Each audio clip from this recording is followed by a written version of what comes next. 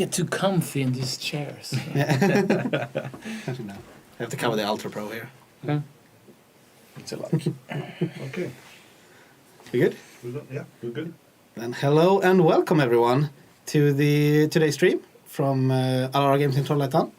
My name is Christoffer Lyngsaa. I'm joined today with Erik Svensson. and Jack Lilly. Jack Lilly, newcomer to the casting booth here. Yep, first time. Yeah, great to have you. We'll be covering today's event of the European Magic Cup Qualifier in Legacy. The event today will be played as 5 rounds of Swiss with cut to top 8, with a lot of great prizes in the pool.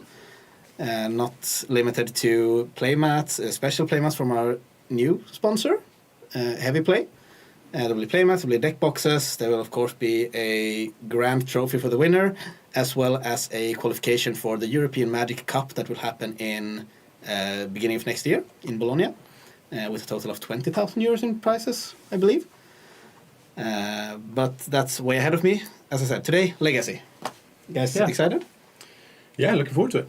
Yeah, we've been watching the deck lists, and it isn't an open deck list today, so I have to keep quiet for the players and not talk about the actual decks that's being played. But it seems like a fine tournament. We have some different interesting matchups ahead of us. Yeah. Yeah. And Jack, this is your first time joining us in the booth. Yes, Do you want to tell the viewers a bit about who are you, why are you here, what's your expertise? Well, expertise. I'm a big fan of Magic. I mainly play Modern, so I'm a bit of a newcomer to Legacy in general. So look forward to seeing how it plays out a little bit more and learning a bit about the metagame and seeing how the matchups go. Yeah, awesome.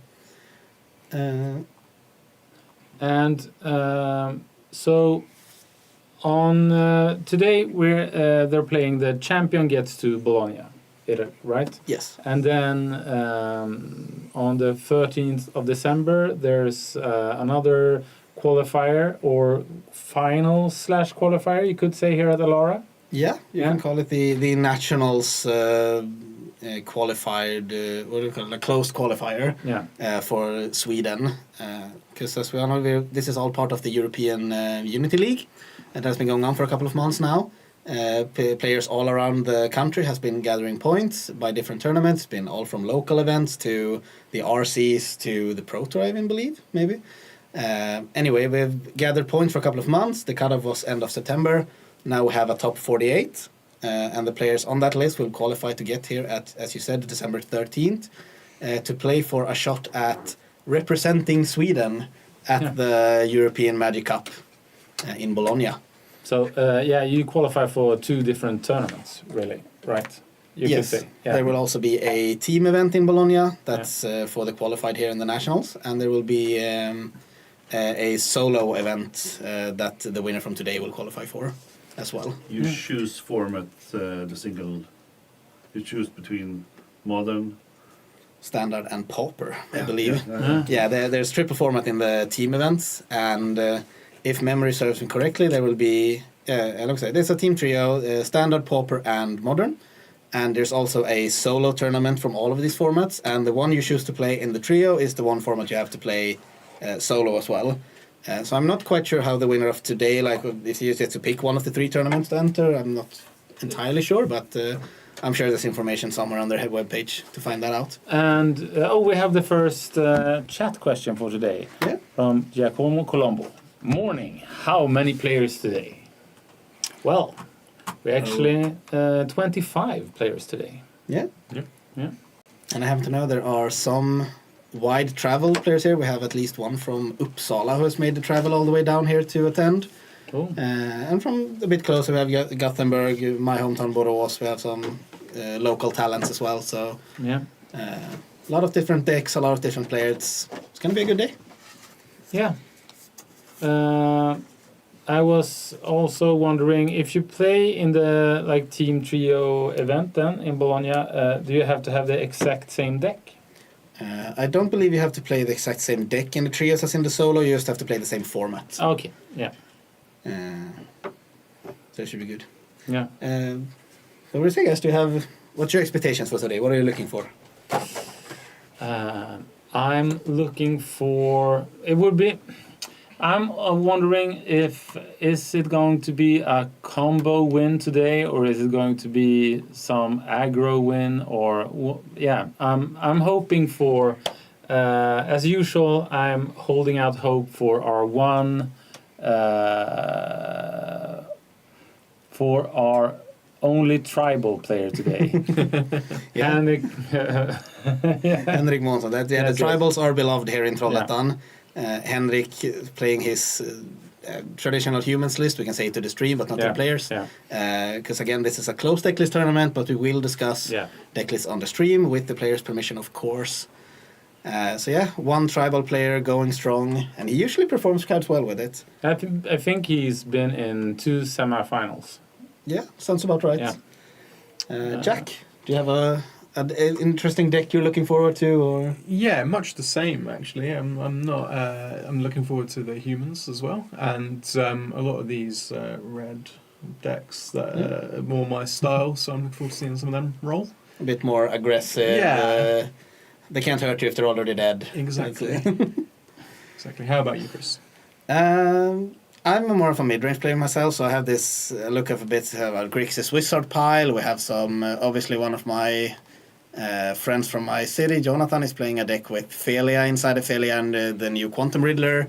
That has a special place in my heart. I won the last Trollywood with the same deck in Modern, basically. So Felia Riddler, I really like that, the synergy between those cards, and seeing it ported to Legacy as well. It's I hope it's good enough. And that's my hope for today. Well, what are the legacy upgrades in the deck? Besides, I guess, Force of Will, but... Yeah, Force of Will, Swords to Plowshares. It's also a format where... The usual suspects. Yeah, it's also a format where it's really good to main deck Containment Priest right now, because Reanimator is such a big part of it, as well as... like the Cephalid Breakfast decks are running. They need to get something back from the graveyard to actually win the game. And there's also less removal in Legacy traditionally. So playing strategies with good value creatures like Felia is a lot stronger in Legacy than in Modern most times. But otherwise, it's the powerful cantrips, the obviously pitch spells with Riddler plays really well because you empty your hand and then you draw a lot of more cards. So Force of Will is probably the best card in Magic to pair with Riddler in that sense. But otherwise, it's going to be... He has a little sneaky Gilded Drake hidden in there as well. One of the strongest cube cards as well. 4th Erelingus. Yeah, that's a good one. It's a good pick. You need a finisher Yeah. that fits the spot. Yeah. Should we take a look at the price pool? Yeah, we can get the prices up on screen. We'll talk through it. So this is what they're competing for today. If you see, prices up to the top 8. Except for store credits. Yeah, except for store credits, of course. Yeah. But going up for the top 8, we have some different deck boxes showing in, and we have then, if you manage to get it all the way to the semifinals or above, you get these beautiful altered flooded strands. Anything you would like to get your hands on? They're looking good, the flooded strands. Like a Professor Monkey on it. Yeah? I'm not sure why Ragavan made his way onto the flooded strand, but... Your beloved Ragavan. Yeah, my beloved. But he looks a bit different with the glasses, or does he always? I think he usually has some sort of glasses on him when he's on the ship and traveling around, but he seems a bit calmer today, maybe. He's a bit too chill. Yeah, he's just at the beach, at the strand, just having a good time, chilling out. And then, obviously, for the winner, a great trophy, and you also get this, the Heavy Play playmat, that also synchronizes well with all of their products, because they have this, the thing about Heavy Play is they have this, what do you want to call it, symmetric design on all their products, that you can basically clip on everything you own, like your deck boxes, your playmats, your like all sort of storage and your decks, and also dice boxes and everything. They are using magnetics, so you can just take one and go. All right. And you have everything gathered nice and neatly. So this is the Heavy Play products that are competing for today. You see here on the back side there are magnets imposed. You can just stick it on there, take it to go. Yes, you are... my dream of turning my playmat upside down. Yeah. It's finally coming true. Yeah, it's finally coming true. But yeah, it's okay. No, this is practical actually. Yeah, So, for sure. If you have a lot of Yeah. things which it can be really nice to just have it launched onto itself, so you don't need losing the risk of dropping anything. We've all dropped a pair of dice on the floor sometime or another. It's just. We have another question from the chat. Is the failure really like just a Pokemoki list? No, it is not actually. It is more of Jonathan's own take on it. As I said, it's a friend from my side. I've been playing a bit with and against him on it.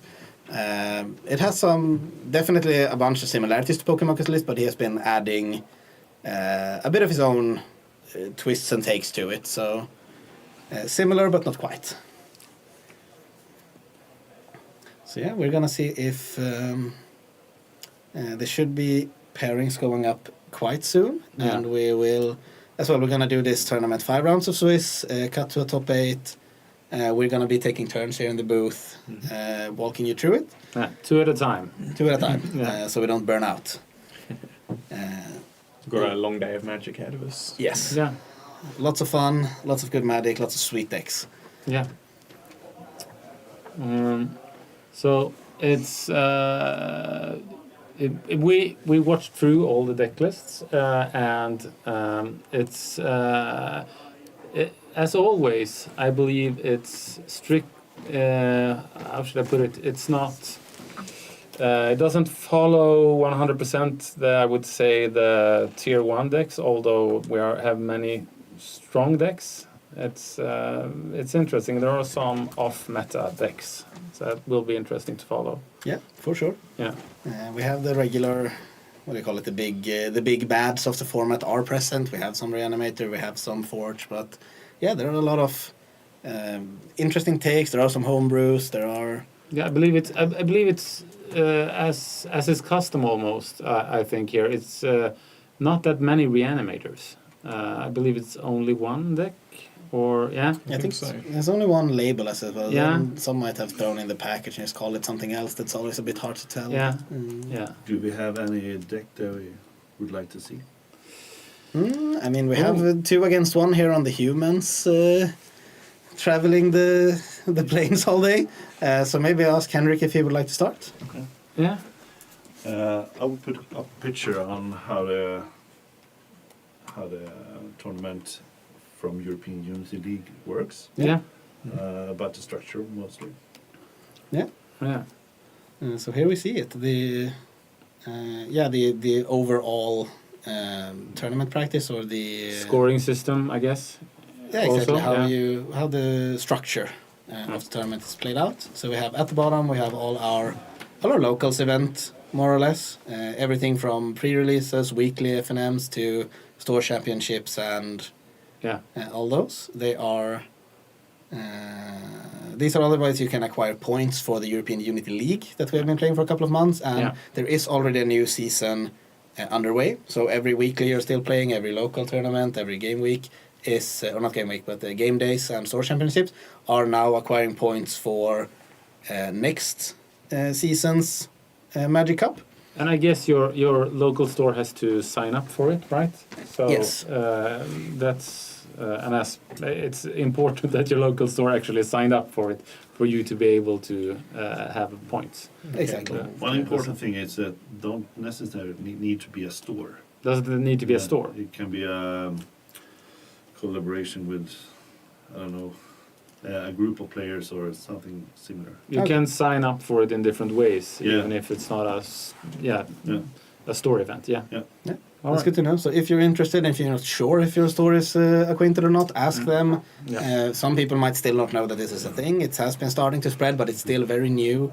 And there are different points of, as you can see here, there's the 1x for local, 3 for regional. These are the amount of points you're acquiring from the different type of events. Yeah. So if you're playing as a weekly tournament, so you get your points as they are. If you're playing an RCQ, for example, that's 3x the points. The bigger qualifiers have 5x, and GPCs like regional championships and everything are 6 times the points for the leaderboard. So it's a lot of different ways to acquire points, to get yourself up there to play the nationals at the end of the season. So the nationals now, it's the 13th of December. Yes. Yeah, and they qualify for 2026 Yeah. Yeah, the first one in Bologna. Yes. So that season, as we said, is already over, but we are now acquiring for the next season with locations and everything to be announced yet. I don't think I've heard anything mentioned yet of where they will be held or so, but it's coming up. Start getting your points in, get your grind up. You'll be participating the 13th of December? I will. Yeah. I managed to take a spot. Yeah. So we're playing here, hopefully make it all the way to Bologna, but we'll see. Yeah. I think we covered my expertise, but I'm not sure we covered you guys. How about you? Well, my expertise is mostly pointing out shady art and the different cards. And, that's a good one to have. I might know a bit about merfolk or some other tribes, but otherwise it's commentating and try to bring the public along for the ride. Yeah. Yeah, immense experience. And I've been playing Magic for a long time. A lot of the Eternal formats. I play a lot of Modern, a lot of Legacy. So hopefully I can bring some sort of understanding to what's actually happening in the games to the couch. And I also like to just shit talk a lot. So hopefully not a lot of awkward silences. Yeah, that's good.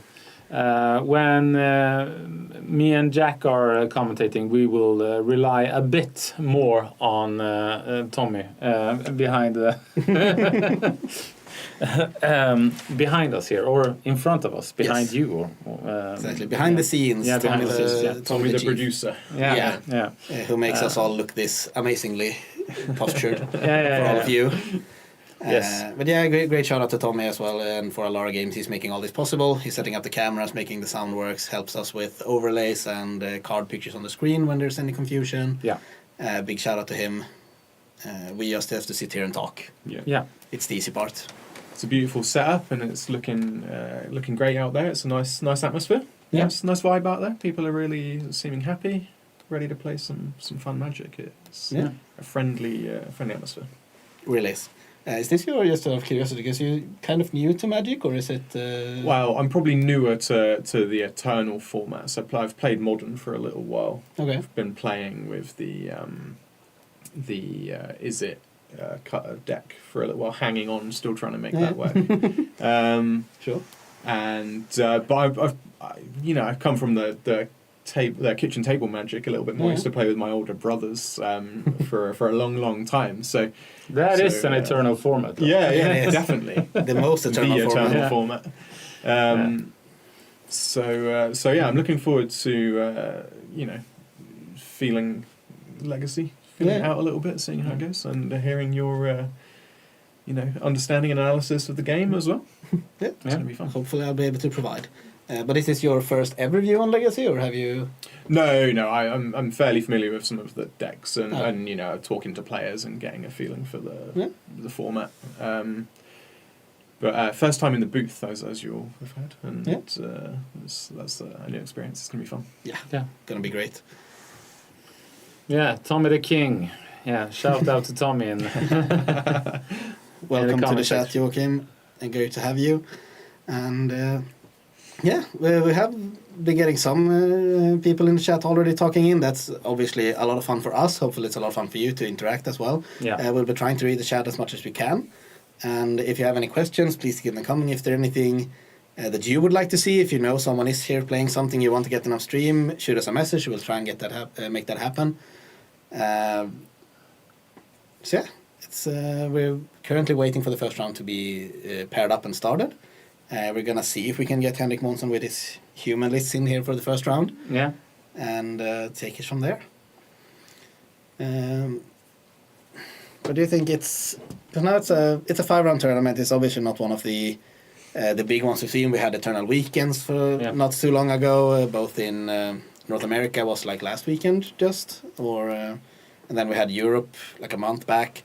This is obviously a lot smaller field.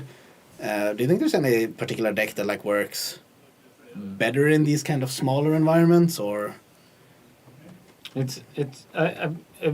think it's an interesting question. Because I thought about I thought about the fact that, for example, we have one Lance deck. Yeah. Yeah. Which performed pretty well, I think, here at Alara. We don't see it a lot online, I would say. Or is it... but it might have to do with it that it's harder to play when you're clicking the mouse. I don't know. I'm not sure. I think it's a deck that's, as you say, it's kind of falling out of favor. All right. It has its meta games where it's really strong and it just preys on all the mid-range strategies. Maybe it could be... I'm not sure how it pairs up against the quote-unquote best decks right now or so. It feels like the people who like to play lands, they really like to play lands and they will make it work. Okay. It's also one of the decks, I think it's easier to play online than it is in paper, because in paper you have to get a tabernacle and that costs 2,000 euros. Oh yeah, okay, yeah. So it's a price. It's a price. It's a bit of a price step in. Yeah, and if you have a tabernacle, you might feel the urge to use it in a deck, and then lands might be the... Lands is the one. Yeah. But it's a strong card. Can you use it in another deck? I would assume some version of... No, probably not. I would think some version of maybe like Cradle Control or so could play, because you have the Reclaimers and the Whites and everything to tutor for it, and those are the decks you need it in. Yeah. But the Cradle Control wants to play so many creatures on its own, so probably not a good fit there. There's going to be wastelands, so many wastelands, Johan Eriksson says. And yeah. Weekend is a long time until it fires. Yeah. Yeah. It's, Wasteland are of plenty, one of the mainstays of Legacy, one of the format defining cards, one would say, together with like Force of Will and Ponder Brainstorm, obviously. Yeah.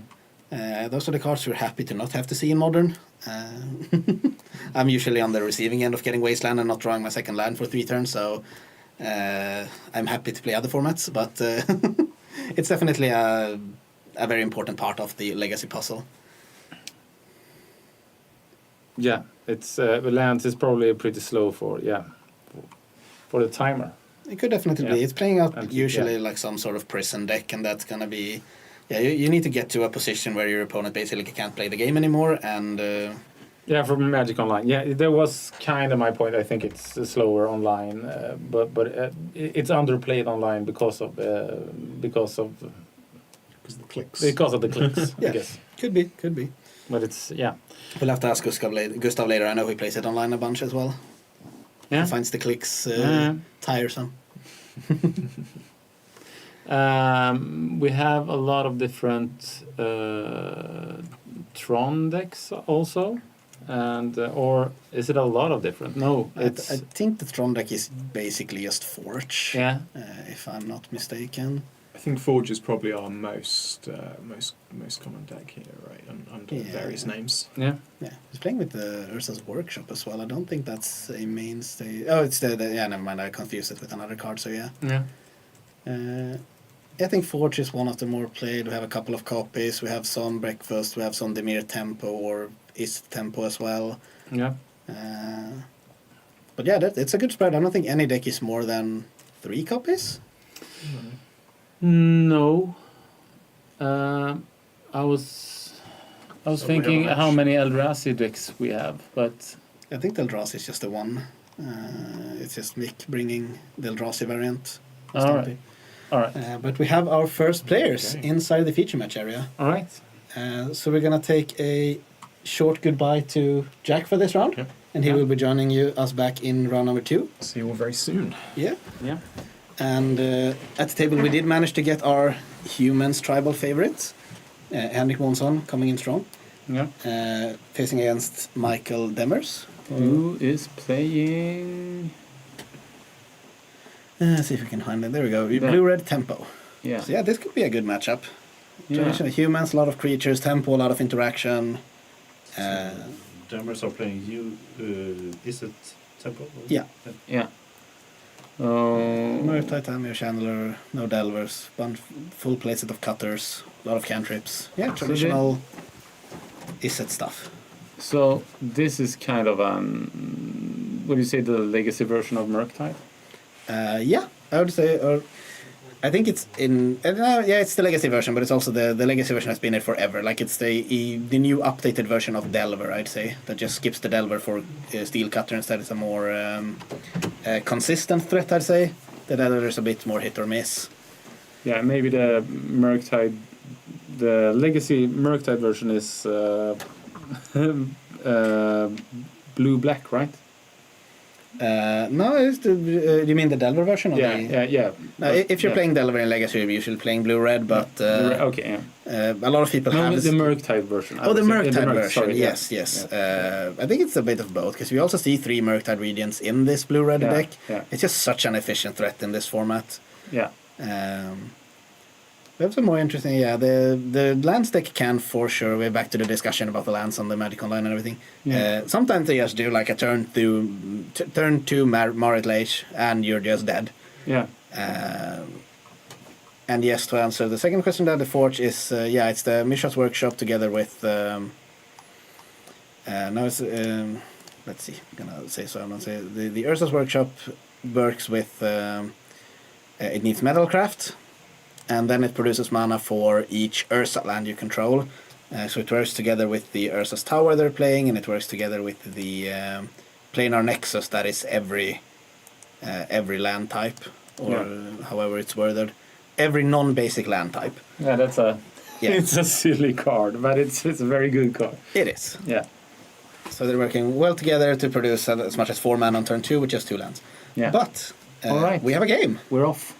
Yeah, it seems like Henrik was on a mulligan to 6 cards here, but starts off with Noble Hierarch. And he has a Wasteland in hand. Yeah, that's one of the upgrades to get the Legacy, of course. Yeah. Just this powerful, hateful land. Yeah, hell would freeze, pigs would fly. Everything would come down around us. Yeah. You know the saying, bolt the bird, bolt the hierarch, just as good? Yeah.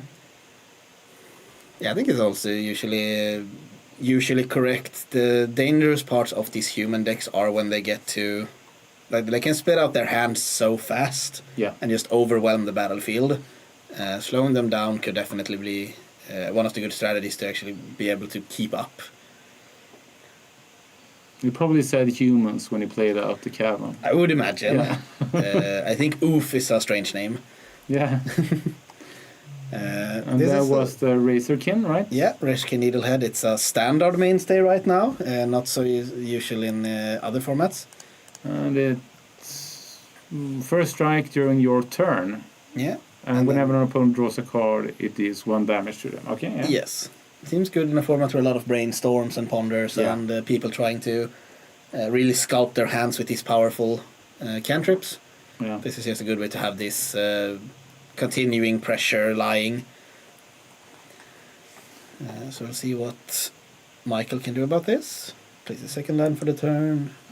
Goes for a ponder. And now we see immediately the Razorkin will start to put in some more damage here. Chip away at life total. Exactly. And it's good for a deck like Humans to have some of these cards that can... you don't need to do combat damage to actually finish the game. You have some sort of reach as well. Yeah, it's tougher for the opponent to completely shut you down.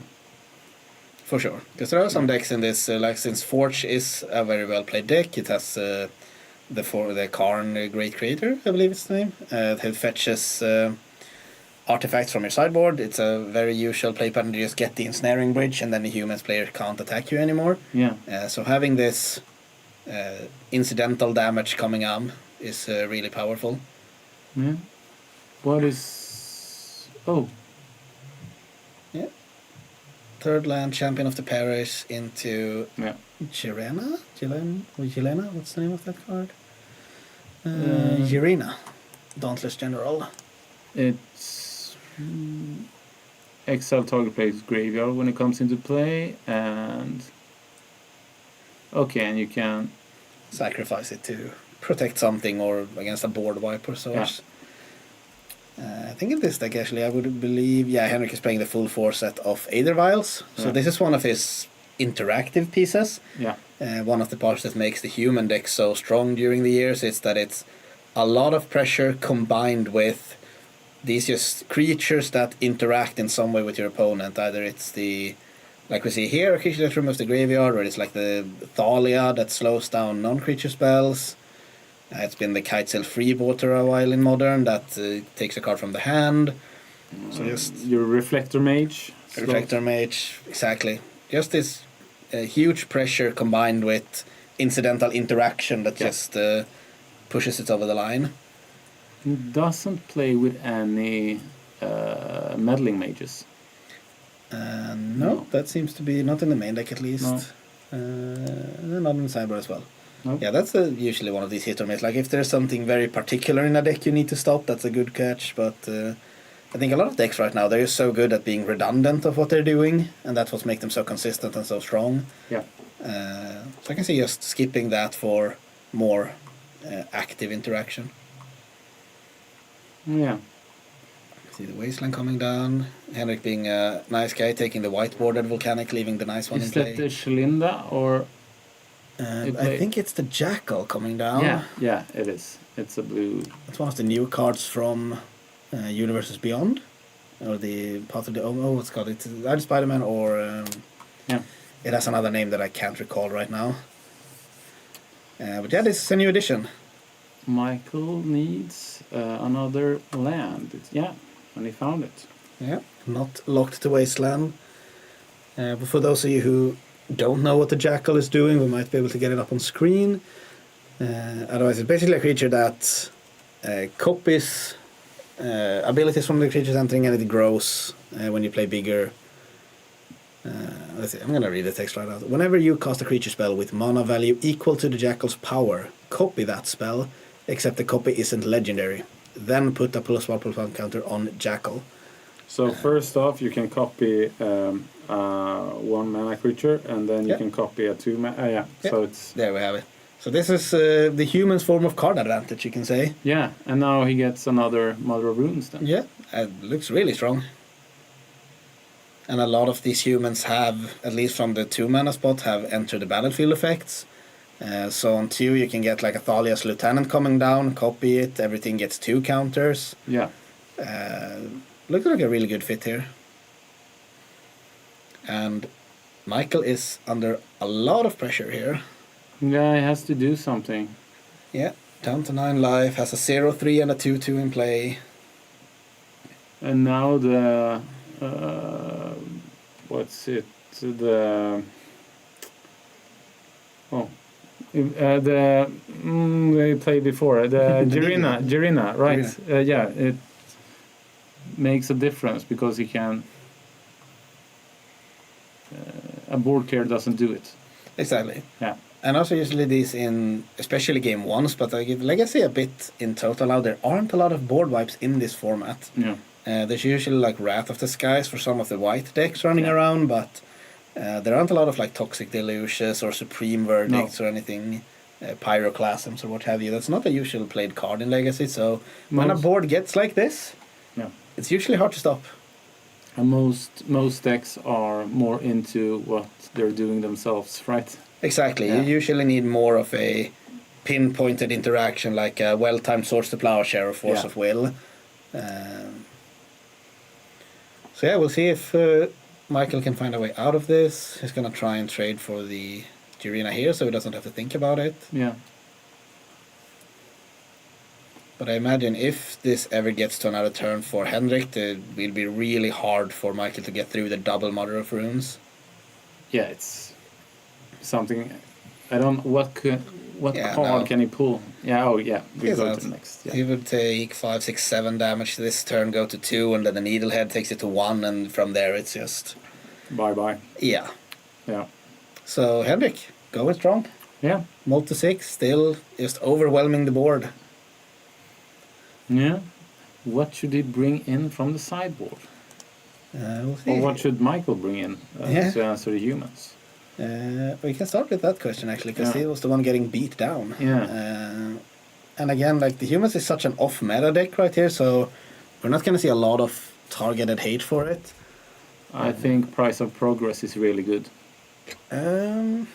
Maybe on the play. The hard part about Price of Progress in a matchup like this is you're never gonna be the aggressive deck, most likely. Yeah. So That's if true. you're at 8 and Henrik is at 16, you maybe not wanna play the Price of Progress. A Braid is probably a good card because you could take away their other while, and you can it's also removal. Agreed. Killing a creature, taking out the vial seems really important. So Braid is probably coming in. Other than that, I don't see a lot of cards I like in Michael's sideboard. There are some blast. Maybe if he imagines there being a lot of humans in a particular color, he can go a bit for them. For example, this turn the Needlehead was a big problem. Maybe he finds something he wants to take out for a Hydro Blast, just have more removal spells. As well as we that can sneak peek on Henrik's list sees that is the only red creature, but there are a bunch of blue ones, so maybe the Pyroblast can sneak their way in just as extra removal spells for some of the creatures. Yeah. Other than that, as we said, there are not a lot of cards for this matchup. But a Braid has to come in. Right? A Braid will most likely come in, yeah. And if we turn it around, I could also see a small argument for Consign, because there are a lot of enter the battlefield or like triggered abilities in the human deck, but that seems like you're playing less to win and more to not lose. Yeah. And as usual, not a good strategy. But here we get the human deck up on screen as well. You can see if Henrik has anything more to add to his deck. See some Fairy Macabres, Dismember, Liberators, Magus of the Moon, Sanctifying Wake, Spider Woman, Stunning Saber. I will have to read on that one. Spider Woman. 2 mana 2/2, flying. Artifact and creatures your opponent control enters tapped. Yeah. Yeah. So what do you think? Is anything particular you like here from the human side? I think you can add 2 Dismembers. Yeah. But I don't. I think Dismember is fine, especially on the draw. Like if you're scared of getting overrun, obviously Henrik doesn't know that there are no like Delver of Secrets in Michael's deck as now. I can also see like the Sanctifier coming in because they're just so hard to deal with. There's basically no removal in Michael's deck that you need to bounce it. Other than that, again, not too much that catches my eye. Lavinia stops Force of Will. That's not really a card you care about. No, he has both the other ones and the caverns. Yeah. So, yeah. And if they want a 2-for-1, you for one of your 2 drops, that's usually a fair exchange. I could see the Conqueror coming in if you're afraid of like the Tamios or so, but again, I think that card is just so slow in the matchup, you don't really care. Yeah. So I think there's shouldn't you, as Michael, shouldn't you get rid of Force of Wills for Consign to Memories? Maybe it's. I think it depends on like if you the power of Force of Will is always it's like you may be able to just keep the board clear for longer. Yeah. So there's a risk that you're getting stuck with a Consign in hand that doesn't really do anything, and maybe you like stifle a one-off Thalia's Lieutenant trigger, but there's still 4 creatures on the board. Yeah. So even if they're one smaller, they're still there. But at the same time, you can get stuck with a Force of Will that you can't use as well, right? Of course, and that's then it's more likely to use a Consign. It's a hard balance to choose. I'm not sure what I would have chosen personally. I would have probably trimmed some of them down to try and get some of the blasts in. I think there are a good chance that some of the creatures are blue that you're expecting.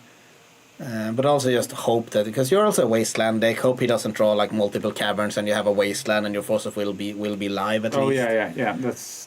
That's also true. Yes. But yeah, game 2 is underway here. No turn 1 play from Michael. We see the aforementioned Cavern of Souls with another copy in hand for Henrik. Yeah. With the turn 1 Mother of Runes. And this is from the deck that needs to play multiple removal spells. It's one of the scarier 1-drops to see. Yeah, hopefully he can. He has a lightning bolt in hand. Yeah. See Michael here taking the time to surveil.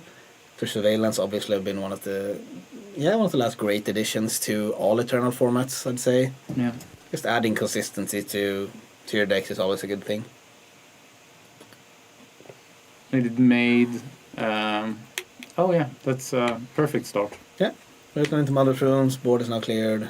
And it made the legacy decks cheaper. They actually did, yeah.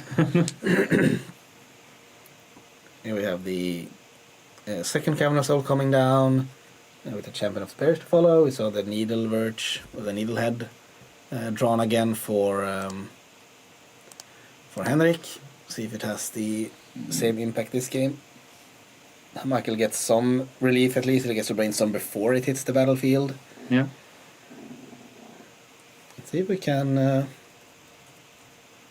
start to put together some sort of presence of our own here as well from Michael's side. Because that's one of the bit of an issues with the blue-red tempo decks. If you start to fall too far behind, you have a lot of cards in your deck that works on a tempo axis. Cards like Daze, like Force of Will, like Wasteland. Yeah. If you're not using the time you're creating with these cards to actually push an advantage, you're not really getting anywhere. No. Well, I missed the land drop, right? Yeah, Brainstorm, no land drop. That is rough. Because now we also know the top 2 cards are no lands. He managed to draw one of them with the bauble, but we have at least one turn of no lands coming. Yeah. And now he definitely gets a presence, Henrik. Yeah, Napala's Lieutenant coming down, grows to champion. Yeah. And now everything... With this board, it's also just a nice... So, otherwise, the risk of putting cards like the Noble Hierarch Henrik has in hand in your deck is you might draw them on turn 4 and they're not doing anything. Yeah. The Lieutenant and the Champion helps a bit to relieve that. Because you get to... Yeah, you're just playing the Noble Hierarch adds 2 power to the board. He slows down Henrik a bit now, so that's... Yeah. He just needs to stay alive, hope that the top of his deck produces a land. Yeah. Here comes the Jackal back. Yeah, a lot of the same. I think this card looks really sweet in this deck. It's a bit of a... It's not the fastest to get going, but it can produce a lot of problematic creatures. It's a fun card. Yeah, for sure. Alright, let's see if... Brainstorm number 2 can produce a land. Yeah. I think if he gets locked here again, it's just going to be game over. Yeah, I think so too. It's... Not to try and jinx the future, but if he plays 2 more turns with no land drops, we'll see. It'll be a hard time to get up. Oh, yeah. No, We found it. So we have a game. So I think the best here for Michael will probably just another lightning bolt, just keep the board as clear as possible into a Murktide on his upcoming turn. Yeah.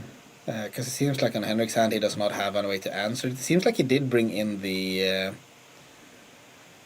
Spider Womans, I believe that is. Yeah. And yeah, that's a good... that can actually play good on the tempo axis as well. Like you want to play a 8/8 Murktide as a blocker, comes in tapped. Yeah. Tameo dropped down. It's at least a little blocker for a while. Yeah. But the Lieutenant, with the help of the Needlehead, grows up to a 3/3, so no blocking here, I would imagine. And if Henrik draws a land on his next turn, he has a really good turn where he can play the Hierarch, trigger the Jackal, then play the second Needlehead, trigger the Jackal again. Oh, yeah. He gets double Needlehead. He will have 3 Needleheads in play at the same time. That's a fast clock. Yeah, there's a lot of different fun plays you can do with the Lantern. Jackal. Yeah. Yeah, not the Lantern, but Jackal, yeah. It's a bit of a... The genius geneticist, yeah. A jack of all trades. Jackal. Yeah, it has to be, yeah. Here's the Murktide. So I think this is what Michael needs to happen to start to make his way back in this game. Yeah. Lock down the board, make it so that Henrik does not have great attacks, and be able to finish it in a couple of good swings. There is the land for Henrik. This, however, does not actually help him to do the double spell I was talking about with the Verge at least, because it does not tap for colored mana. Should he get rid of one of Michael's lands? I think I mean either that or he chooses to go with the double on the Spider Woman instead. Yeah. It is good to just add more things to the board here where Michael is kind of low. Because that would make the lieutenant would be 4 counters. 5. Oh, And you're then right. it- It double triggers the lieutenant as well. And then it has 2 what do you Exalted triggers. Yeah, 2 exalted triggers. And now we can play the Spider Woman, which makes 2 more creatures. I goes for the Wasteland instead, which is also. Yeah. I would really like to hold up to get the double Razorhead here. It seems incredibly strong when Michael is at such a low life total. Yeah. But it could have, because now it's a 5/5, the lieutenant. Oh. If he had played the Spider Woman, it would have become a 7/7. With 2 exalted triggers, would have been a 9/9 and could have attacked through the Murktide Regent. Yeah. So had 2 really solid lines. Just wastelanding, waiting for the Needlevert seems really solid as well. But it could have pushed for 9 damage that turn. Yeah, he's still in a very good spot. Yeah, for sure. And again, He like I can't said, attack with the Murktide because then it's over. yeah. Yeah. And it did it find? Not sure. He has drawn the card from the Preordain here, taking another damage from the Needlevert. What can he do now? It's Bobbled. yeah. Yeah, I think this is gonna be again, the blue-red decks are not that great at dealing with big creatures. I think he needs no land again. Yeah. I was gonna say I think he needed to have red source, but it doesn't even have delirium, so it wouldn't have helped. But red source, unholy heat on the lieutenant maybe to start to clear the board. Okay, yeah. Yeah, and these are the double Needleverts. So every card now deals 3 damage to Michael. Yeah. Oh, needles or Yeah. So yeah, this seems like the writings on the wall, more or less. yeah. And again, because these blue rares, they don't have a good comeback way to deal with a board that's too big. So what is he playing? That's the Spider Woman now. That's as the Spider well. Woman. Yeah. You talked about So and now it's an exalted trigger if he only. Yeah, so the lieutenant is now 7 counts, so it's an 8/8. He could just swing with. I mean, the Tamio will chump the lieutenant. The Murktide could eat the Jackal or the head now, I guess. But then you get 3 damage through, and you still have 2 Razorheads in play. Yeah, this just looks like all roads will lead to Michael's life total going to 0. Yeah. Oh yeah. Yeah. Yeah. So that was A very convincing showing for Yeah. the Humans deck. a good performance. Yeah. Yeah, but he got mana screwed a bit. He did. Yeah. To be fair, yeah. Game 2, stuck on the land. Yeah. No, not where he want to be. Never really did to get to do his own game plan, like turn 1 Channeler into turn 2 Cutter with a bauble into. He never got to amass his own pressure. Yeah, and Henrik has. It was a good showing for Razorkin, Yeah. which he only has 2 of in the deck. Yeah. But yeah, it was a good showing. For Found 1 of them in game 1, both Yeah. of them in game 2. Yeah. Again, it seems like a really solid card in this meta, well, in this format with a lot of brainstorms, Yeah. a lot of ponders, the One Ring being around. And the Jackal also, he found both games. Yeah. Yeah. Plays 3 of that one, and Yeah. that, as I said, that's probably my pick for the favorite card in this deck right now. It looks really fun and really solid with all of the other cards. Strong and fun. That's a very good card. Yeah. And just makes just giving this deck some sort of advantage as well, because otherwise you're playing the cards in your hand and then your hand is empty and you kind of hope that it was good enough. This is a way to make all your cards, basically twice as good. Yeah. The one of the harder things with playing the human deck, it's that you play out all your cards and you better win. Yeah, exactly. Yeah. If they actually have the removals to stop it or just a bigger Yeah. creature somewhere, it's going to be rough to point the damage through. Oh. But yeah, Jackal looking solid. Henrik continuing his tribal roam. Yeah. He's definitely definitely Kindred on the room, I guess. yeah, the king of the tribals here. Yeah. Maybe king of kindreds, we have to say now. Yeah. My apologies. But yeah, with his humans deck in all formats, going strong. Yeah. We'll see if we can get a backup match found out in the room. Tom is currently looking around. Otherwise, yeah. Blue-Red Delver being one of the mainstays of the Legacy format, and that's also a strength of bringing one of the more off decks like Henrik is doing. Because again, we said people will be ready for the Delver decks, they will be ready for the Reanimator decks, the Breakfast decks, and the Forge decks. Yeah. No one is coming gunning for humans. No. It's like we see it, like the blue-red decks, you could play some Anger of the Gods, maybe some Pyroclasm. Like there are board wipes available for the blue-red decks to play. Why would you put them in your deck right now? Yeah. So that's one of the strengths playing these off-meta decks. Match. Nice. We have a backup match incoming. And do you know who they are? Yeah. Felix Lensing and Per Sturesson. All right. nice. So then we have. There's gonna be at least one Dreadnought, I know. Yeah, it's a Dreadnought. Felix is playing. And Per is the Grixis Wizards player. No, Grixis Wizards against Stiflenought. Yeah. This could also be an interesting matchup. Are they 1-1 or? Yeah, so Alright. game 3 coming up. Yeah, these are fun decks. Anti-hit explosives is somewhat around. Yeah. I'm grinding well beyond time. Yeah. There weren't that many, thankfully, like pure control decks in this format. I mean, I guess this like Grixis Wizards is one of the closer things you can get to it. The explosives I remember seeing some of in the various sideboards on the Eternal Weekend decks as well. It's a good call. It's a good card to bring in or to have against these counter decks. But again, if you're playing an explosives right now, you're not putting it in your sideboard because you're expecting to face humans. No. So yeah, it's a good deck choice for that reason, if nothing else.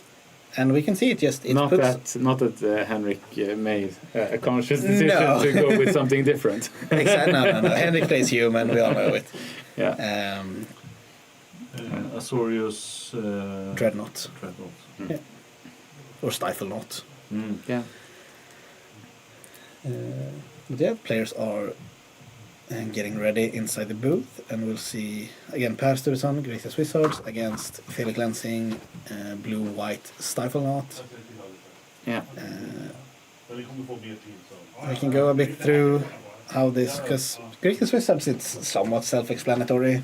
You're playing the Grixis Scholars, you're playing Wizards. It's been popular ever since Flame of Anor got printed.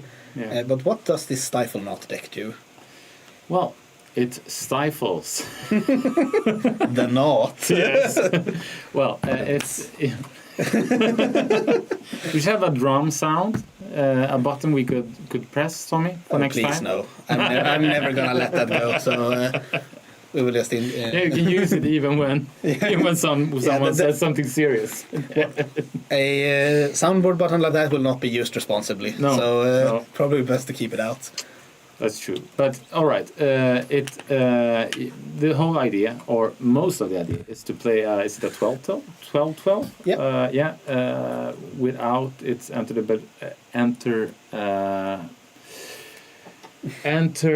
the battlefield effect. So what is this effect we're talking about here? Well, it comes into play. You have to sacrifice any number of creatures with total power of 12, since it's a 12-12. Yes. But if you can stifle that effect, you get to play a 12-12 with trample for 1. Yes. And also you have other fun cards as Null Drifter, who has a casting trigger, gets you to draw 2 cards, right? Yeah. But it's a casting trigger, so it's not an enter the battlefield effect. So you get to cast it for only 3. Yeah, they evoke it 3 mana. Yeah, and you evoke it for free, and you get a 4/4 with Annihilator 1 and flying, and you get to draw 2 cards. Yeah. So that's pretty strong. Yeah. So yeah, the joke here, or whatever you want to call it, is just these cards, Null Drifter and Dreadnought, is just really powerful cards for cheap mana, but they have the downside of coming into play, you need to sacrifice me. Yeah. So we have a couple of different ways to get around that. Stifle, obviously, in the name of the deck. There's always a triggered ability to get rid of the card. If you don't get to resolve the trigger, you don't have to sacrifice.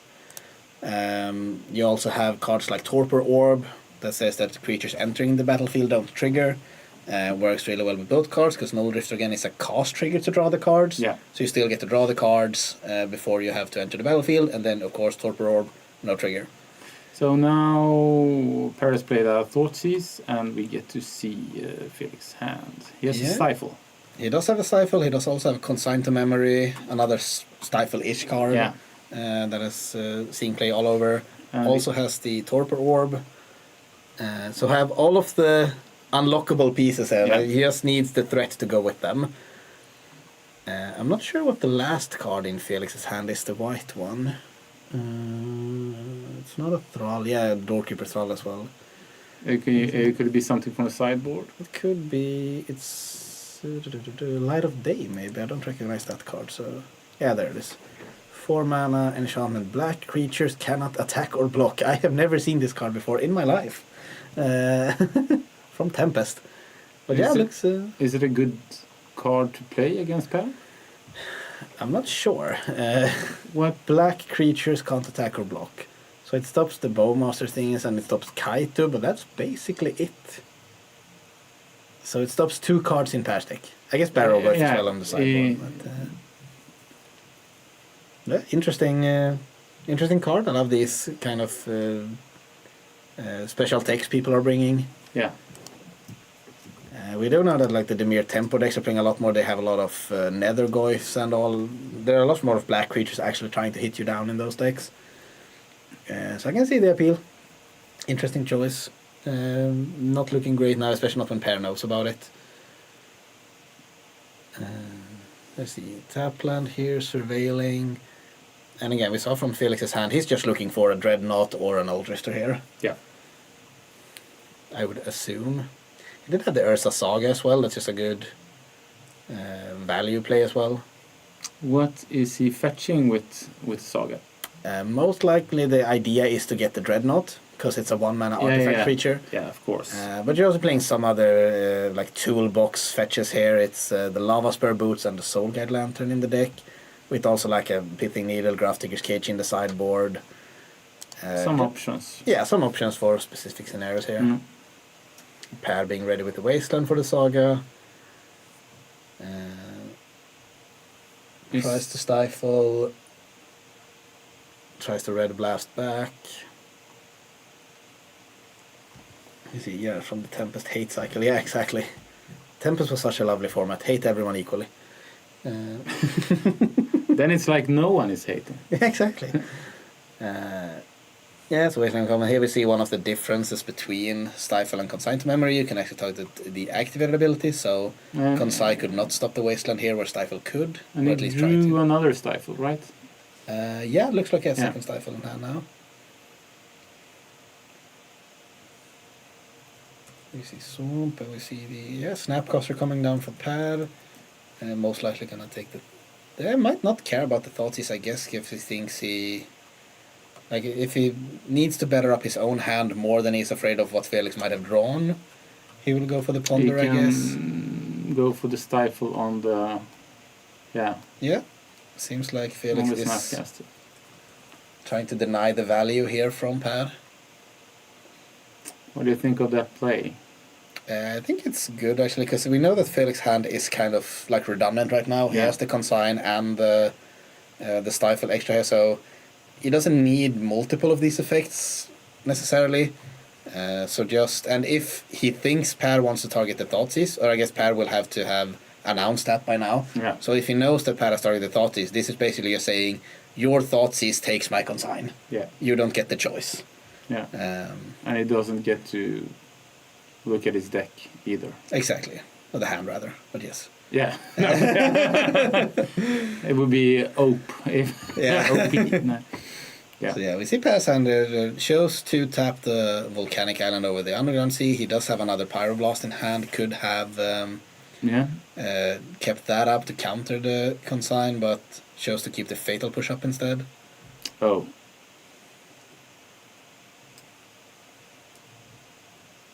Yeah, we see the fight try once again. Wasteland on the land, try to stifle it.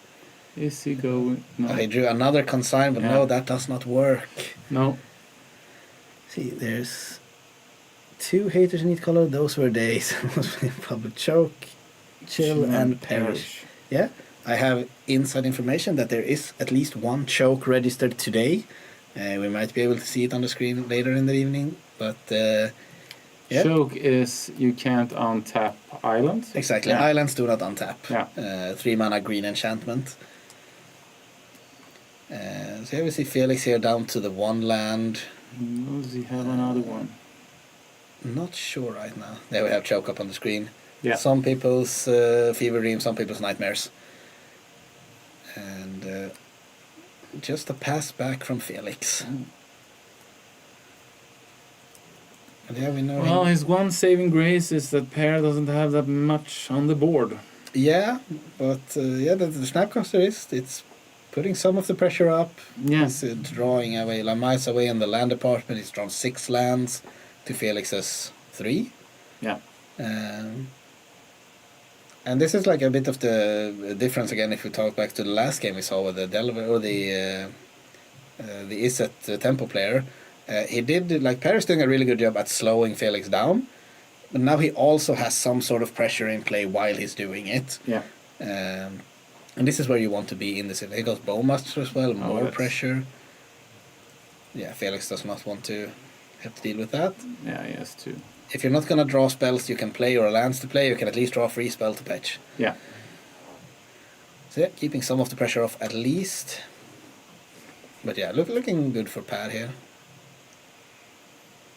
And we also know that one of the cards in Felix's hand is the Light of Day. That's at least 3 lands away. It's again, not likely to be played. Yeah, and again, not really doing a lot in this matchup. Thunderstruck Brainer, more cards, more pressure. Yeah. We are a deck full of stifles. We could get the card away at least, but no, chooses to let it go. He has to play for the win, I guess. Yeah, wants to keep his own card. He needs to draw land into Dreadnought, and then it has a chance. Yeah. Ludwig has how many players on the tournament? There are 25 players registered today, battling it out for a spot at the European Magic Cup. We found a playable spell. Yeah.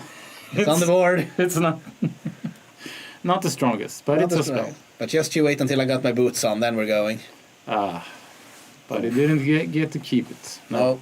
And this is the appeal card boots for you. These boots were not made for walking, they were made for the graveyard. Yeah. But yeah, this card that Paris Clay the Flame of Honor, that is one of the biggest appeals to playing this deck. That this is why you put Snapcaster and Thundertrap Trainer in your deck, to enable Flame of Honor. This is a clean 3 for 1. Yeah. And that's incredible. There was the follow-up thoughts here. I was a bit busy thirsting about Flame of Honor, so I didn't saw the entire hand, but I'm guessing it's the Light of Day. It was a Source to Plowshare getting picked. Yeah. I think there's another Stifle and another Consign in hand, if I remember correctly. Alright. And a Ponder. Now, can this find lands? No. I think I may have seen a Wasteland, but that obviously is not what you're looking for right now. I could have also been mistaken. It was a quick shuffle for Felix. So I would imagine no lands. No. And this is, it's not how you envision your games going, but that is the format we're playing. That is why Wasteland is such a powerful card as well.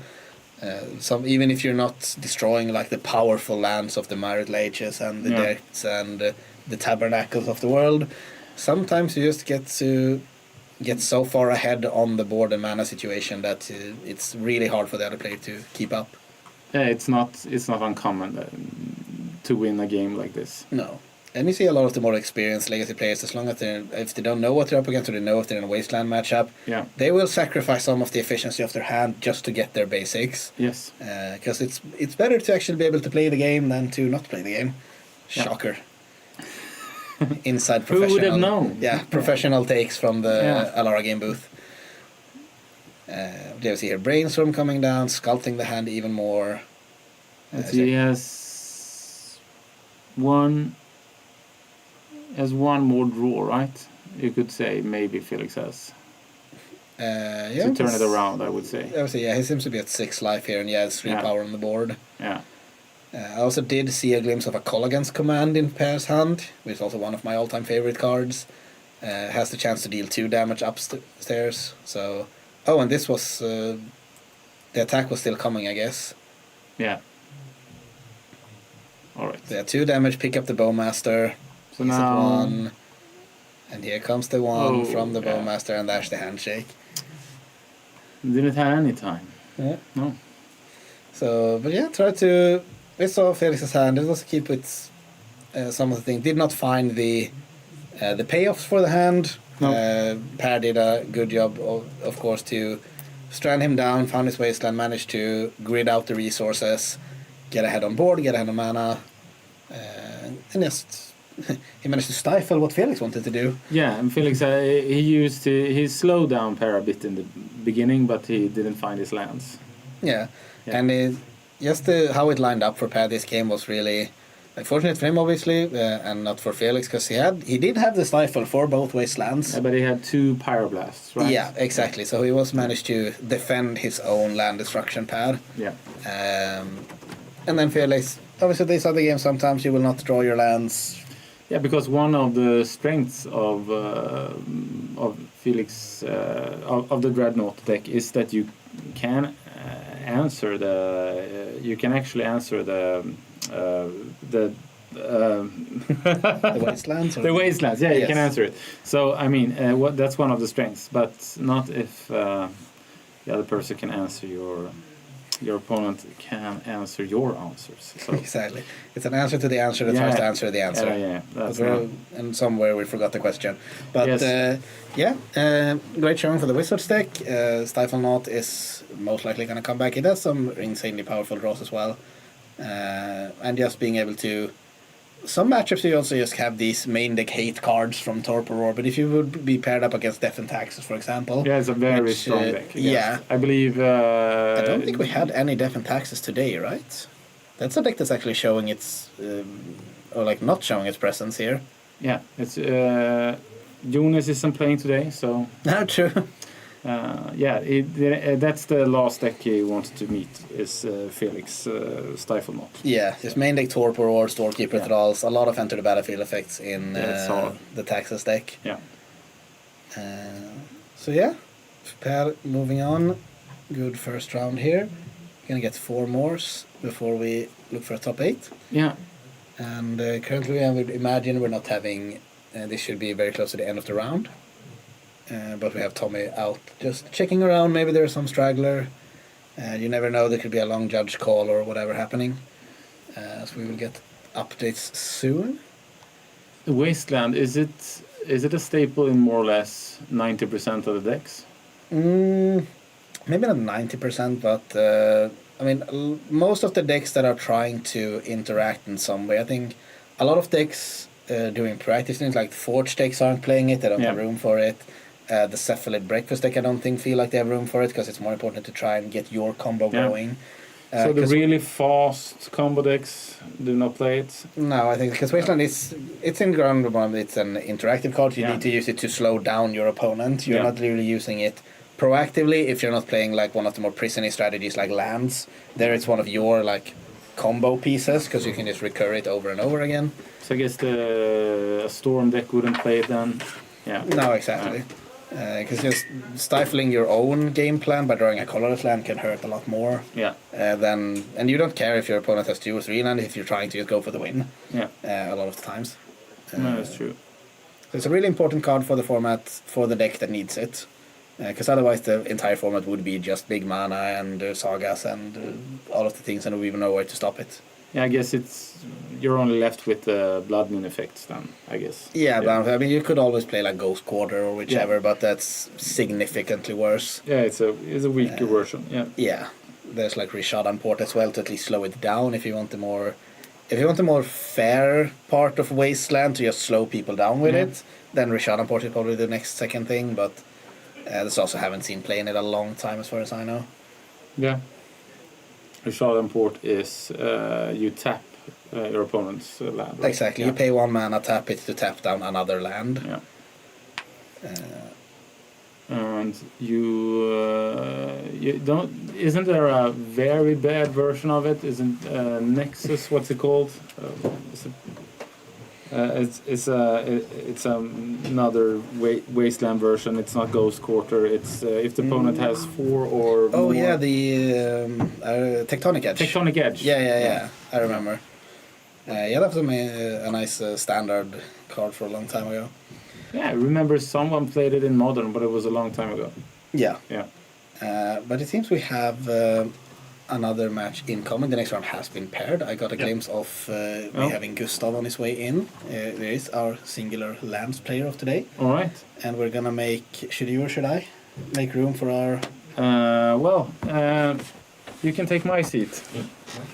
Yeah. I will make room. Yeah. Just for Tommy's ease sake, I will not move, so he doesn't have to move all the names around. That's a good point, actually. That's probably good. Now I'm Erik Svensson.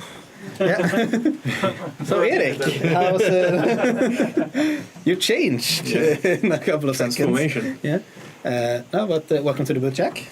Thank you. Did you manage to scour around the room a bit in the first round? Yeah, I had some look. It looked like it went quick out there. Not many games were dragging on. Got a good glimpse of some fun stuff going on. Yeah, great to hear. Yeah. Let's see, we have a question in the chat we talked about before I started watching. How is the meta looking in this tournament? Very spread out, I said. We have both a bunch of the top tier decks. We have some blue-black tempo decks, blue-red tempo decks. We have a couple of Forge players, a couple of Breakfast players. But it's also very spread. I think the most played deck is 3 copies. So it's a very wide metagame, which is always fun to see. And there are some spices in there, as the humans deck that we showcased in the first round here. We have some. We have one player on the Ocelot spells. We have some Ruby Storm decks. We have the Stiflenought that also played up. We have a Philia Quantum Riddler deck that I hope will show up. So we have actually a very broad metagame, which is really fun to say. Yeah.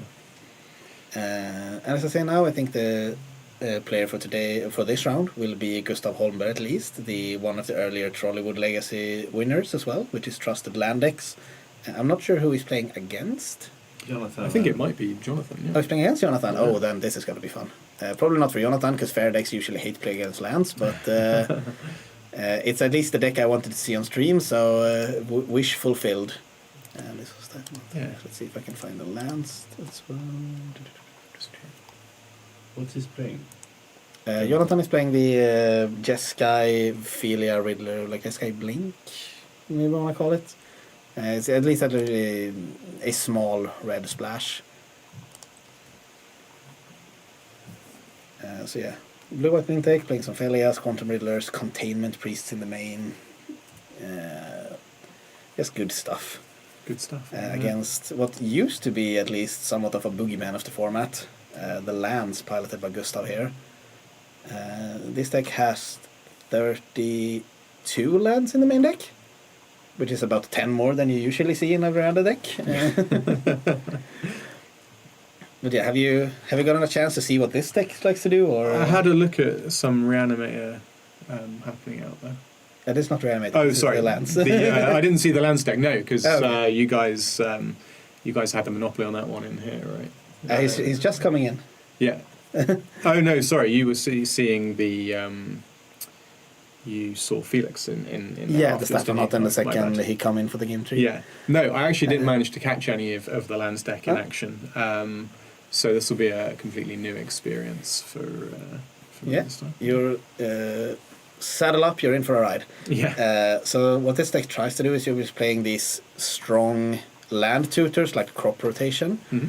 to assemble either a sort of lock on the game with helping it just Wasteland and Life from the Loam to just continuously play Wastelands on your opponent all the time, or Ghost Quarter, or it can tutor some of the more combo actish line. You have Dark Depths Thespian Stage to make the 2020 Merit Lodge as early as turn 2, I believe. Okay. And just hit you for 20. Or you have some of these like silver bullet lands that you can go and fetch up. You have Bojuka Bog if you need to take care of a graveyard. You have Maze of It if there's an annoying creature trying to beat you down. Yeah. You have Caracas against Legends, and so on. And the before mentioned Tabernacle at Pendrell Vale. The probably singular most expensive card in all decks today. Usually tends to like 2,000 euros for a regular copy of Italian, I think, nowadays as well. Wow. But yeah, good hate piece. And we are So we're underway. We are underway here. And we see Gustav starting out with a Grafdigger's Cage here from the first start off a Wasteland. So Jonathan very cleverly chases a basic land instead. And I actually know that this deck from Jonathan plays very good on basic land. He's actually playing back to basic himself in the main deck. So it's another kind of small cute angle and could prove very potent here against the lands player. Yeah, it could make a difference. We see turn 1 Tamio, obviously one of the strongest starts in the format nowadays. Started to creep up a bit after the Frog ban. Psychic Frog was one of the strongest cards in the entire format. Yeah. After printing, when it got banned, people started realizing, this other card, also pretty good. Let's see here, pass back, land 3 for Gustav, seems to just be going for some constructs here. Felia, traditionally pretty good at dealing with constructs if they are already in play. And just a trifecta of basics for Jonathan here, the Wasteland at Gustav's side looking a bit sad. Yeah. And I do see, I think I saw a Riddler in Jonathan's hand, so we could see the 1-2 combo here. But it would also mean that the Felia would be eaten in combat. But yeah, goes for Teferi instead. I might have also misseen. Teferi, not that many instant spells in Gustav's deck. It's basically just crop rotation. But it's at least good to not have to worry about it. This is also a good play to make it pre-combat there. The Fairy tries to bounce the Saga, Gustav will make the token, but now the Felia has free reign to just flicker out the token from the field. Yeah.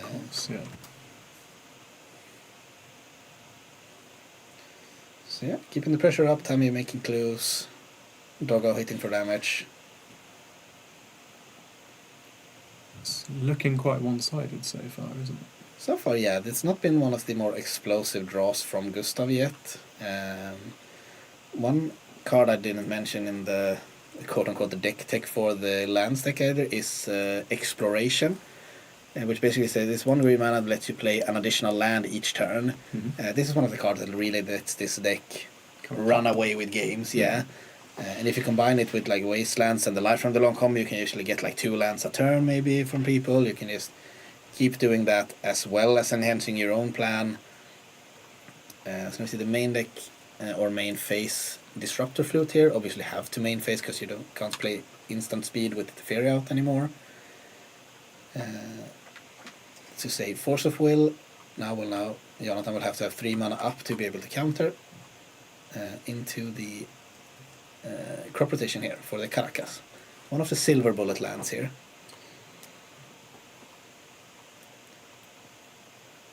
We're also a bit of a rock and a hard because you now have 2 legends that you kind of need to keep off.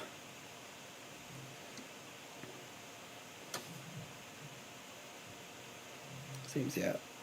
Feela goes back, and there we have it. There's the back to basic, the hate piece.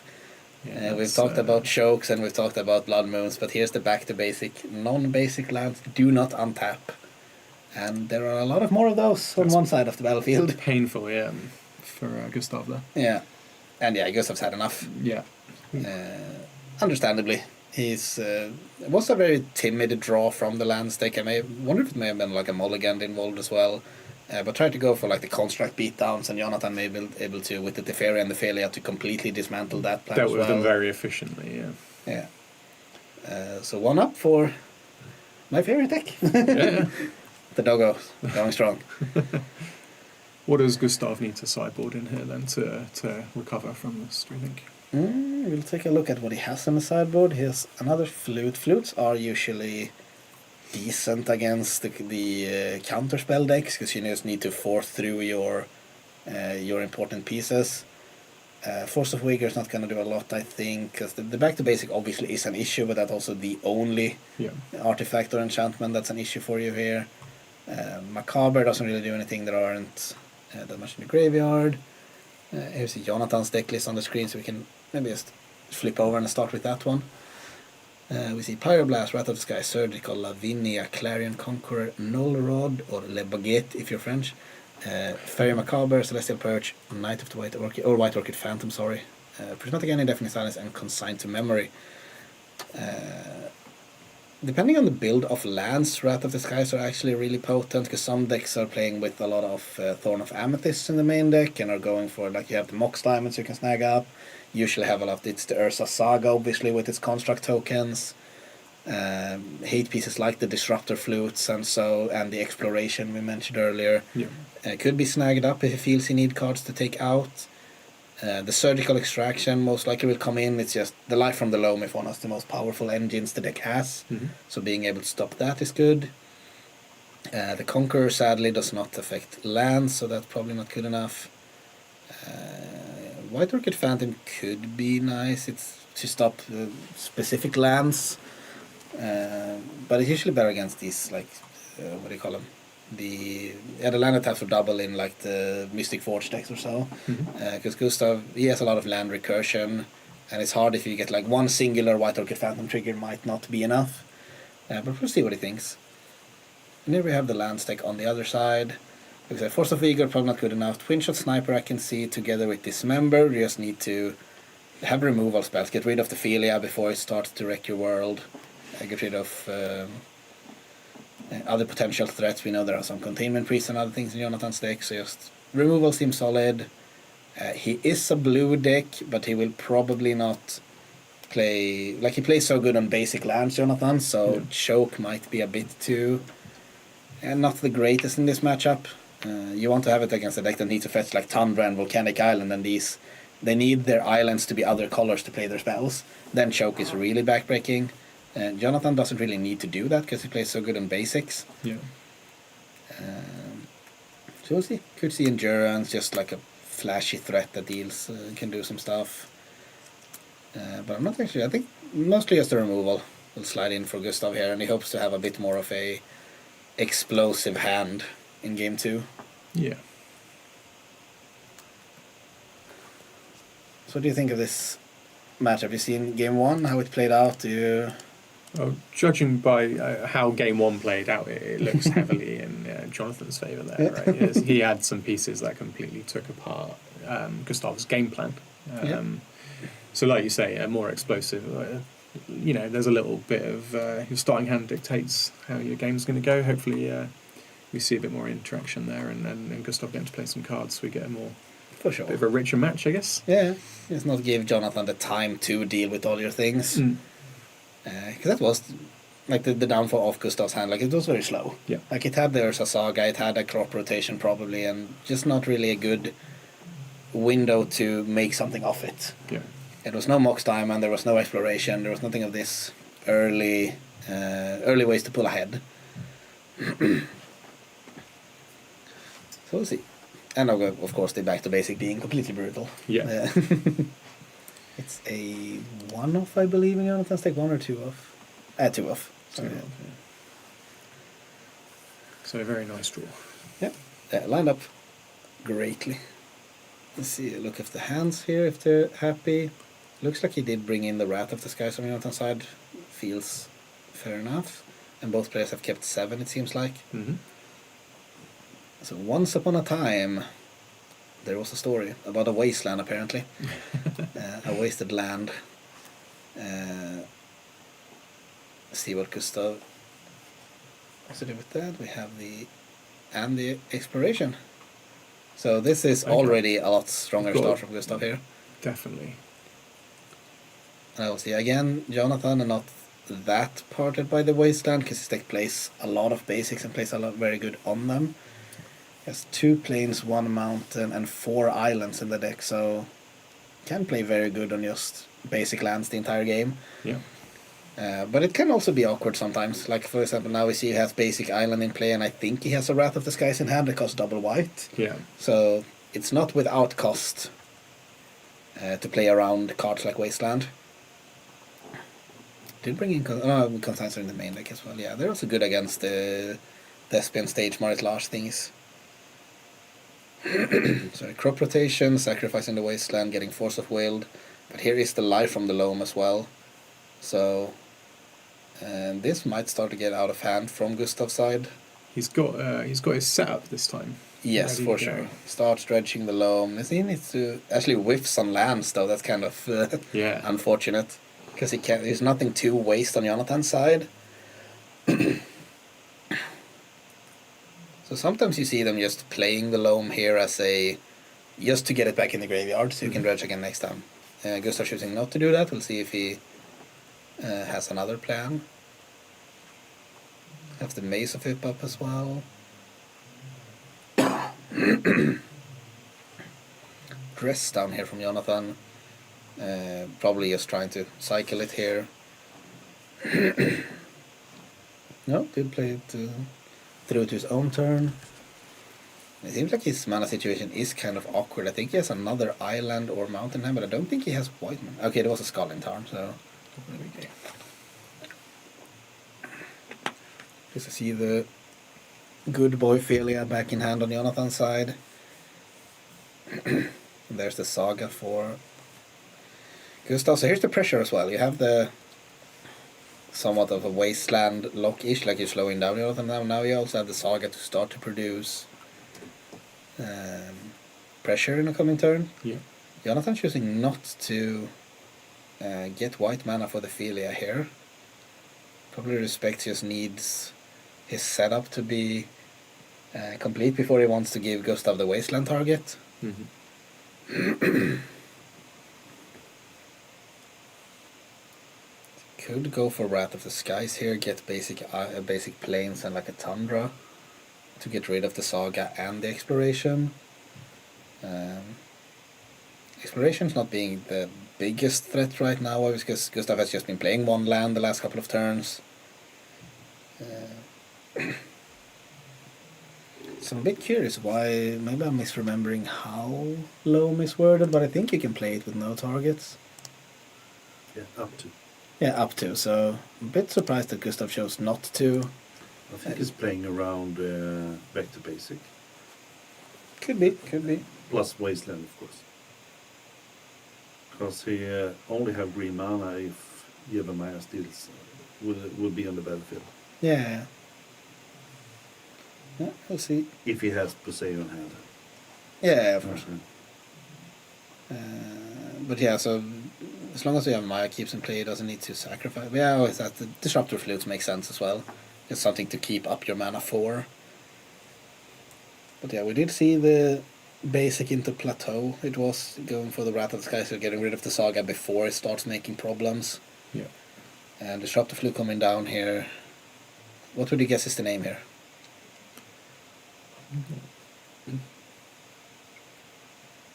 Goes to the Riddler. That's kind of a nice catch, actually. Guessing that's in he's not that afraid of the Force of Will or counter spells right now, so just trying to get the highest impact card from Jonathan. Yeah. Stop him being able to do what he wants, I guess. Yeah. Just take over the game with a lot of card draw. Yeah. There we have ahead. Yeah. Wasteland coming down, the Saga coming back from the Life of the Loam, and this is really the power of Loam. Like, you get rid of the Saga, it just comes back. So you need some sort of graveyard hate here to get rid of the Loam. We knew that Jonathan had at least a Surgical and a Fairy Macabre in the sideboard, I believe. Fairy Macabre and Surgical Extraction, yeah. So he needs to find one of them.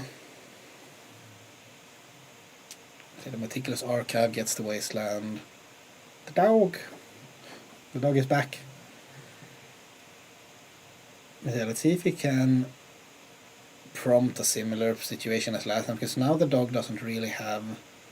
I guess you can actually attack, flicker out the Disruptor Flute, and then the construct will just be a 1/1 and can't eat the dog in combat. Mm-hmm. Still doesn't really accomplish a lot more than just dealing 2 damage to Gustav, which is not the biggest deal right now. To draw Ponder, gets to look at some cards. But again, the strongest thing Jonathan would like to do here is play a Riddler, flicker it with Philia.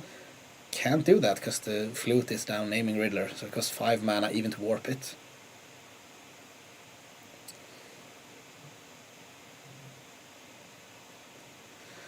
You see here, has a Vista, goes for the fetch immediately. So maybe we're gonna see another cantrip here, or maybe he has one of his 3 mana plays like the Teferi again, or the Back to Basic maybe. Back to Basic here is still really strong, because if Gustav wants to make a construct end of turn, he will not get to untap. Let's see what he's got. White Orchid Phantom. Yeah, that is a good thing too, flicker with the Phelia as well. But we all know that there's the Life from the Loam in Gustav's graveyard waiting, so not really accomplishing too much. But I guess it forces the construct to be made here. It gets a land of Gustav's there. He can only play 1 land per turn right now, so he needs to choose if he wants to Ursa Saga or Wasteland. But again, Jonathan has made that decision pretty easy because he's not playing non-basics. So he can get in for 2 here if he'd like. Can also try and, yeah, just buy time, not make the constructs be bigger than they have to. Yeah. And did add some more pressure to the board, so now the Mace of it isn't a complete blank for the attacker as well. So you can't get a good... I think Jonathan has 1 more island in It hand. still triggers Filler, right? The Mace. what? With the mace. Yeah, you still get the attack trigger first before you have to take it out of combat. So Thespian stage landing. Brainstorm, this might be able to unlock the hand some. See another Brainstorm, see an island that gets put back. I think his hand is just Brainstorm 2 fetch lands right now, which is not ideal. not a sign of strength. But at least got 2 of them out of there.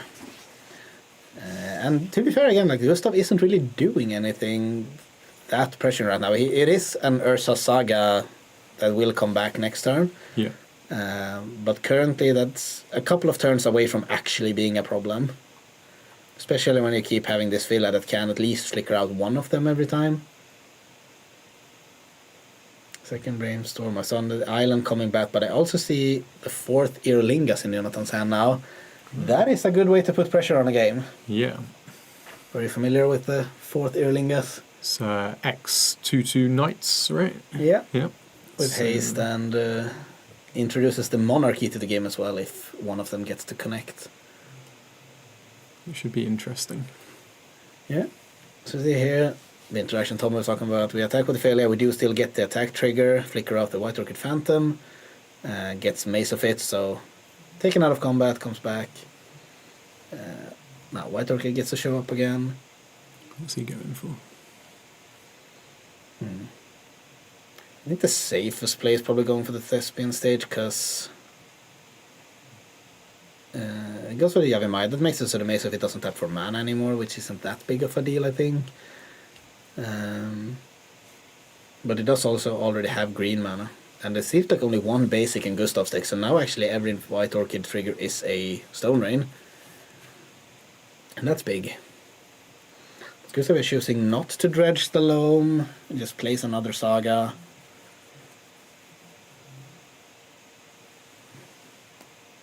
You see the same thing happening again. Mm-hmm. So I say he choose not to go for the Lyngsaa, but he also doesn't have a red mana right now. And he chose to get this 3rd blue with the last fetch instead of his mountain. I'm a bit curious if that may be a mountain hiding in the graveyard that I'm missing, but I don't think so. I think that's just fetch lands and spells. And the plateau, there's obviously plateau and arcade that kind of wasteland as well, but... Second Yavimaya finding its way. But yeah, Gustav needs to find something. He's not dredging the loam. He's trying to... Seems like he copied the Ursa saga with the Thespin stage here, so that is currently a saga, but... I mean, this Philia Witch Enchanter, they will never get to 2. No. What can Gustav do anything about the dog then? Yeah. I'm guessing if he did sideboard in the Dismember, he would be able to answer it if he draws it. Maybe that is why he's not dredging, because he feels like he needs to find a removal spell. Okay. But yeah, the moment for that is also kind of close, because the dog is right now a 4/4 and it will be a 5/5 after this turn most likely. And here we see it. The Rizzler is entered the battlefield. I think Jonathan has no cards in Riddler. Yeah.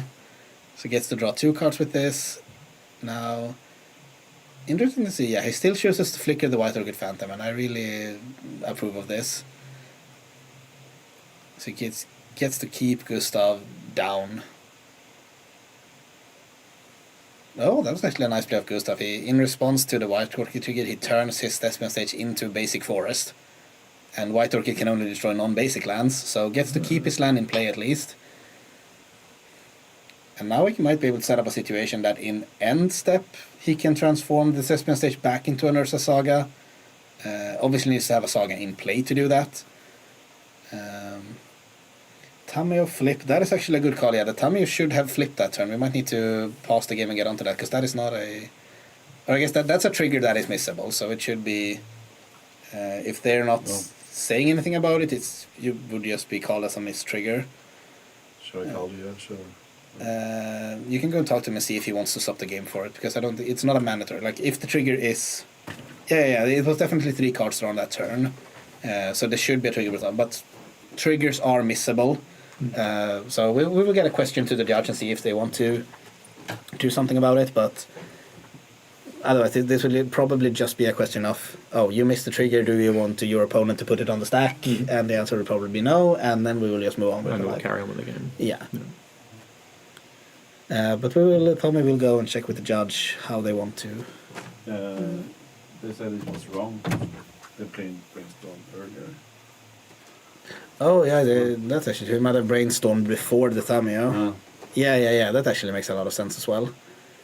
Then it's all good. Third card had only been drawn for the turn, and then it's no.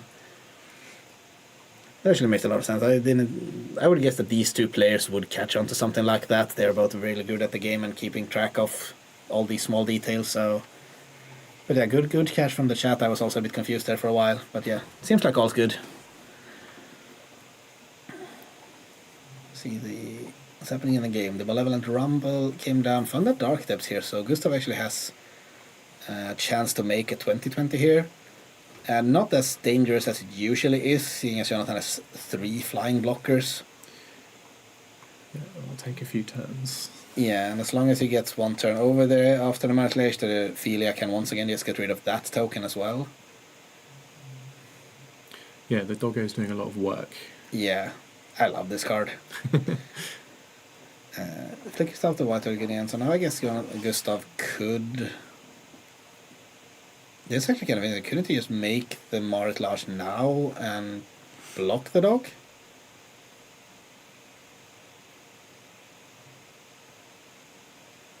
Maybe see if Jonathan has like a... If Jonathan has a Consign to Memory is the card I'm imagining here.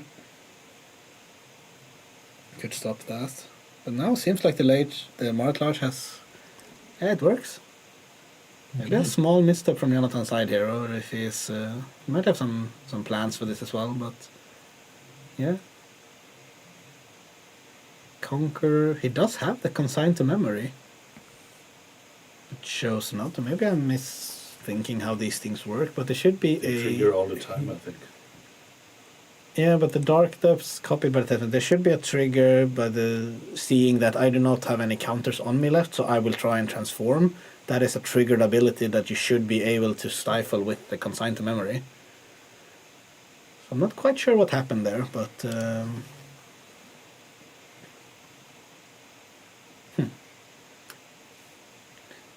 Well, we thought there was a mistake in the last turn, and we proved out to be mistaken, so maybe we're missing something again here. But now, all of a sudden, 2020 beating down on Jonathan's life total. Yeah, we've had a bit of a switch up here. Yeah. The dog's off the board.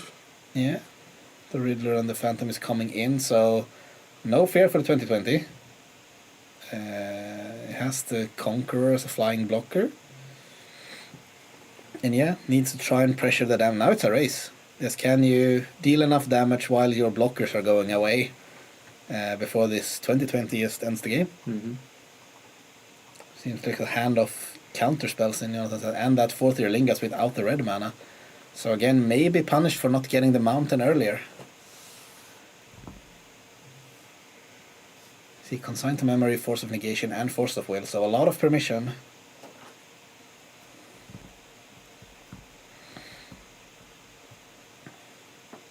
See, Gustav has managed this. It looked like he was getting very on the back foot here, trying to get back in the game. Like, was under a lot of pressure from the dog, just keeping the White Orchid coming back. He gets Stone Rained every turn. Definitely. But has managed to find somewhat of a way out of it. Is now, I would say, ahead.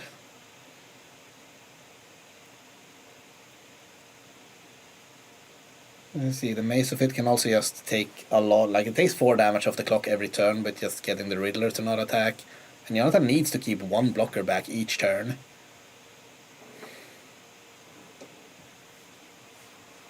So there's currently a crop rotation on the stack, and Jonathan needs to fight over this, because I think there's a Sejiri Steps, I believe it's called. Yeah, Sejiri Steps in Gustav's deck. And that gives a creature protection from a color when it enters. So that would be able to give the Maraclash protection from white, which makes the Conqueror not able to block anymore. And would be a swing for lethal. Yeah. Can't stifle the Maraclash according to Judge. Why not? How is that not a triggered ability? I mean, I'm obviously prepared to be wrong about this, but it seems, as far as my understanding is, it's a triggered ability when it has no counter. But again, I could definitely be wrong. And if that's how it is, then there's a good reason why. Why he held on to his consign. Yeah. Take another look at the Dark Depths, how it's worded. When Dark Depth has no, sacrifice it if you do. That should be triggered abilities all the way. But again, I will for sure double check this afterward as well, because I'm very curious. Jonathan did find Caracas though. That's a good answer to the Maraclash, since it's a legendary token. And yeah, okay, so the Caracas into the Force of Negation for the life from the loam, and just the pressure on board. Took a while to get there, but suddenly, game's over. Yeah. Just like that. So yeah, we'll try and get some information about exactly what happened in that turn cycle, because just for my own sanity and for your sake, chat, we need to find out what happened.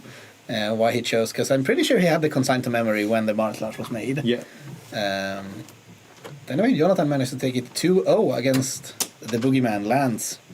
Yeah, there was some fierce competition in the end there. It was definitely a bit more back and forth than the first game. Yeah, for sure. Gustav played very well. Yeah. Yeah, it took a lot of turns, and it looked like heavily Gustav favored from the first couple of turns. Then Jonathan managed to climb it back, found the Feely, White Orchid setup. Gustav didn't really manage to produce anything for a couple of turns. And then all of a sudden there's a 2020 in the battlefield. Then all of a sudden there's no more 2020 on the battlefield. It looked like the end, and yeah, it brought it back in a turn there. It was very good. Yeah. You see here how it shows the sideboard here. The Clarion Conqueror did come in. I'm not sure if I... Dorte kolla sig själv hela tiden. So if you counter the trigger, you will trigger again. Because it's easier to counter. Oh, I see. Okay, so the explanation we're getting here at the top is you're counting the trigger that says it has no counters on it. Then I need to do the thing, and if you stifle that triggers, it will still be a land in play with no counters, and then it checks again. I'm not quite. I mean, I'm guessing that's it. It might just be a bit of how it's worded now, because I know there are these reactive or reflexive trigger. How would you call it? Like if you take the card Grist, for example, Grist the Hunger Tide or whatever it's called. You have this if you activate this -2, then it's an activated ability that you may sacrifice a creature. If you do, or maybe that's worded differently, that's the issue here. Then you get another trigger on the stack saying, now you get to destroy a creature or planeswalker. And maybe that all works out as the same trigger, but there's a second trigger going onto the stack there that I would guess is a triggered ability that could be stifled, but once again, I'm no judge, and thank God we have those. Yeah. Because Magic is not a simple game. Most definitely not. Interesting little rules case we got to enjoy there as well. For sure. Get to learn stuff in the booth. yeah, for sure.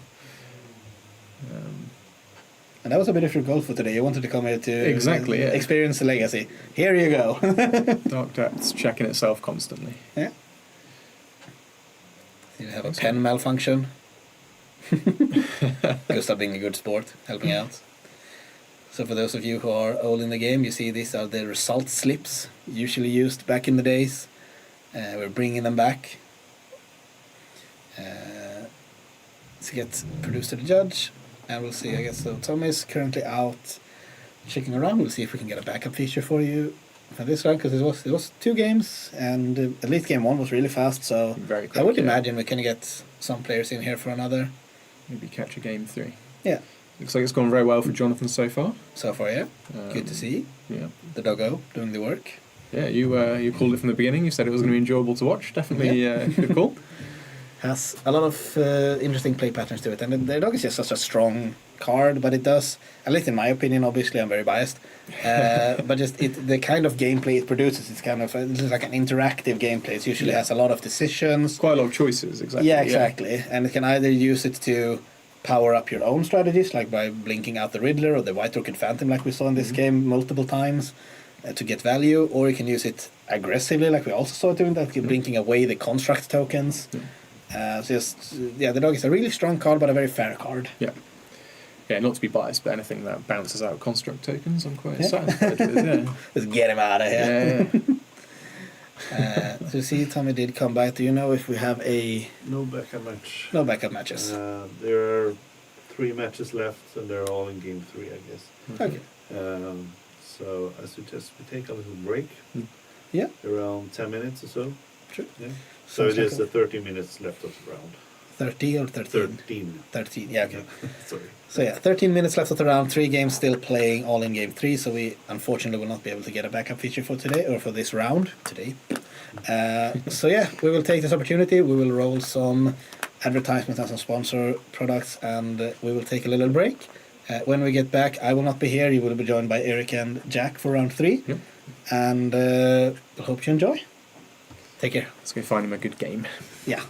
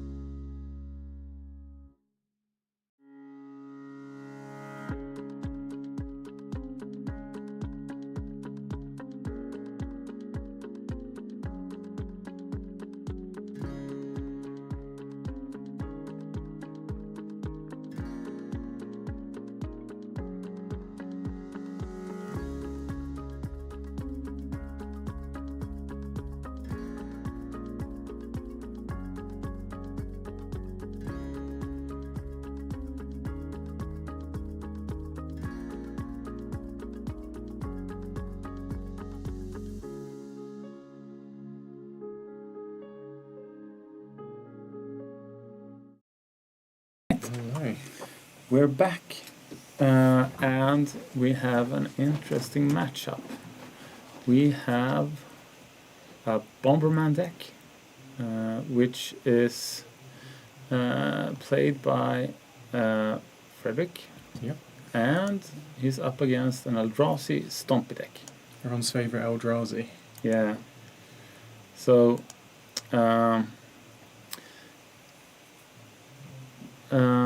we will have two types of very mana fast decks, or should we say good at getting a lot of mana.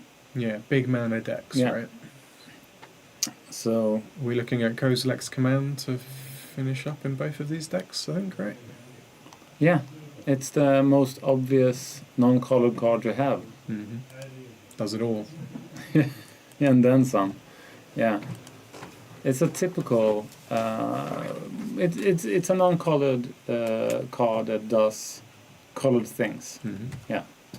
And both decks have a lot in common when it comes to the cards, right?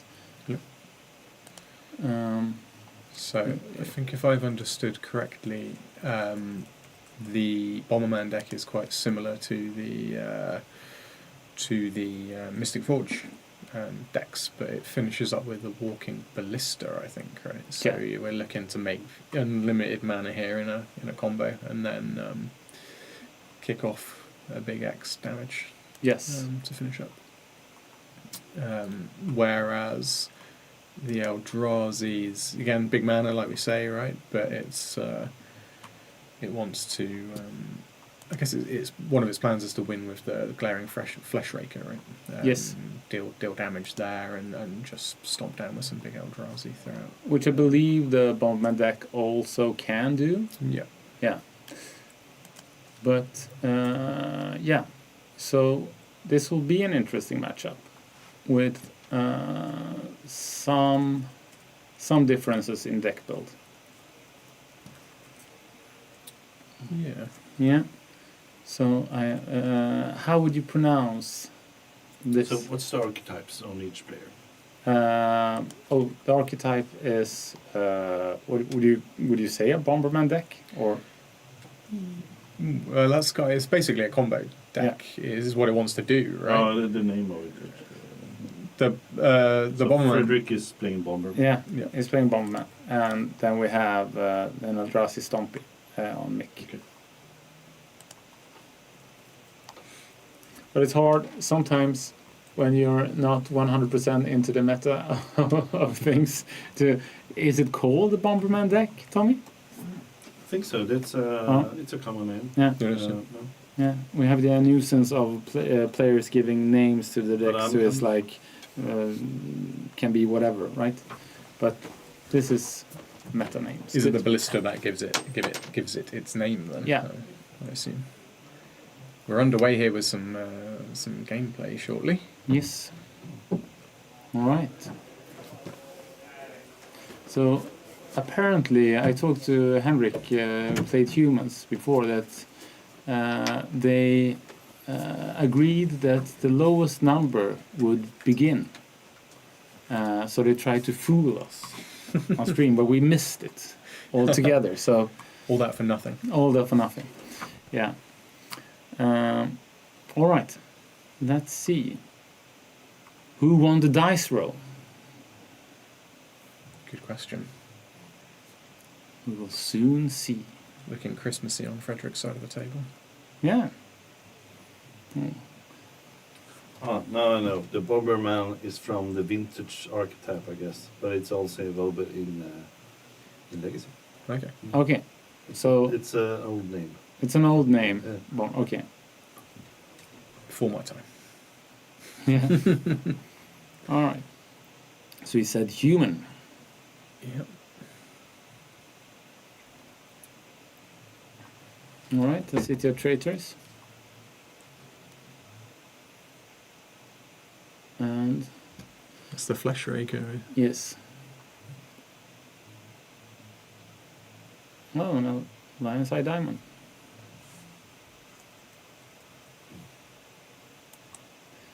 and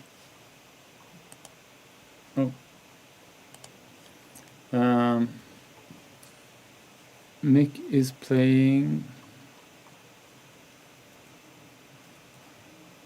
also playing a Cavern of Souls. Mm-hmm. And also playing a Fleshraker. Very similar looking so far, but now we've got a Chalice of the Void as well. On 0. 0. Yeah, that's a strong play, I would say. Yeah. What's getting counted with that then? Well,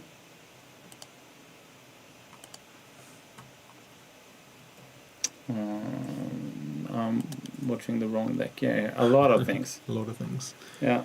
Lion's Eye Diamond, Lotus Petal. Mainly those. Yeah.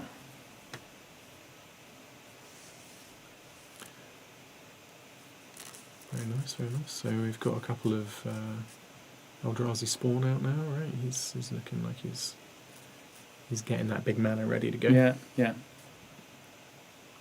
So, Thought not Seer.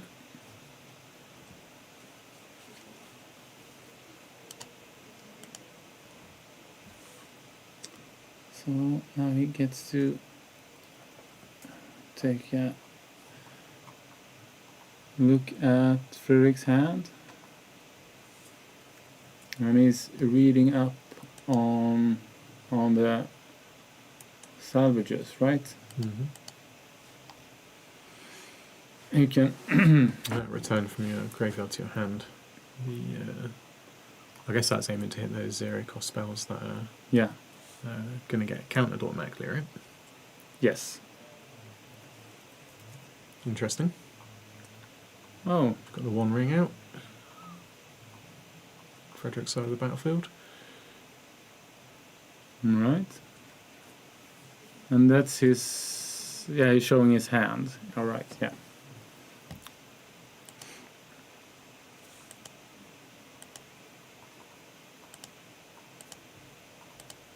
All right. You're playing pretty fast. Yep. Yep. All right. Did you miss a trigger for token? Did I? Who? Fredrik? In the beginning there with the Lion's Eye Diamond. Okay. No, with No. the ring. With the ring? Oh, yeah, of course. Yeah, yeah. I expect he did. Colourless spell should have a 0/1 spawn token, right? Yeah. But that can just glide by now, right? Hmm. Okay, two damage, 2 cards from the One Ring. That's how it works, isn't it? Yeah. Nasty.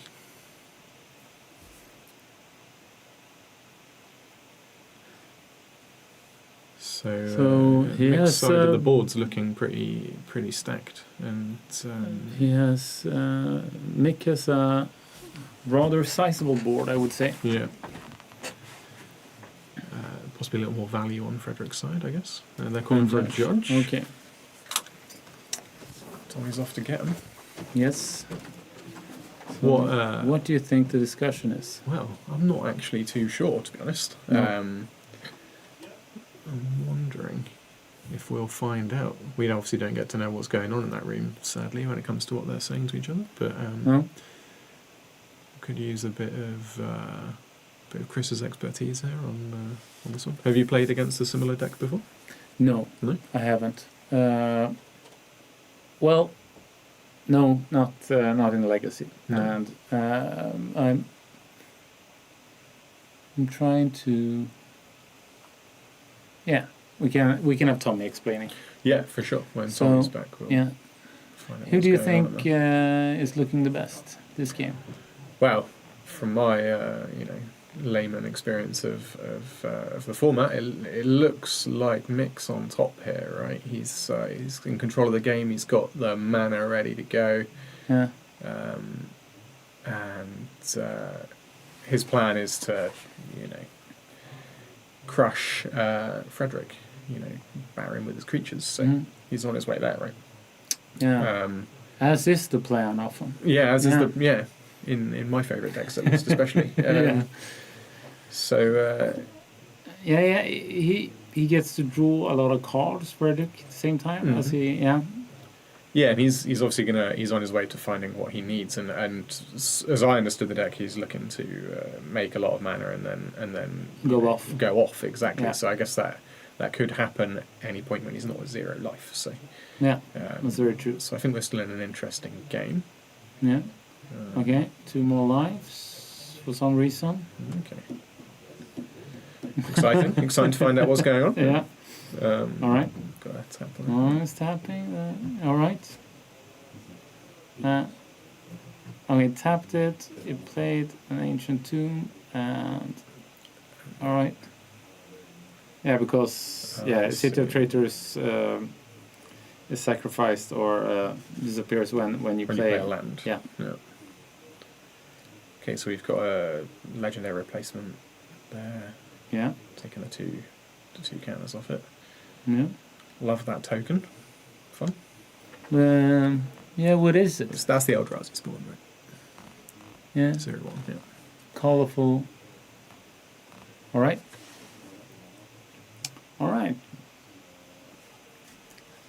He plays a monolith.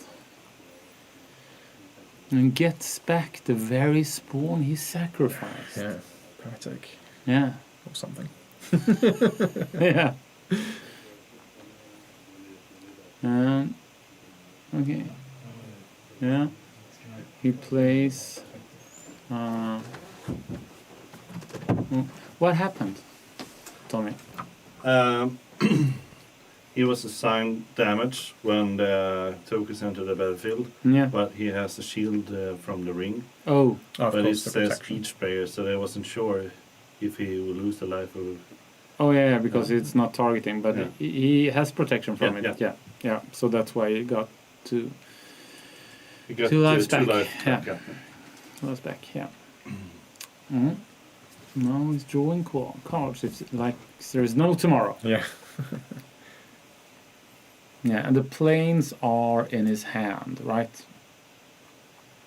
You got a little glimpse there. Yeah, but the 2 planes are in his hand. Right? Yeah, because they've been seen. Yeah. Yeah. And the legendary rule works in the ring's favor, really. Yeah, you can string together. You, right? Yeah, you can string together a lot of. Get protection. Yeah.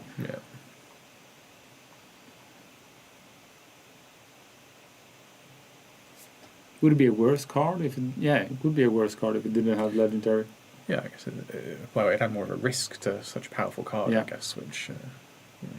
Yeah. So is this the second Flesh Raker we're seeing on the side of Frederick here? Yes. Okay, so. Yeah. Some more spawns. Okay. Another Lion's Eye Diamond. 2 more spawns coming out from the Lion's Eye Diamond, yeah. Should that be damage on mixed side there? So even when it comes to life total, at least. Alright.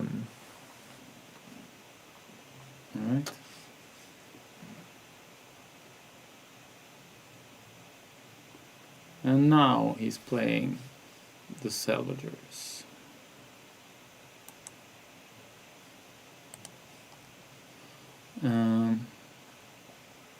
We can pay 2 and return target artifact card with converted mana cost 1 or less from your graveyard to your hand.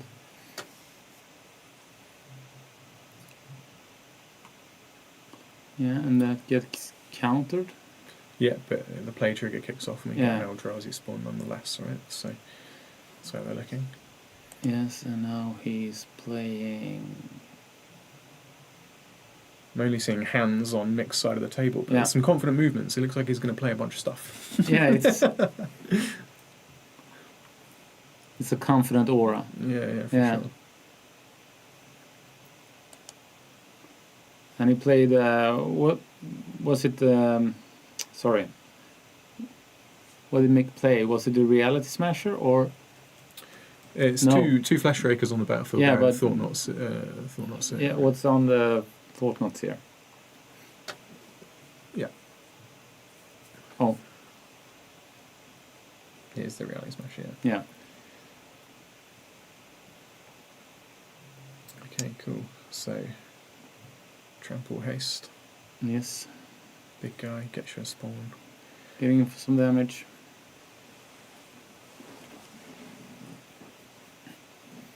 Mm.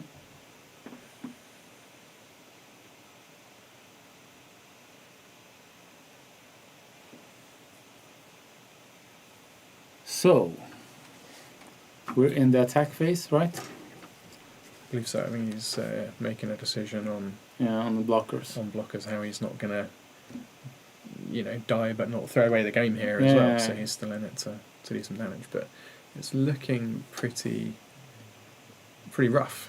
Yeah, the trample is rough. Yeah, especially with the ability to crack out a couple of points of damage with some colour spells as well. Yes. So, I feel like he's got to block pretty hard here. Yep. So, all right. So a Flesh Raker and a token taken away. So he's taken 2 here, right? Yeah. And he's down to 6. Oh, and another 2, yes. Down to 4. Okay.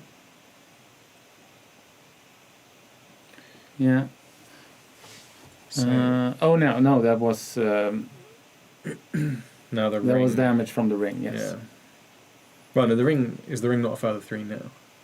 No, it's isn't it the beginning of your It's the upkeep? beginning. Okay. Yeah. Okay.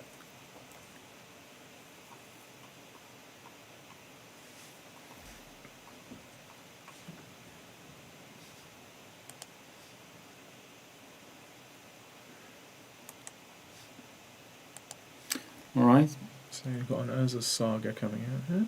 Yes. Just seeing a lot of them today. Yeah, it's a strong card. Yeah, it's a crazy card. Yep. All right. Ooh. Okay. And I'll get something that costs 4 mana. Oh, it's a ring, of course. A new ring, yeah. So that's a turn of protection for him, right? That's probably going to make a massive difference now, being on 3 life here. So it gives him another turn to get together. Yeah, he had to remove it, otherwise he would be dead next turn. Yeah. From his but own. Also, everything make plays next turn. I guess it's not pinging off those ones that are constantly nagging away their life totals, right? So that's very true. So it's quite, that turn of protection is huge. Yes. And he would pick away his own life total with those 3 counters he had on it. So it was a must card probably. Yeah. Yeah. So again, you're right. The legendary rule. Making a difference. Saves him again. Yeah. No? Yeah. So it looked like it was all going to be lost there for a little bit, but interesting now.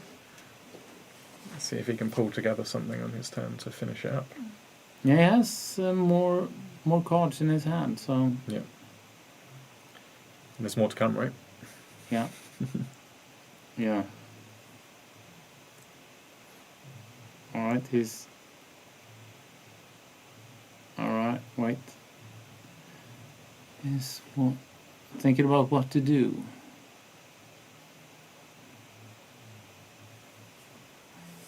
Alright. Burn encounter there. Extra card. Yeah. No damage. Should he have taken the damage there? Oh yeah, it's the start of his turn now, isn't it? Yeah, okay. It is. This is what we had the judge for last time. So that's why he didn't use the Ancient Tomb, right? Yeah. Yeah. He would be dead. He would be dead, yes. Now, something has to happen. Another 1 ring, perhaps? Or yeah. It's his last turn. He's got a card, a handful of cards there. Yeah. Yeah, yes. Was it 7 or? Yeah. Alright.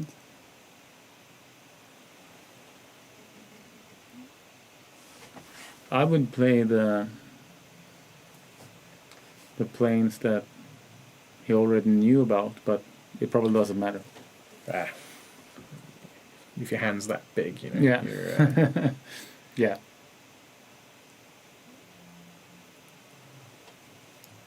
All right. so, yeah. So he's... Oh! Another. How many rings is that? That's the fourth ring. Is isn't it the fourth ring? Yeah, it is. A little bit of a flavour fail there, for sure. Yeah. on the one ring. Yeah, that's true. It would... I mean, when you see 4 in a game, it really hits home. Yeah, it's another round. Yes, that one card has kept him in the game here, for sure. Yeah. Quite frustrating for Mick, I would imagine. Yeah. Should he take 2 damage? Why? Ancient 2. He's Yeah, protected. but he's protected, right? What?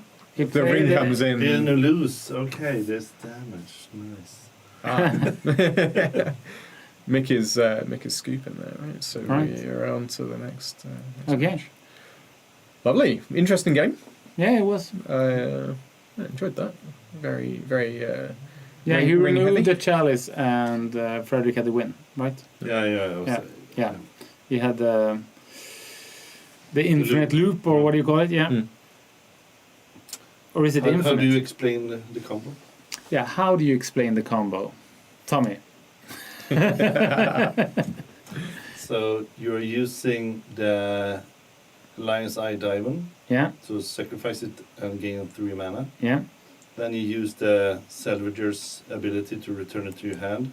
yes. And And the salvager's ability Costs 2. costs 2, yes. so you have one mana left. Yeah, so you can do this over and over again. Yeah, and you play it with a Flesh Raker in play. One damage each side. And it's 1 Plus. damage each time. So it's an, infinite Infinite Save. mana. Going Yeah. to the end. inf mana. Yeah. Yeah. Infinite. Yeah. So if we were better Magic players, we maybe would have commented on the Chalice of the Void earlier and said this is the thing keeping the game, keeping it locked down and keeping Frederick just from comboing off any earlier, I guess, because stopping those, bringing back the Lion's Eye Diamond, right? Is that? Yeah. That's what it was stopping. Yeah. Great. So That's very true.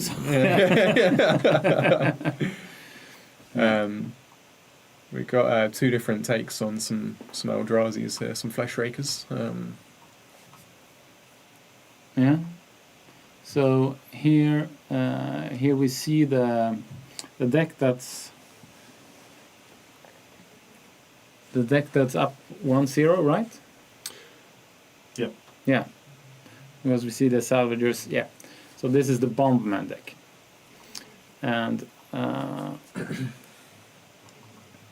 what do you think he will sideboard? Me, I mean, personally, I've got no idea. No, but he has the idea with he has can't to bring back, to bring in things, and it's the it's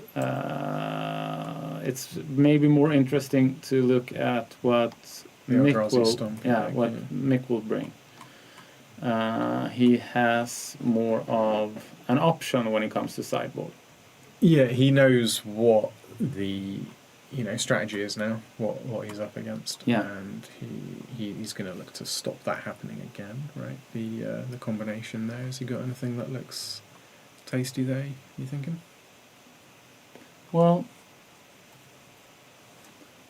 Tommy, do you think Disruptor Flute is something he can use? Yeah, probably because of a mix. Maybe command or. Yeah, but then he could perhaps choose Lions and Diamond. Yeah, he need. I mean, Frederick need to get rid of Chalice of the Void to combo off. Yeah. So that's the most important thing, I guess. Okay. Yeah. Chalice of the Void is on the battlefield again already. Yeah. Yeah. So we're looking at, this isn't going to end immediately. No. So we're in for a treat. We've got Urza Saga on 2 here again, another Urza Saga. Yeah. And is that a Flesh Raker I see over there as well? Yeah. It has to be. Well, it has to be. It's. Frederick has a card I've never seen before, Purdish Snare. Purdish Snare, yeah. And this artifact enters the exile target non-known permanents and opponent controls until this artifact leaves the battlefield. Okay, lovely. That works for Chalice. Yeah. And that's what Frederick wants to play. But do you think Mick could maybe bring in... Null Rod? Yeah, or Disruptor Flute, right? Yeah. You can name Lion's Eye Diamond. Yeah, and even Karn or something. Or Karn, yeah.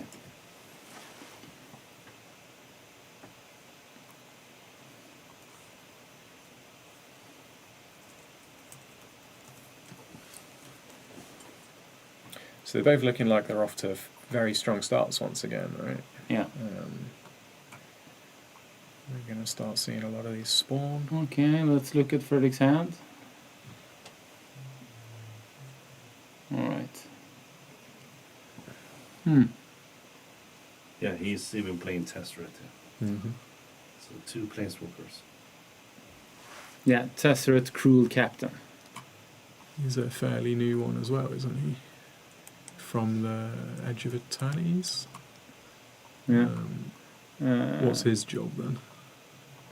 So, why is Tesseract good here, Tommy? Is it the untapping ability then? He's searching for the combo pieces. Oh yeah, you can search your library for an artifact card with mana value 1 or less. Reveal it, put it into your hand, and shuffle. Okay, yes. All right. So, good. He's going to be looking for mana value 1 or less. So he can't find the Perilous Snare that's going to destroy the void over there. Yeah. So he can grab all his combo pieces, but he still can't do his combo. No. When he plays that, obviously. But he's got the Lion's Eye, Diamond, Lotus Petal, he's got some stuff, huh? Yeah, he's got some of the combo pieces.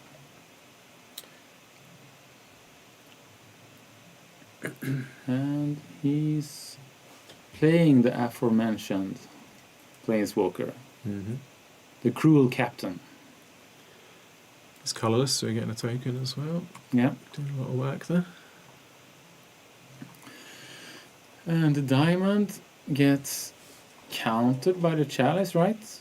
Or yeah, we're just looking for some spawn here. Yeah, Chuck yeah, it straight into yeah. the graveyard. And the same with the Lotus Petal. Yeah. So that's he's got no problem with them being there. No. And let's see if he wants to search his library for an artifact, or what does he want to do?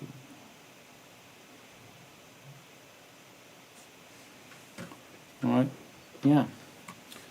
So he's minus Minus 3 is searching his library for an artifact card. And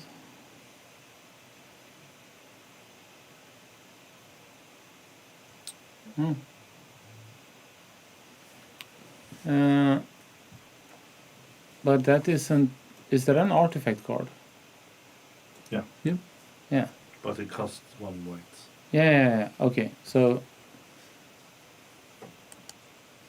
It's it's portable hole. Yeah. Yeah, it's an artifact, of course. Mm-hmm. Yes.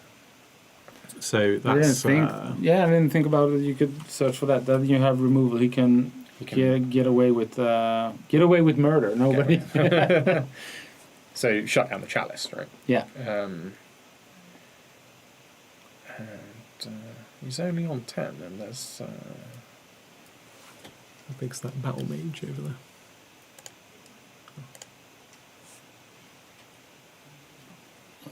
then. No, I think it's yeah, sure.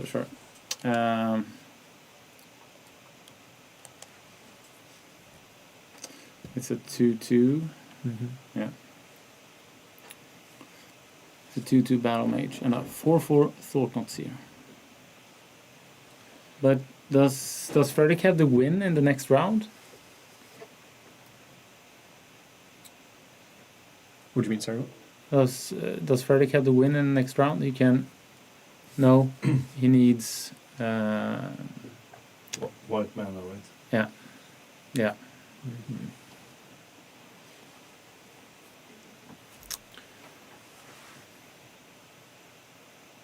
Right.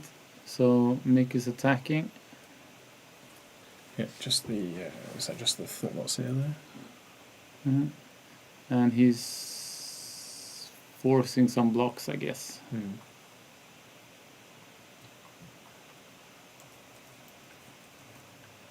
And So he's jumped with one of his 0/1s. Yeah. It says it's gone. yeah, but he attacked with all his creatures, right? Yeah. Yeah. The mage So on two, yeah. All right, and he wastelanded the ancient tomb. Okay. Ouch. Yeah. It's looking better for Mick. Yeah.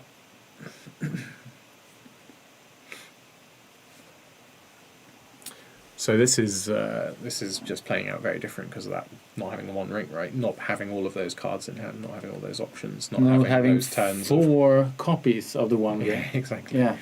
And that Yeah. protection, huge.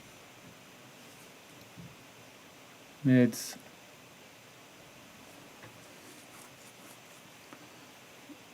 so his graveyard hate must be strong against Fredrik's deck, right, Tommy? Yeah. Yeah. At least to the combo. Yeah. pieces, Take away those rocks. Yeah. Okay, so we've got the planes now. All right. Yeah. And we'll play a portable hole.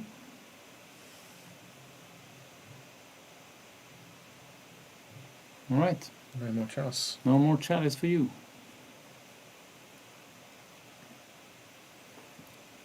And what's next?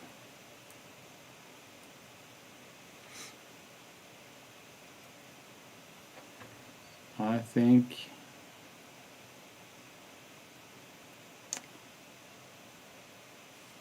think he will pass the turn, but that's just me. All right. No? No?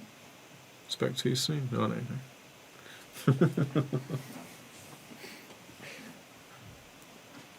Yeah.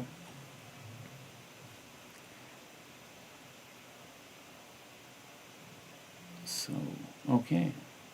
It's the land that is every land, right?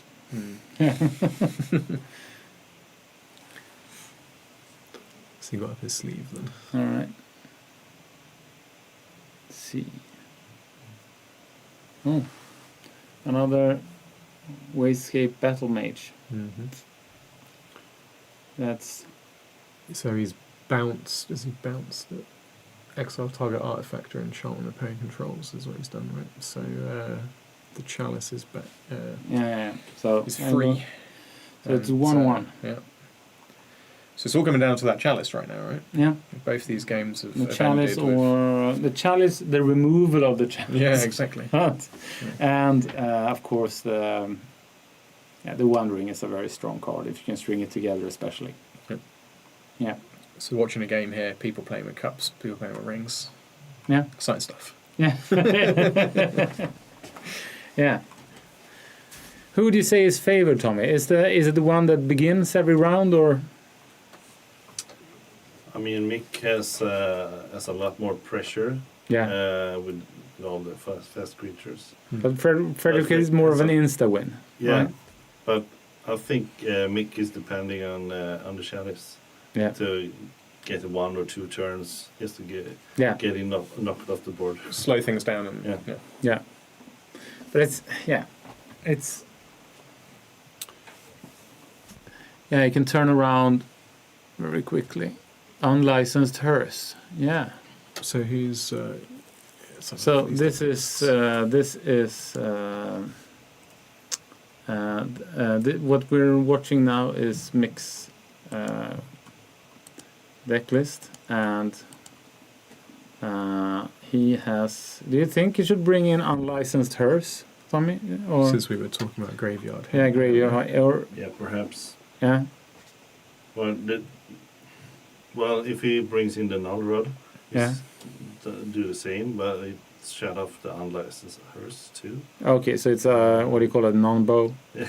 Yeah. Yeah, you have to pick one of those. Yeah. I think null rod is better. Yeah. Well, he has. Yeah, the null rod. Yeah, it just loses the petal. Yeah, the Grim Only too. Yeah. All right. Yeah. Some of the hate pieces affects his own. Yeah. But I think it's. Yeah, but better to shut off Frederick's pieces instead of his own. So.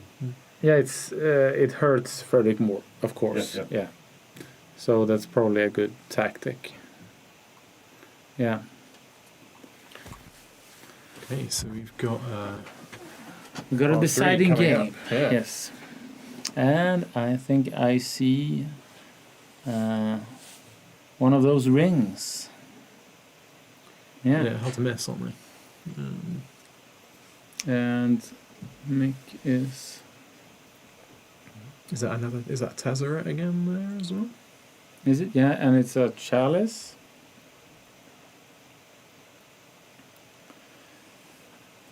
Yeah, and a saga.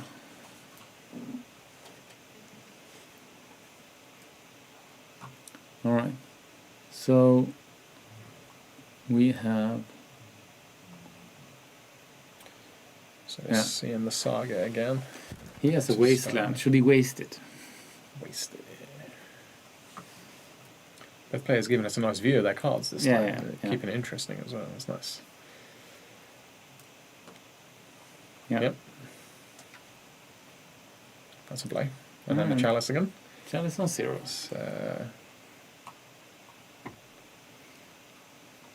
He's having a good time with those. Yeah.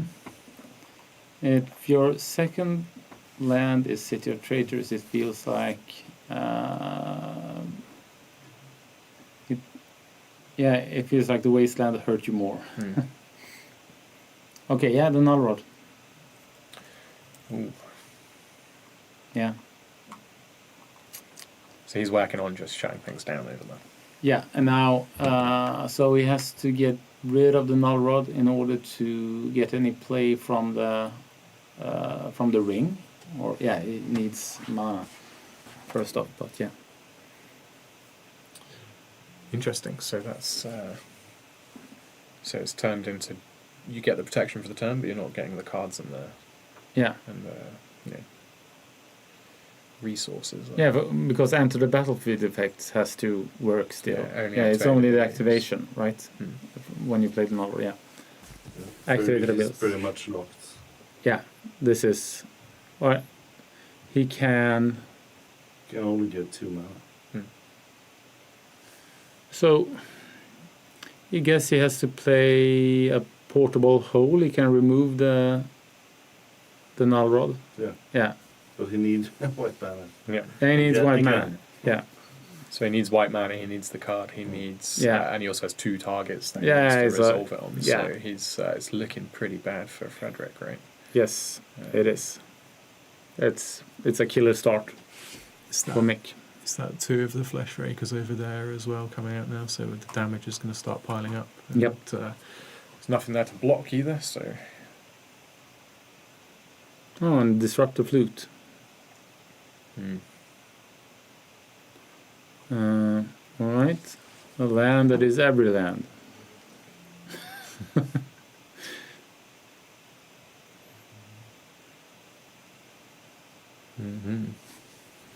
Yeah. This one might be over soon. Yes.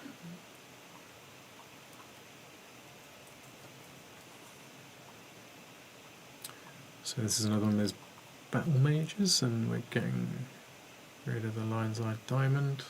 What land? Yeah. Exiled, so that's not coming back either. No. Ooh, that's a big hit. Yeah. Now he has to do something now, or else it's game. What can he do? No, I don't know. No, that's what you can do. Game. Yeah. Ouch. Well, we were expecting an exciting, even game 3 there, and that's not what it was. No, a bit of a beatdown there from. No, but unfortunately. we saw what both decks could do. The first game, Fredrik turned it around and won before we knew what happened, and we learned how the combo pieces function. So, yeah.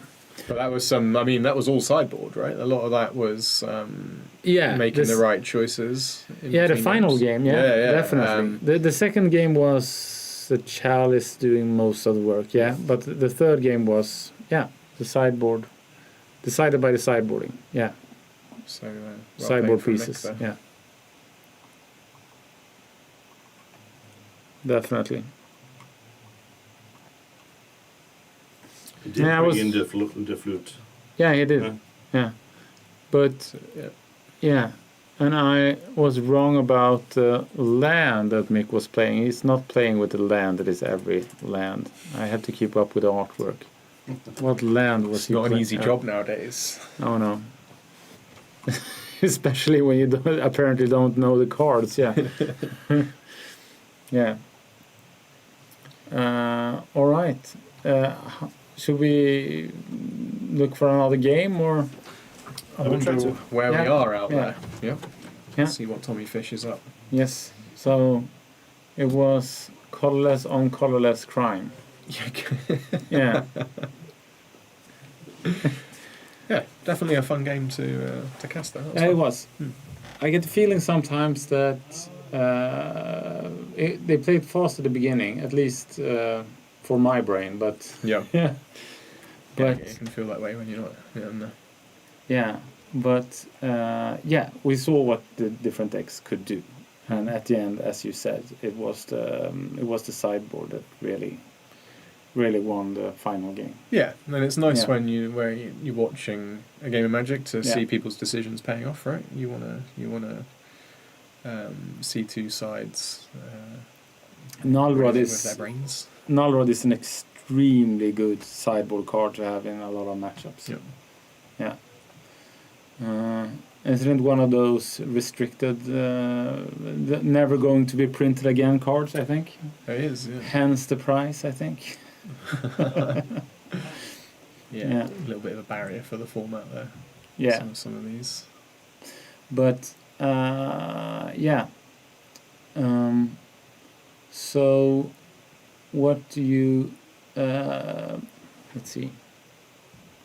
The Chalice was the Chalice of the Void was a very important piece all games. Definitely, and it came out early each match. And all 3 games.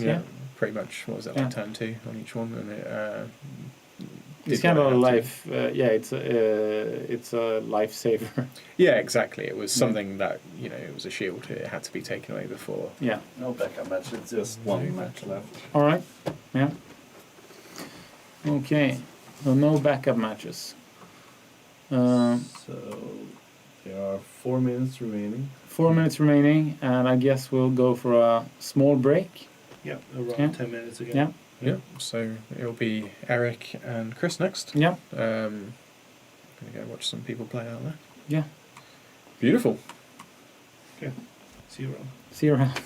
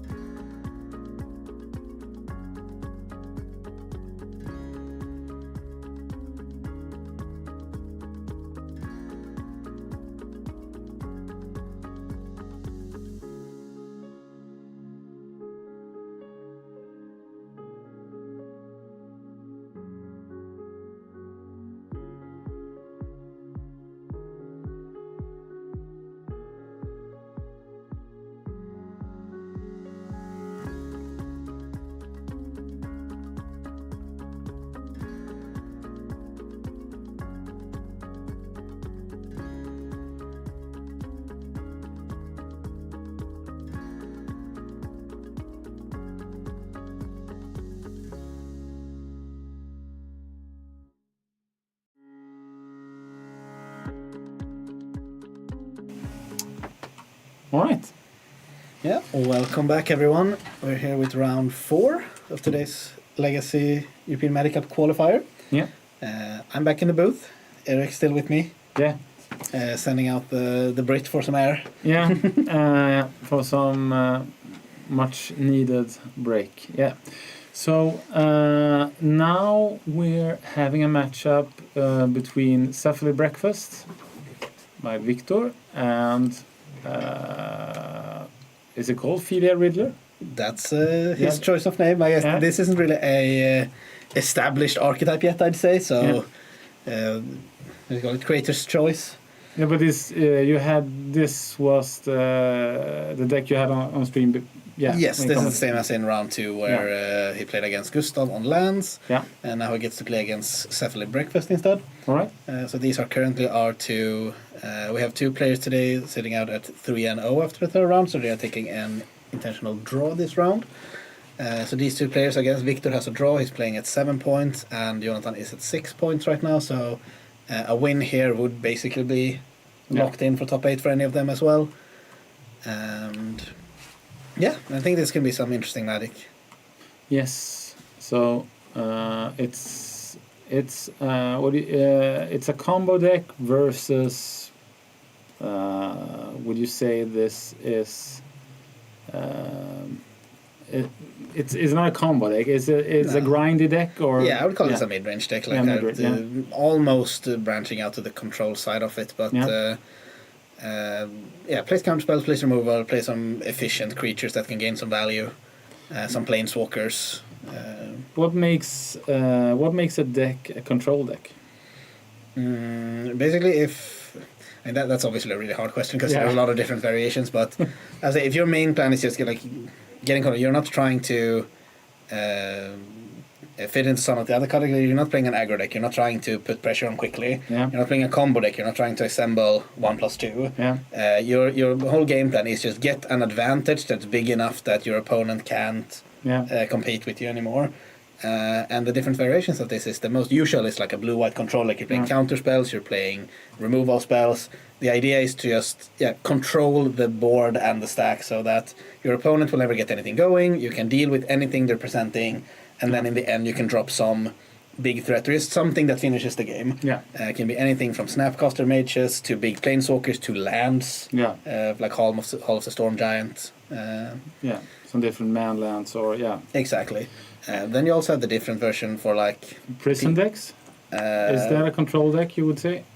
I could maybe start to say like it's a variation of a control deck because it's also like it doesn't try to win quickly, but it really wants to make it like your opponent can't do anything at all. Whereas like a control deck wants to put them into a position where whatever you do, I can answer it.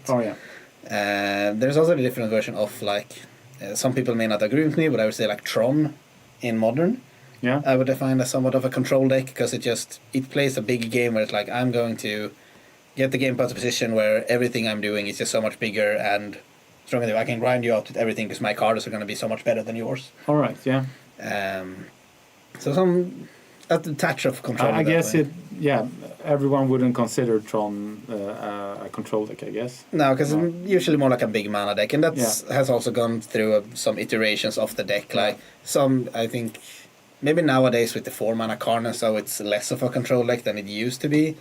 Earlier it was just like the 7-mana Karn and the Uegins and the Oblivion Stones. Karn is a type of tool deck card, or what do you call it? You can get all the tools you want from one card. Toolbox. Toolbox, / prison part, because if you're playing against an artifact deck, then they just can't play the game if you have a Karn out. Isn't Victor 201? Yes, he should be. He's 7 points, so we'll get that fixed in. Time to fix it. All right. So, who would you say is favored in this matchup? I think so to say. I think Jonathan's build is kind of good against the breakfast deck because he has a bunch of main deck dress downs that are good at. You can actually like stop the Nader or the Illusionist from having an ability, and then get rid of it. But it's also especially game 1, he has a bunch of because like he has both counter spells and removal spells, which are pretty good because this combo deck is a creature combo deck. Yeah. So both his Force of Will and his Swords to Plowshares will be good. Yeah. So I think he has a couple of answers. Yeah. But then on the other side, like one of the strengths of the breakfast deck is that part of it's not really your primary combo piece, but it fits with everything else, is the Nadu card. Yeah. And that is so good in all these fair mid-range matchups. Because you will basically, when Nadu resolves, you're usually drawing somewhere between 4 and 16 cards. Yeah. And then the game is more or less over, even if you don't combo out this turn. Yeah, he has a backup line to win games. Yeah. To just play this fair. So it's Nadu and Ursa Saga.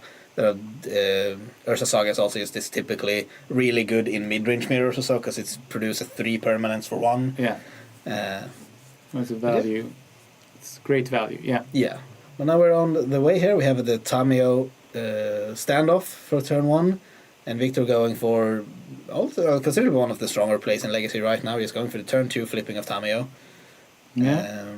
Not a lot of decks that can fight against that when she's already transformed. Jonathan respects it enough to Force of Will, and I think this is very right.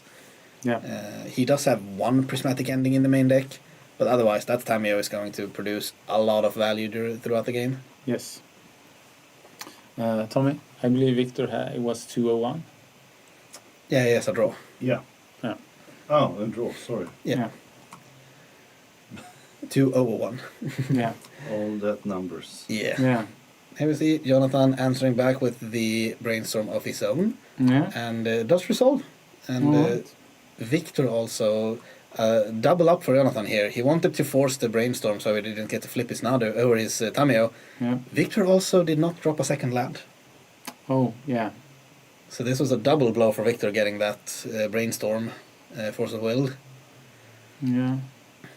And all of a sudden looking very prominent for Jonathan here. This is an important draw. Another brainstorm.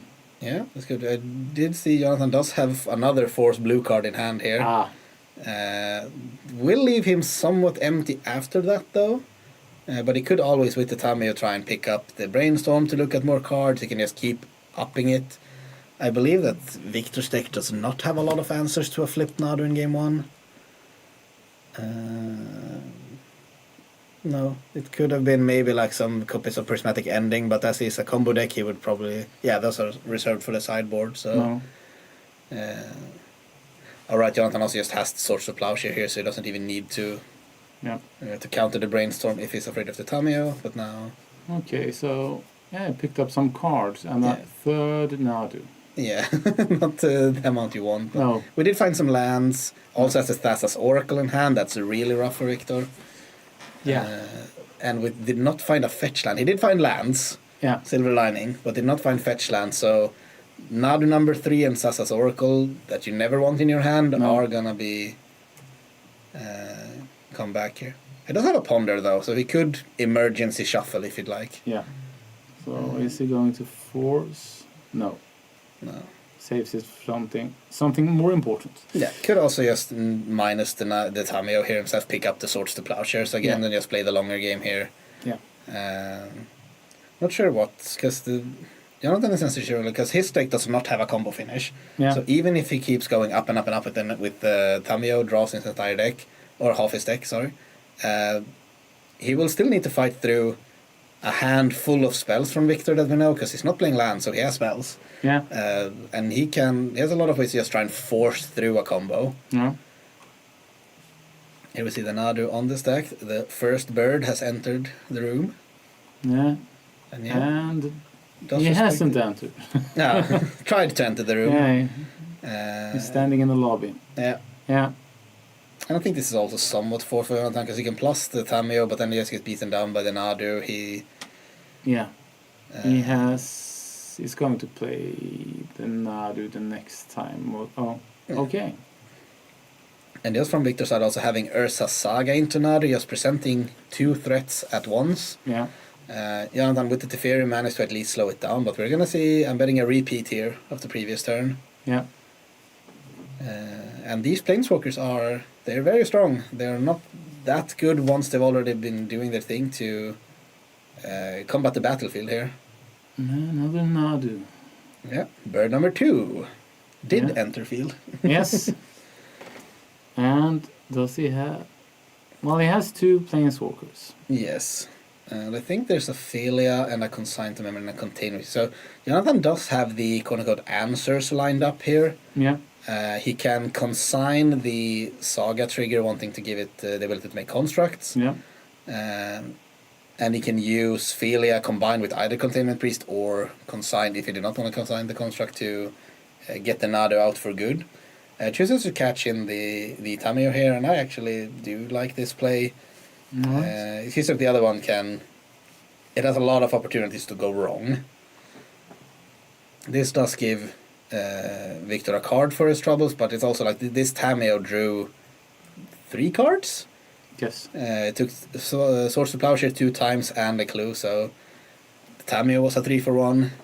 Yeah. So giving Victor a 2 for 1 with the Nadu seems that's fine.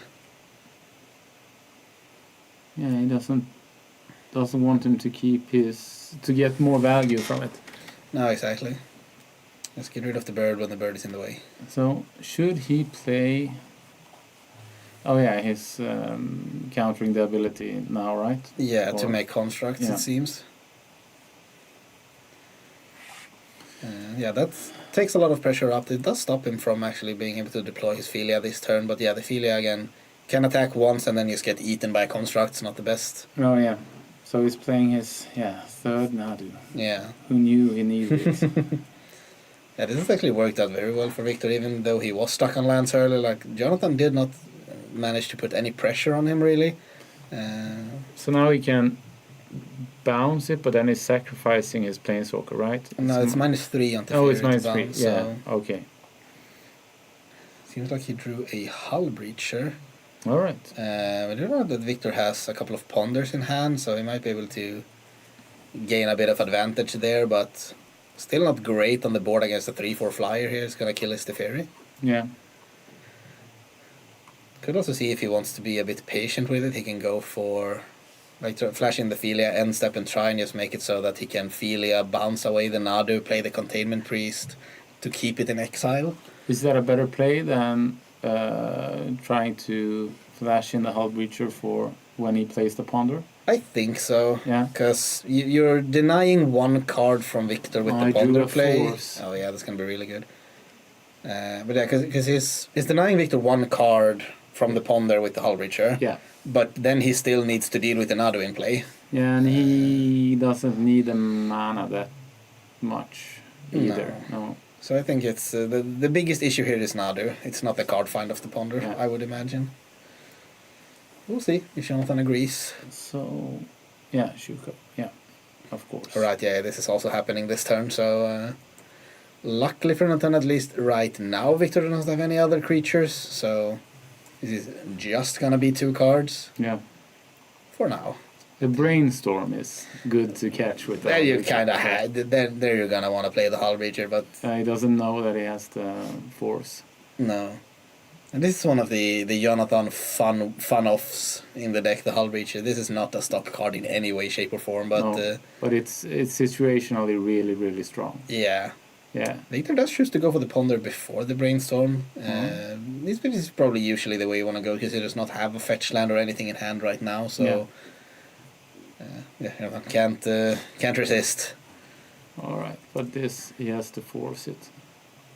I think so. Given his hand is another Ponder and Yeah. a Brainstorm, he's kind of forced into doing it here. Forced into force. Yeah. Yeah. Actually, just lets it happen. That's very disciplined by Victor Naga. It seems like he's gonna get rewarded. Somewhat, because he can put the swords on top here, but he won't draw it until next turn. Is he? It's. Oh, it isn't on the stack, so he. Okay, yeah. This is the Ponder resolving, so the Yeah. Hull Breacher has resolved already. And as you see, Jonathan has also already put his treasure into play. Right, No, there's also... didn't they play the Brainstorm in? No, there's also a thing we're missing because we're smart. There's a Teferi in play. Yeah. Victor can't use Force of Will, he can't put Brainstorm in response. Yeah. Yes, the quality commentary right here. Yeah. That's. The break broke me. Yeah, we have a Yeah. Yeah. Yeah, it's That's good, Gekoma. Keep us honest. We figured it out yeah. later rather than sooner, but we got there. So yeah, that makes actually this hand looks now really weak for Victor. But now that the Fury is gone, the Force of Will is unlocked. Yeah. There's Plowshares. I'm assuming he left on the top of the deck so he can unlock his hand with all the cantrips. Yeah. Also has 2 clues in play, so there's potentially 6 cards he wants to draw that the Hull Breacher is stopping. Yeah. So it isn't a commonly played card at all nowadays, Hull Breacher, right? No, I wouldn't say. Maybe like someone has a fringe one too. It's just it has become a bit too like clunky. I'm gonna guess is the reason. Like 3 mana for this effect. It's a strong effect, but it's somewhat hard to get it to do what you want for 3 mana. Yeah. I would guess, and it's also not the most.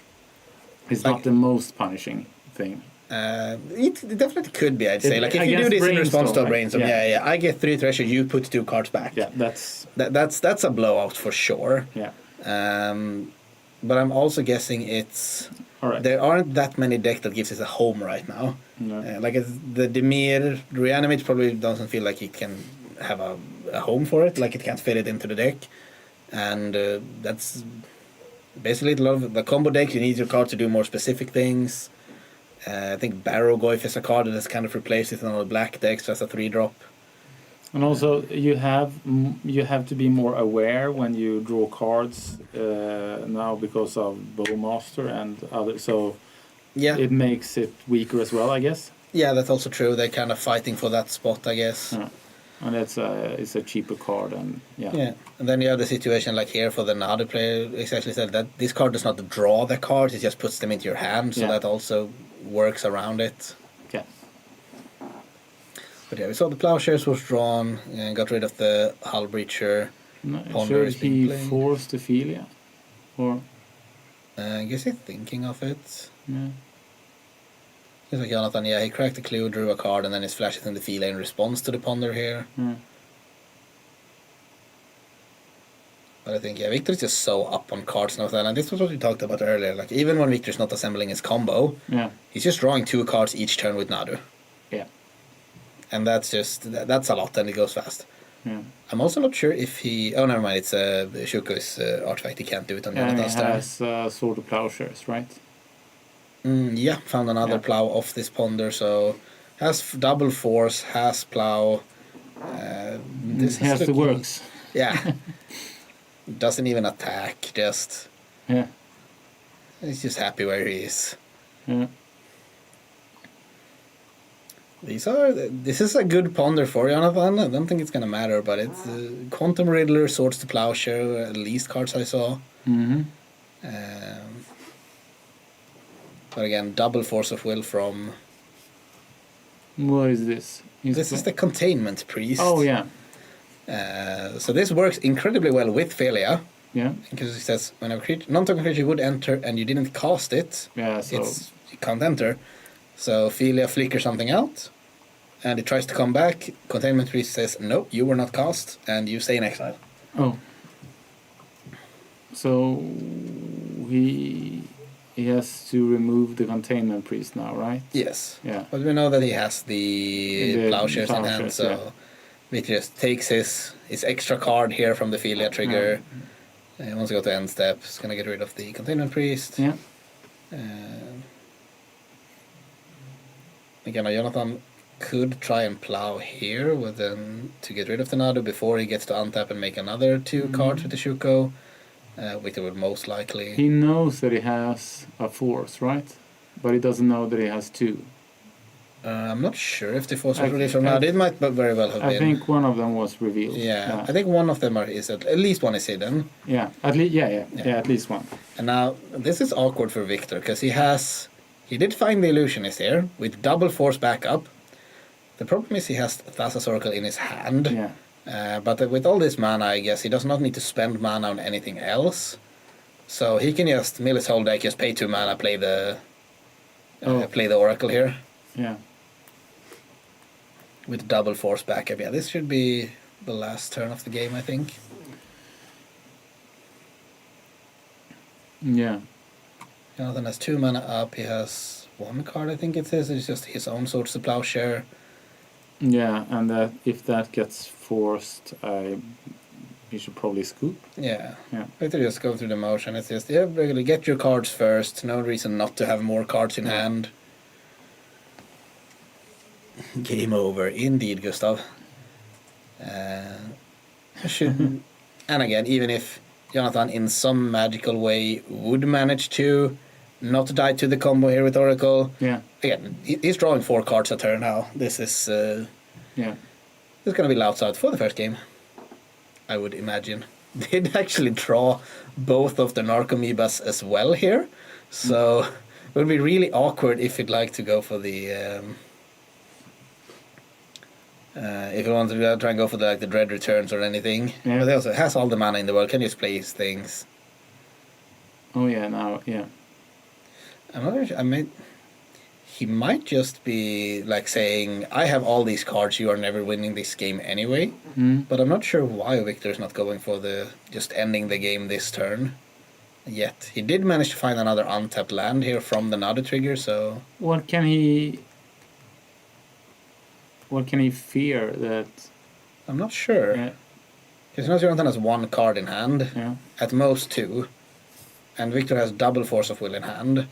So I'm not sure what Jonathan could have here to make him not want to go for it. But also I am not a breakfast player, so what do I know? It goes to discard. Yeah, even had the days as well. It's it feels like it would be wrapped up, but he also, again, he's so far ahead here. There's no reason to... But it's something he's afraid of. Seems like that. Maybe it's just like, I can't imagine what I'm afraid of now, but I don't have to take the risk. Why hasn't he scooped? He might, yeah. I mean, Jonathan does not have a reason to scoop until Victor goes for it. It doesn't, but yeah. Yeah.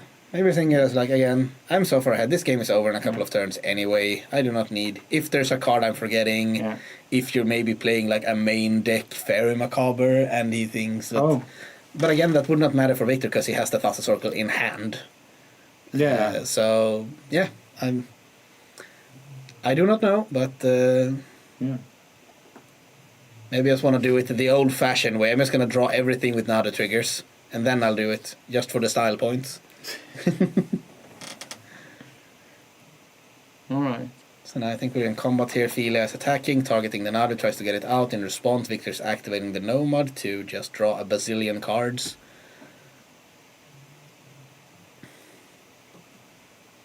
Picks up his 10 remaining cards in deck. Did have a land left to fetch. Do you mill cards when you target the Cephalid with the core ability? Yes, you should. The Cephalid should be worded basically the same as now, that you always, as soon as you target it with anything, when Cephalid becomes target of spell or ability, put the top 3 cards in your library into your graveyard. So with Nadu in play, you just get both triggers. Alright. So see, Nadu did get exiled. Ophelia hit for 2, I'm imagining. Warps in the Riddler. Want to draw 2 cards. He's very conservative with his forces. Yeah. I think Victor is really in a position where I don't know what it is I should be afraid of, but I am afraid of it. Yeah. Just this game, I'm so far ahead this game, how do I mess this up? And that's a real question you need to ask yourself, because I've been on the wrong end of that a couple of times as well. It's you feel like you're so far ahead, there's no way to actually lose this game, and you manage to find the one line that lost you the game. And sometimes could be because you're too cautious, sometimes not cautious enough. Maybe scared of Consign. That's possible. That is a card Jonathan has already shown that he's playing in the main deck. I'm thinking last turn... You can consign and copy it. Yeah, replicate 2 times now. But I guess actually he had the Treasure last turn as well. That is actually a good card. But he also had Daze double Force of Will last turn. And Jonathan had 3 mana available. So that should have been with 1 card in hand. So even if Consign is the last card... Did he have... Yeah, he had to have 2 cards to pitch 2 other blue Yeah, cards. to pitch for sure. Yeah.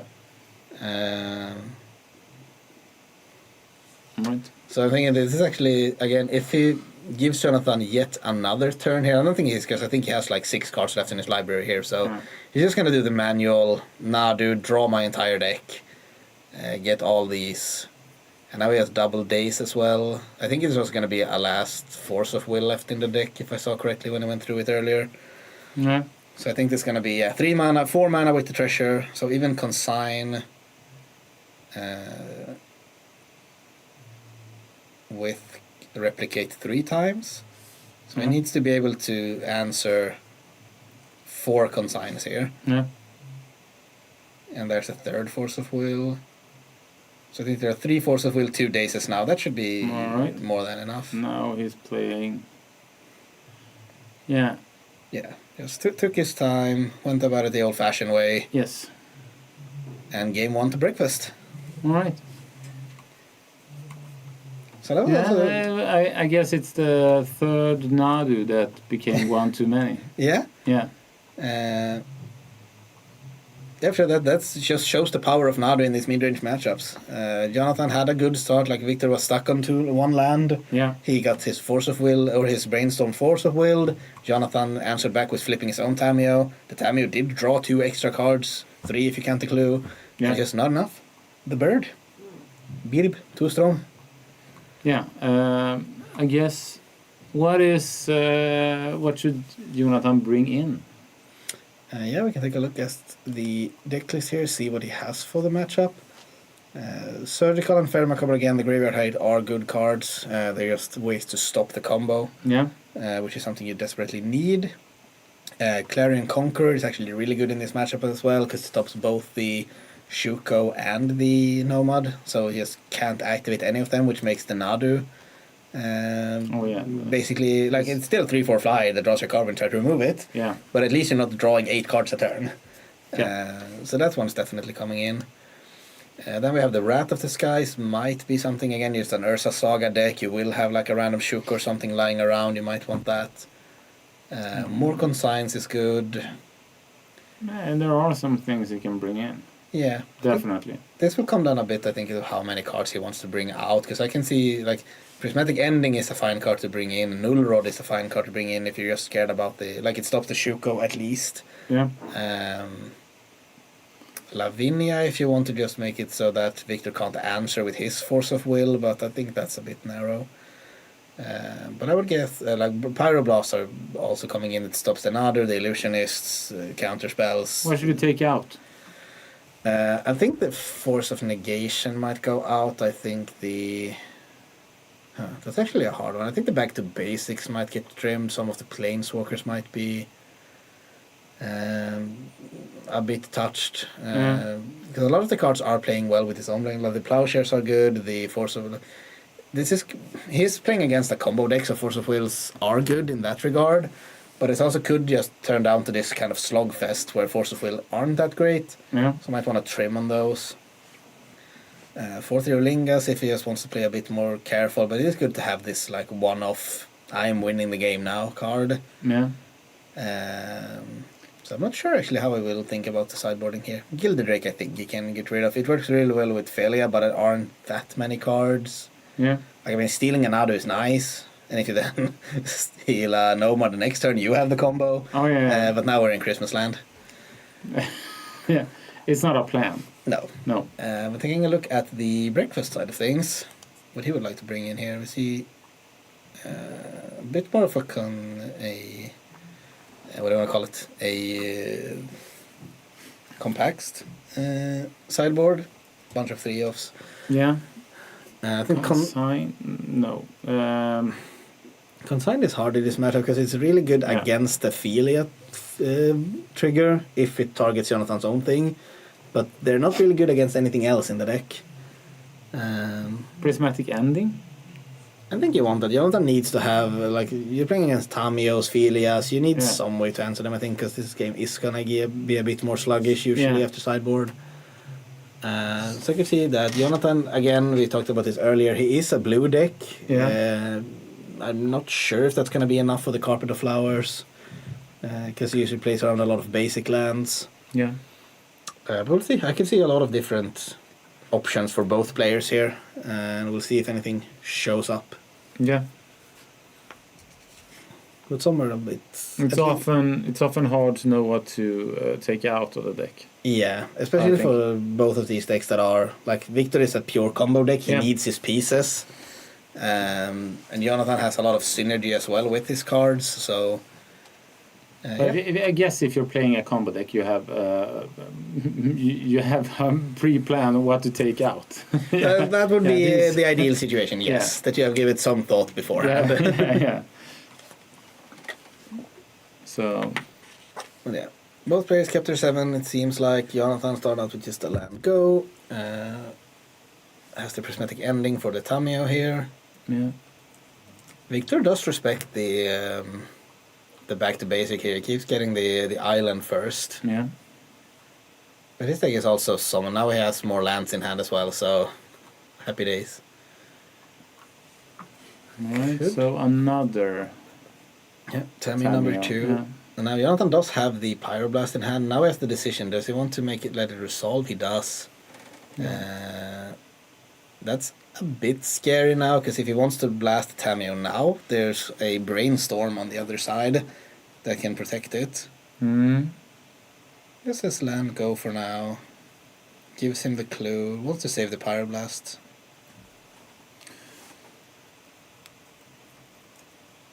You're saving it for a Brainstorm or something. Yeah, maybe he hopes to nag a Nader this turn with it on the way down. Yeah. Because we saw how incredibly powerful that was last game. Also has the Philia now in end step. I don't think he has a great combo with it yet. No. But just having Philia in play, like if Victor, now he taps a mana here, he can always just flicker out the clue token or just get this small value. Yes. Yeah, Ponder for Victor keeps up the fetch and the Brainstorm. Finds Nomad, finds Force of Will. Already has the Shuko pending. Another land. So Nomad is one part of the combo, but it still hasn't found the other half.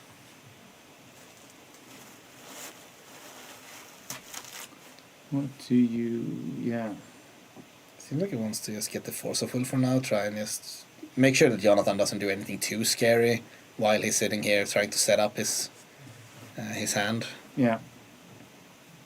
Yeah. Uses the Archive as a mini way to get rid of a card he doesn't like. Yeah. So just put the Nomad straight up in the yard. So yeah, does not want the redundant combo piece here. Yeah, probably why he checked the top 3 cards over and over. Yeah. Yeah. Yeah, there's a lot of these micro decisions. Playing Bond with Brainstorm, it's not easy. And you have fetch lands, you have survey lands, you have a lot of ways to manipulate the top of your deck. Yeah. Okay, Jonathan here has the Feel attempts again, as we said. He does not really have a combo with it, but that's, again, one of the things I like about Feel. Just this, now it just nullified the clue from Tameo. It's just gone.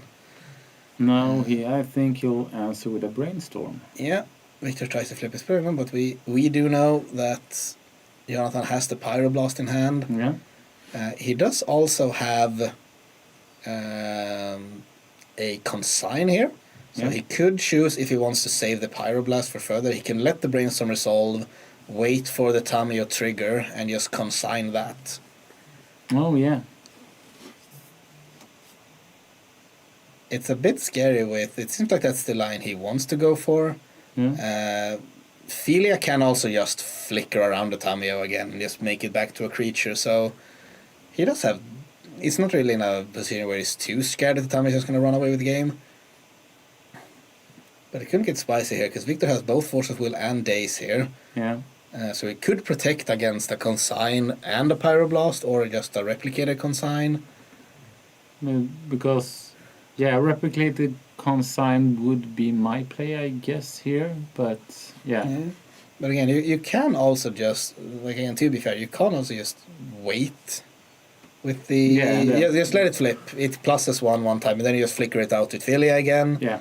And try to consign it on the way back instead. Yeah. Just let it happen. wants to save his cards. Like, and because this plus doesn't really accomplish anything. No. With the prismatic ending, though, on the side of Victor, this could get a bit rough. Because now Jonathan needs the Pyroblast to resolve to actually get rid of the Tamiyo. And with Force Days back up, that's... might not happen. Shuko, alright. Yeah. So yeah, gonna try Pyroblast here. Victor, I'm assuming, is gonna answer with the Force, probably pitching the Days.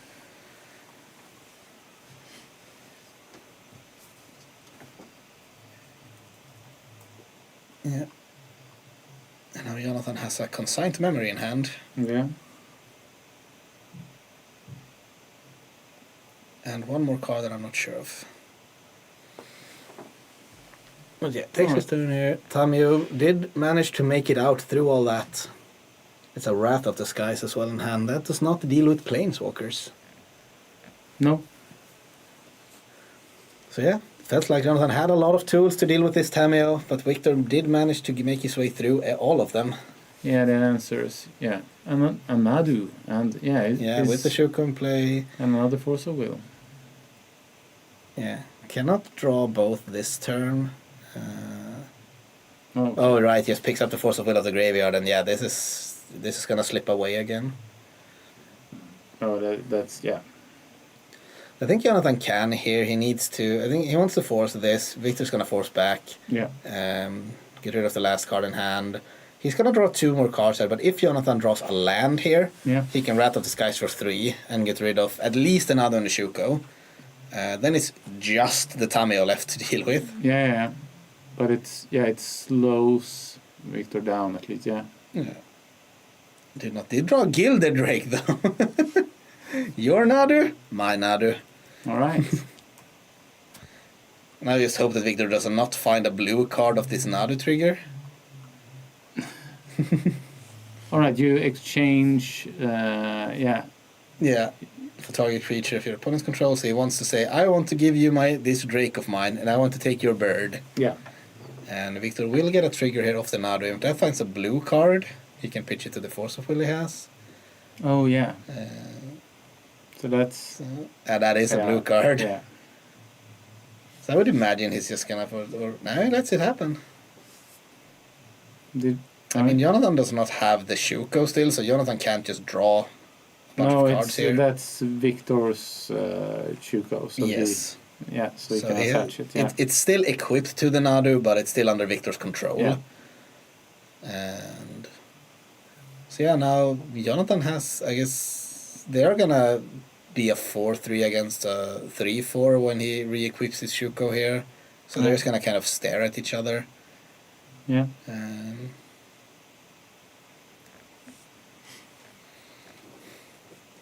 Do you think he realized that he could force it and chose or didn't? I'm pretty sure it feels like he reacted to the trigger. He knows he has the card in his hand. Okay. Yeah. Or no, wait, I am silly again. Obviously, when the Gilded Drake has already entered the play targeting the Nadu, it's already in play. Yeah. So it's obviously not on the stack anymore. So he can't force it. Yeah. I don't know what I'm saying today. Yeah, but it's well, Magic is hard. You're in good company. So. Yeah.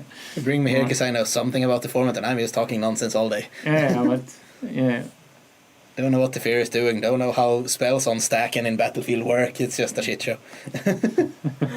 But we're here anyway. We're having fun. True. That's the most important part. So brainstorm for Jonathan here. Tries to find... So I'm interested in this choice of... like Victor is... we've seen a lot of players on stream. Perhaps it's to be friendly to us broadcasting. But he's showing his hand because they have been... he has shown them before, I guess. So they're all revealed. So if you're playing competitive, is this custom? Or do you make your opponent write the cards? I would say that depends a lot on both the level of the competitive tournament and how close do you know the guy you're playing against. This is a lot more usual on like common RCQs and stuff than it is on an RC. Where the stakes are a bit higher. Yeah. But also, like, if you're playing everyone's friend, then it's pretty common. I usually do it myself, and I know a lot of friends are doing it as well. Like, if you're playing on this kind of stage with someone you know, you can just leave them up.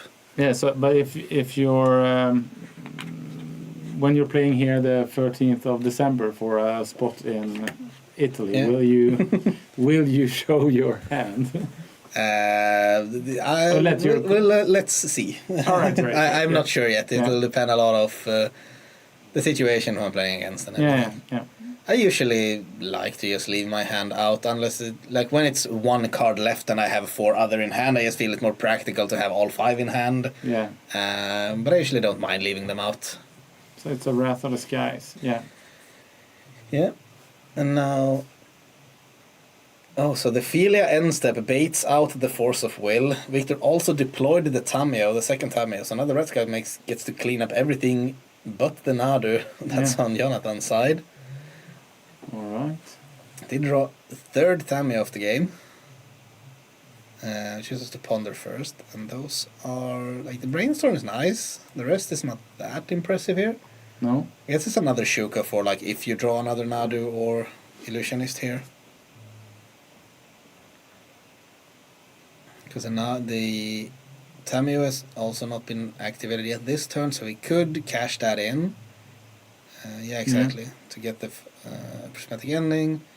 Now Jonathan is gonna get a Nadu trigger. Yeah. Wants to take a shuffle first. So let's see if we can find a... Yeah, takes a Surveil, just check out what's on top before you draw so it. he has to... What?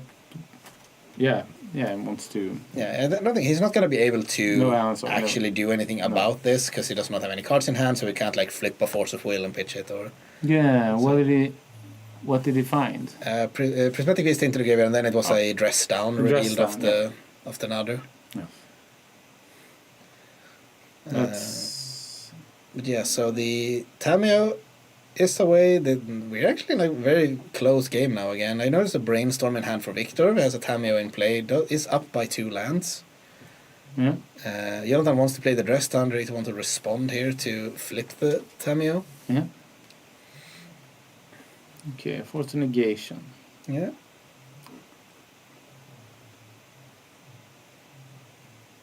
And a consign on the transformation of the Tamiyo, so yeah. All right. Yeah. So it's going to be the card Jonathan draws here. He's done 1 land in play and drew a Brainstorm. So I guess Victor is slightly better off since he has a Tamiyo. Yeah, the Tamiyo is one of the cards. It's able to run away with the game. Or maybe even more than slightly better off, yeah. Yeah, I think the Tamiyo plus a land against no cards in play when they stress down should go away here at the end step. Yeah, and he can hold up a Force of Negation. Yeah. Okay, yeah. Oh no, I guess Jonathan played it at his own end step, the dress down, so it just stayed during Victor's turn as well. Yeah. But yeah, Jonathan did find the Pyroblast, but Victor, with the Force of Negation, keeps his Tamiyo around. The Surgical we see here from Jonathan coming into... not doing that much right now. So Victor is most likely to start to pull away on cards here. Yeah. Has 7 lands to Jonathan's 5, has the incredibly powerful Tamiyo in play, draws an extra card every turn. Yeah, and he has a Surgical, okay. Yeah. Oh, another Nadu. Yeah? Yeah. Doesn't do too much here, yeah. Just begins by drawing the card. Chooses to pass with Force of Will up instead of deploying the Nadu here. Yeah, I think that's a good choice. And hopefully gets... Doesn't he want to... Yeah.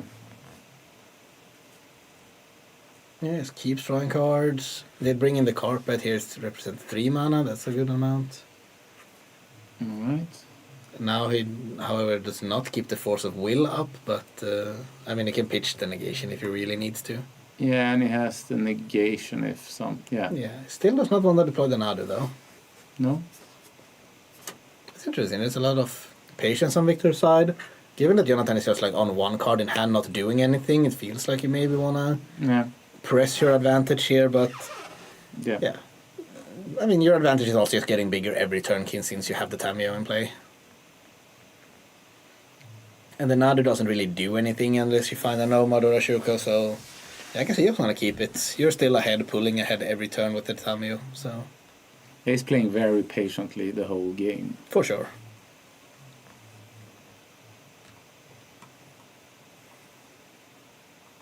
Source the Plowshares. Alright.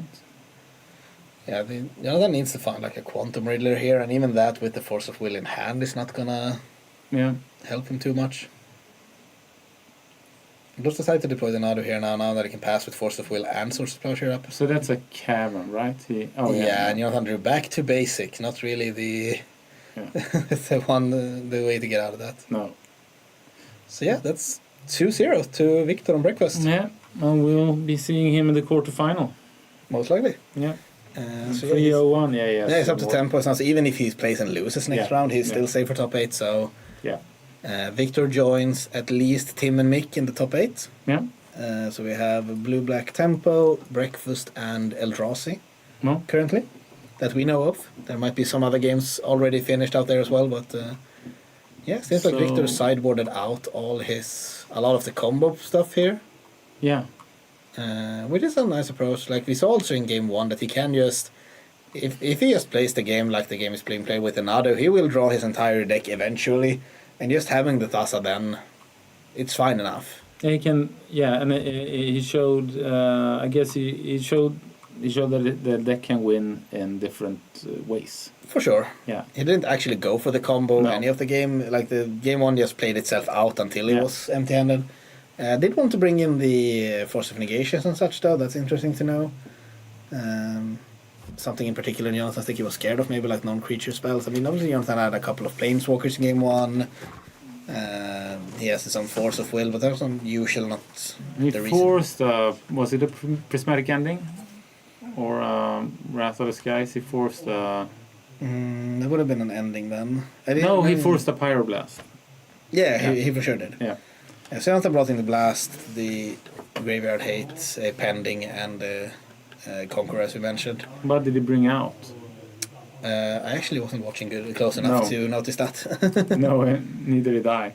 But we did see that Victor brought out a lot of his combo elements. He brought out all the Illusionists and the Dread Return and the Memory.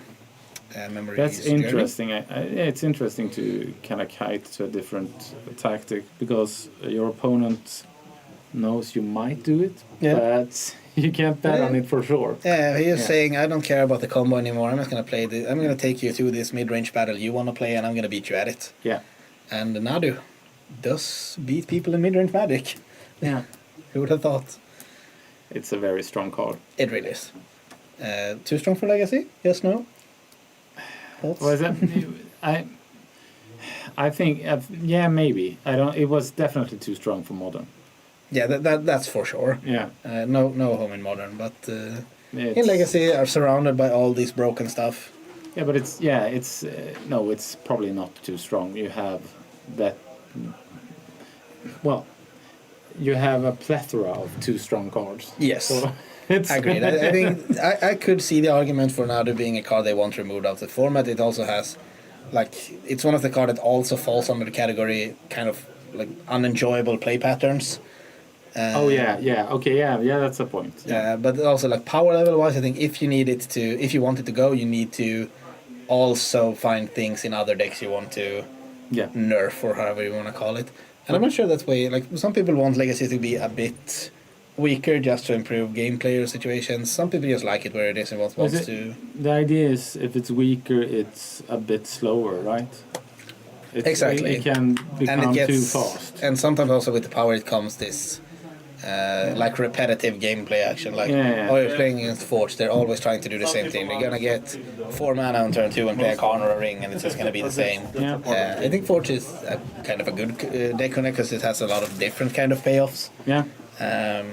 But you don't want decks to just be too repetitive and just do the same thing over and over. Play repetitive play patterns that are hard to interact with. Yeah, you don't want all of the decks to sit against each other and play solitaire, right? Exactly. Yeah.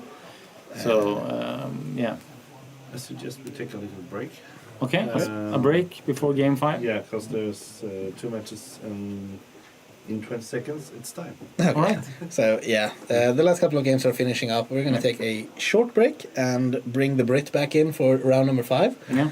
And we'll see you shortly. And this Swede will disappear. Trading Swede for Brex. One of them at least.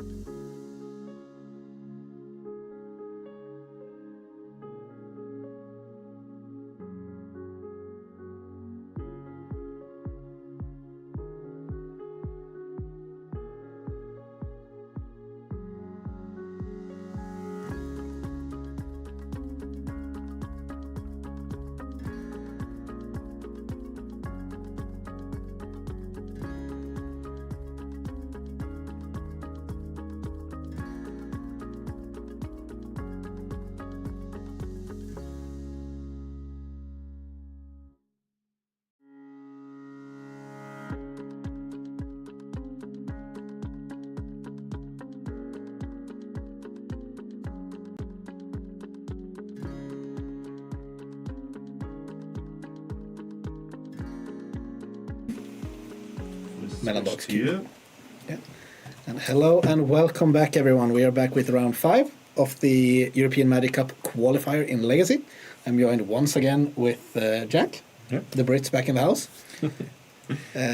You're enjoying yourself? Yeah, I'm having a great day. I'm looking forward to this next matchup especially. I was hoping we'd get to see these decks. Yeah. Why don't you tell the people, what do we have in store for the round? We were looking at an Izzet tempo deck, right? Yeah. So we got another mid-range-ish one. I can't remember the title of it now, we were looking at Grixis Wizards. Yeah, that was what I was interested in. Yeah. I like playing with the Wizards. I like a bit of Flame of Arnor is in there, right? Yeah, for sure. Interesting card. Yeah. Fun. We had this on the stream earlier with Per. We actually had both of these players on the stream already today. But this is we are now in round 5, as I said, of the tournament. So this is the last round of Swiss. 6 of the top 3 tables could go for an intentional draw in this round and guarantee their place in the top 8. These two, as well as some of our 6-pointers, will need to battle it out. So one of these guys will most likely make it in, and some of the players at 2-2 currently are also playing for a chance to sneak in at 3 and 2. Mm-hmm. But yeah, we have blue cards, red cards, and a little bit of black cards from Per's Grixis deck.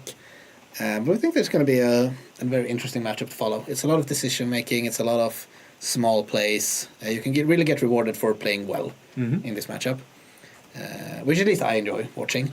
Yeah, definitely.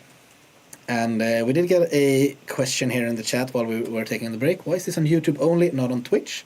That is currently the setup we're going with, but for next year, 2026, we are looking to expand it to do a dual stream on Twitch and YouTube. For now, it's just been, COVID was a thing. It's been a lot of downtime with events and streaming and everything.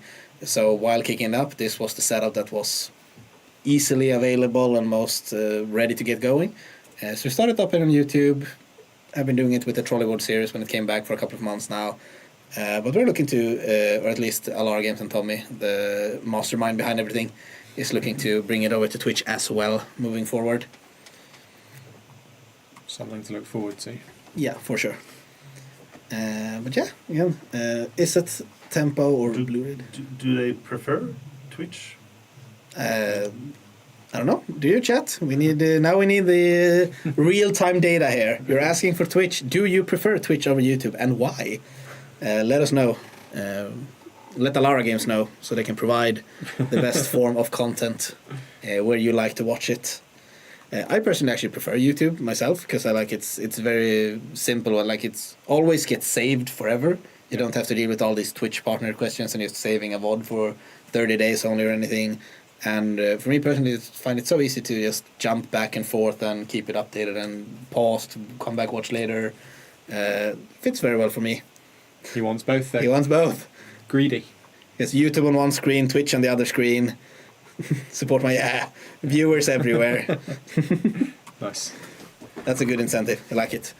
But yeah, so looking forward to 2026 then. We will try and get dual streaming going. Who gets stuck it? Yeah, doesn't really matter for Gustav either. So yeah, it's just I prefer YouTube, but I'm just happy that it's getting streamed. Yeah. Because we get to sit here and talk shit while we're watching good Magic, and you get to watch good Magic and listen to us talk shit. Yeah. So win-win, hopefully. What are we looking for in this game then? Has anyone got a particular advantage over anyone else? I think it's about if I would say the Grixis Wizard deck might be a bit favored because it just has a lot of good tools to slow down the aggressiveness of the Izzet deck. Like we're seeing now in the start. Exactly. That's the thought is here because the Core Steel Cutter is a really strong card in this mid-range matchups. It can produce a lot of creatures, make a lot of pressure. It's hard to 1-for-1 this card. Yeah. Per, however, brings a deck with both Flame of Honor and Colligan's Command, cards that are very good at answering the Steel Cutter.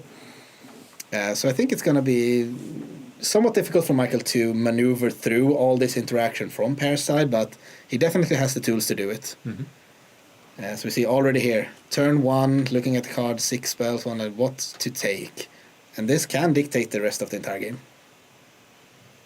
So, Murktide. Yeah, Murktide gone. Traditionally one of the harder cards to interact with once it's landed on the battlefield. So this also this is information for both sides. So now Per obviously knows Michael's entire hand and what he needs to try and play around and what he has to deal with to get into the mid and late game. Yep. Now Michael can say, okay, you took my Murktide in, so you do not have a good answer to Murktide in your deck. He obviously doesn't know exactly what Per is playing, but he knows most likely not like a Molten Collapse in hand or something, like one of these cards that just cleanly answers the Murktide Regent.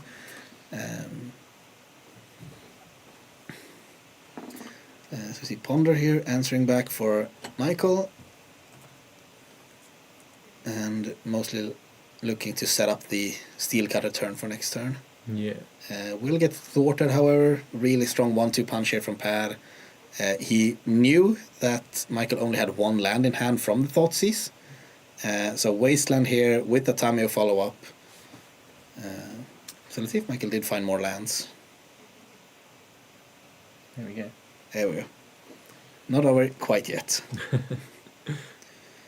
But yeah, Michael also respecting Tameo enough to Force of Will it, spend 2 cards to get rid of this problematic wizard.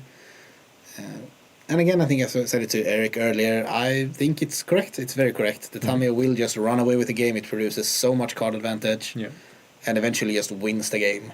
And if you get to flip it over to the Planeswalker side, it's really hard to deal with for a lot of these decks, especially in the main deck. Let's see what the So we've already seen quite a bit of interaction already. Yeah, for sure.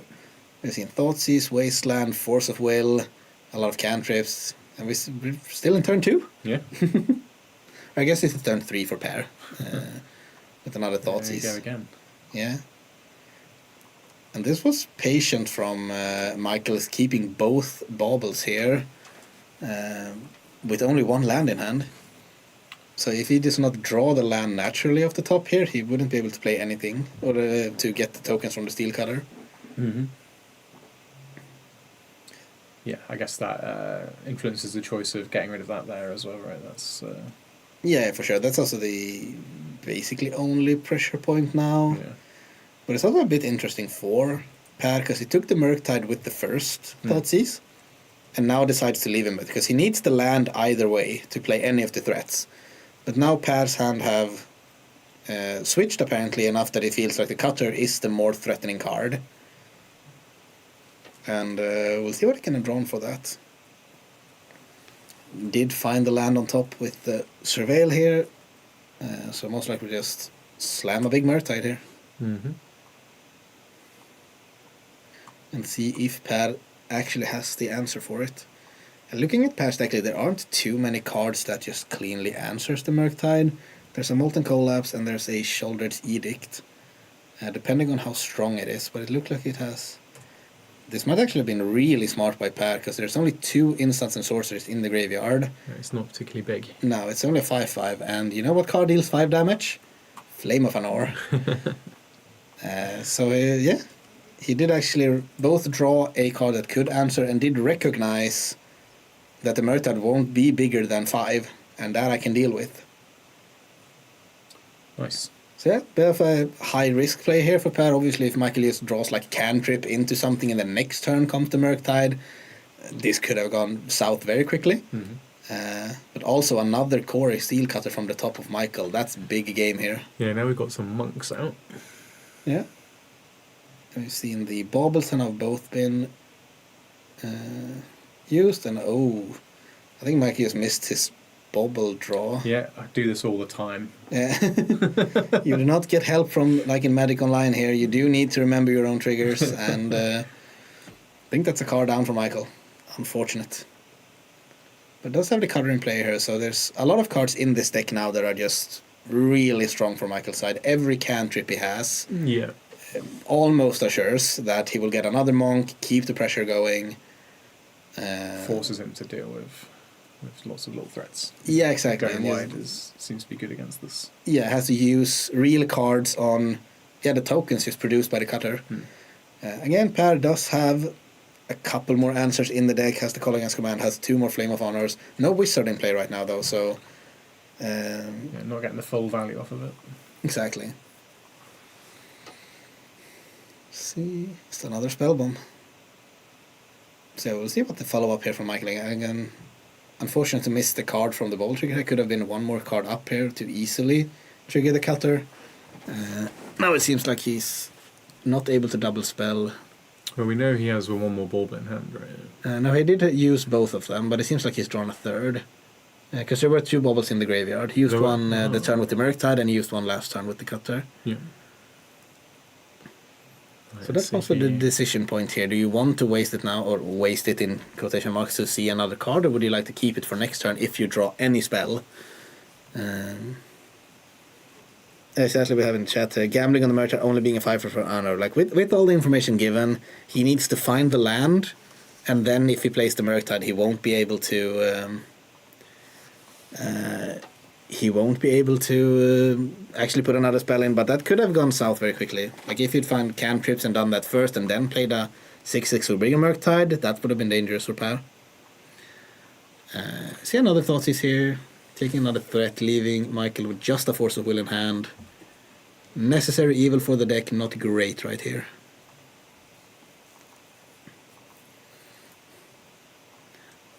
So how do you feel, Jack? Who do you feel is favored right now? Well, I don't know. Both sides are playing very well. I'm a big fan of the Corey Steelcutter. It's what I play in Modern, so I would like to see it go. And then going by their life totals, yeah, it's looking good for Michael. But looks like he's, I guess this can run out of steam, and now he's no cards in hand now. Is that right? Yeah, no player has any cards in hand. Yeah. Per does have a draw with the bauble or with the spell bomb available. And I would say like the average draw in Per's deck is probably a bit stronger than the one in Michael's deck, because he has a lot of these the powerful cards with Colligan's Command, Flame of Honor, or the Thunderstrap Trainer that draws another card. Like he has a lot of these value cards, whereas Michael has a lot more of the tempo cards. So average top deck probably favors Per. He does have 3 more lands in play as well. It gives him more to play with. Yeah. But he's behind on the life total, as you said. Yeah, it definitely isn't everything. But yeah, Michael needs to. It gets harder to trigger those monks. For sure. At this point, right? Did keep 1 card in hand here. We'll see. That's never to forget. Like again, Per is at 7. An attack here through the Snapcaster with a block puts him to 6. That's 2 bolts and you're gone. Yep. That's always an angle these Izzet decks have. You see, Nightbot to see a in bolt. bolts are great. When the opponent is low, the bolts come sniffing. The Nightbot, I prefer YouTube. You can pause and continue. Plus, you can rewind. Yeah, that's kind of my reasoning. I always love it how you. It's a lot easier to just control where you are in the video, I think, or in the stream, and it also just saves automatically to the YouTube page, which is a great plus for me. You see, brainstorm off the top could be anything. I think I saw the call. Yeah, that's both Call Against Command and Flame of Honor here. Per suddenly in a world of riches. Yeah. He's got the wizard to get the maximum value off of Honor if he uses it as well. Yeah. So we're getting rid of the blade now. Yeah, since I draw 2 cards, kill the cutter. Did not leave a black mana open with his Fatal Push. But yeah, now it's starting to look really rough for Michael here. Yeah. And I think Per is smelling blood. Quick untap.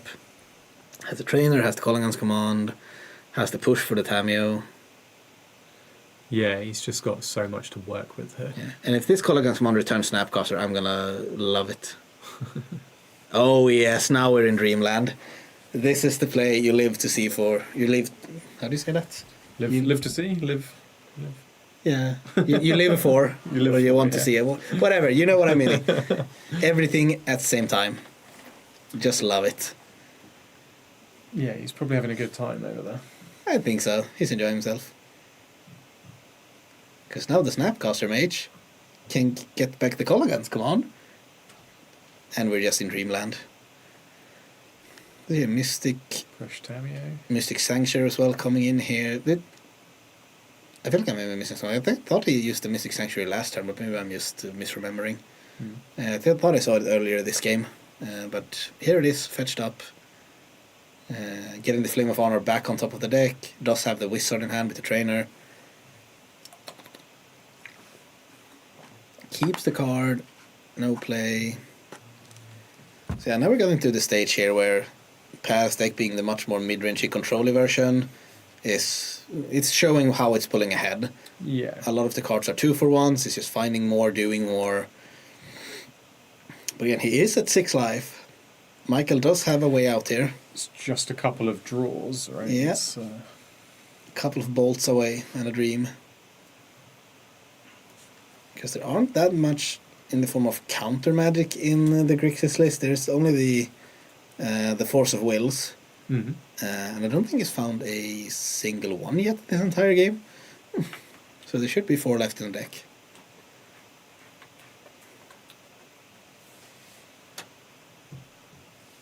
The bolt. I go for the Trainer. No, Michael, you're way out. With the Murktide as a follow-up. Okay, that makes more sense. But it's still just a 5/5. Oh no. So we're going to see him. Yeah, we've seen this dance flamed before. Oh, okay, he pulled out the sun and changed it to Surveillance. That's fair enough. So there's no randomly moving sanctuaries in and out of play. It's just change of mind. Makes more sense.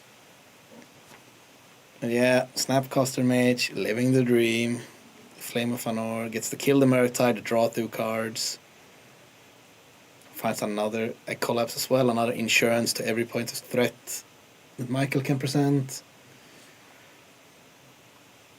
And I guess we're seeing the writings on the wall here soon. Yeah, I don't see there being a way back from this amount of value. No. Michael's not got much going on, to be honest. And Okay, the fetch land looking for the Sanctuary was a Bloodstained Mire even, it seems like. Shad is watching the game, I am not. Very nice. Perfect, we need all the help we can get. But it comes a bit back to, we talked about it a couple of times this game already, like the way out for the Izzet deck here. Double bolt to the face, and he did use one, but he used it on the creature. With Parrot 3 here, this is a very different game. yeah, you maybe have to change how you play up if you know that bolt's there, and always be prepared.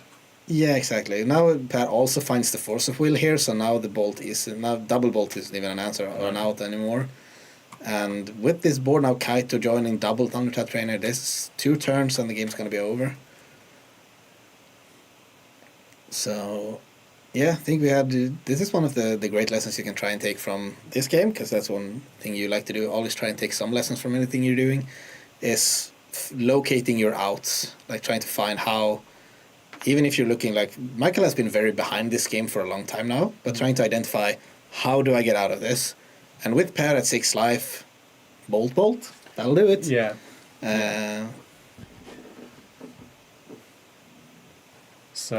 Something I quite like about a lot of these kinds of Izzet decks is sometimes you get that desperate win where you do get to double bolt someone, or you recur something from the graveyard and finish them off or something. It's part of what makes them fun. But no luck there. There's a lot of play to these decks, and obviously like identifying these lines and finding the right path, it's really difficult. So yeah, game 1 goes to Pair with Grixis Wizards. Now we're moving to the fun and incredibly difficult part, sideboarding. Yeah. This is the Izzet deck. The difference maker. You have claimed to be the Izzet player. Tell us. I'm not sure I'm the guy to ask, but you are now. Yeah. The best I could get. No, I really wouldn't know what to pull out here. They're quite similar in their planning. Do you have any ideas what you'd go for? Yeah, I think on traditionally in these kind of mid-range mirrors, you want to shave your Force of Wills, because there aren't really this one card that's going to end the game usually. So you don't want to 2-for-1 yourself, because it's going to come down to card advantage. So those are probably out for both players, I would guess. Being on the play from the Izzet side, I'm guessing all the Dazers are staying in as well. That's also a card you can trim on when you're on the draw a lot of the times, because it's harder to play the tempo game on the draw. But I'm guessing those might stay on the play here. From cards coming in there, we have the Pyroblast. They're going to be really strong against the Tamios, the Snapcaster Trainers. Like Pyroblast is 1 mana answer to anything, kills Kaito, he also does it all. So those are assuredly coming in. Could see some Hydroblast making their way in as well, because one of the stronger cards in Per's deck are the red one with Kolaghan's Command and Flame of Honor. But depends on how many cards he wants to see through. Other than that, I don't think there's going to be a lot from the Izzet side. I think it's just the blasts we're looking at. So from the other side, we have the Grixis Wizard's deck here. He's going to be playing on the draw here. He has a lot of mid-range threats here. We have the Barrogoyfs, we see the Pyroblast here as well. Same story here. They're dealing with Murktide, dealing with Tamio. There's going to be crucial. Barrogoyfs, one of the best sideboard threats in Legacy right now. This comes down really hard for the Izzet deck to deal with. It's just a single copy of Unholy Heat in the Izzet deck to maybe be able to snatch it. But the Barrogoyfs are most likely coming in. The Blasts as well, like we said. The Bowmaster can kill Dragonfly Channelers. It's good against Brainstorms and everything. And I think it's just the same. Like, cards he wants to get rid of is probably just the Force of Wills. You don't want to 2-for-1 yourself in these matchups. So we've had a DRC that's been pushed here in the start. Yeah, good start for both players. That's the best turn 1 play for Michael, and good answer for Per. Does choose to go for basic Swamp here as well, respecting the Wastelands out of Michael's deck. Also really clever, just don't want to get dropped down immediately to not being able to play the game. See a Wasteland of his own here in Per's hand, so depending on what Michael sticks to the board here. I feel like that Wasteland in the last game made quite a bit of difference, right? Getting rid of the other land. For sure, Michael was playing on low land count the entire game. He did somewhat early manage to find his way out of it to play both the Murktide and the follow-up Core, but yeah, there's always those sneaky Wastelands. Just another land and no more threat coming down. This is the difference between, because usually this blue-red deck in Legacy used to play Delver of Secrets, to just have this full 8 or even more 1-mana threats to put down early. And I think it's maybe like the Core Steel card is a really strong card, but it does change how you want to play the deck a bit, because you don't have the option to, like you will have fewer hands to representing 1-drop, keep them safe with the days, protect the queen, win the game. So the deck will play out a bit more like some sort of mid-range strategy a lot of the times, and just try to get the value from the cutter as much as possible. But I think that also plays kind of well into what Per wants to happen, because like if I'm not facing down 3 creatures on turn 2, I'm kind of happy, I guess. Let's see here. Double fetch from Michael. Also see if Per wants to respond to anything. Yeah, just get rid of the graveyard here before the lands enter to stop a potential Murktide coming down. Gets to draw the card with the Spell Bomb. Just have a bit of a shortcutting here coming from Michael's side. Gonna find double Volcanic, I'm guessing. Yeah. So see, I think the best sequence for Michael here would be to be able to drop a Cutter and some sort of 1-mana play. Ideally, maybe just a second Channeler to keep the pressure up. That's the Cutter. Yeah, step 1. Step 2. Bolt Face. That's definitely good enough. You just really need to start making these tokens, start applying the pressure, getting the value out. Hope that Per does not have his Kolaghan's Command in hand. Next turn, most likely set up for another double spell, get another Monk token. And when they start to multiply too much, it's hard for the deck full of 1-for-1s to beat it. Yeah.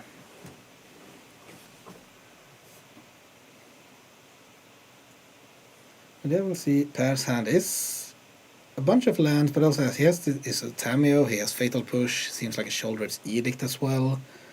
So again, you're not too thrilled about having to like 1-for-1 remove all these Monk tokens, but if it means staying alive, you're gonna do it. Got to be done. Yeah. Let's see. Ponder. That's a great start for the turn here for Michael. Almost assuredly, like assures a double spell this turn. which is going to give him another monk, keep the pressure up.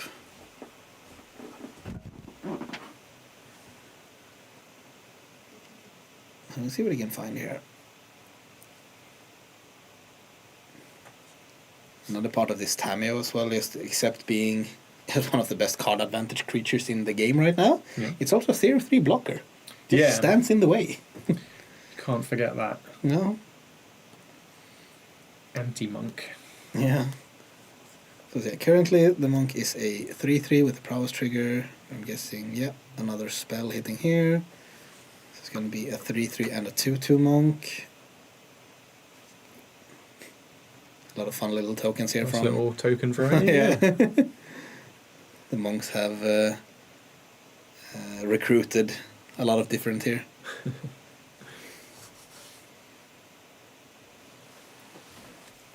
Let's see, it seems like that's it for now. It's going to go to combat. It's a hard balance here as well. Like, do you want to just keep jamming your spells to get more prowess and damage, or do you want to keep them until next turn when you can get more Core Steel Cutter triggers? Well, yeah, I'm removing the Tameo. Yeah.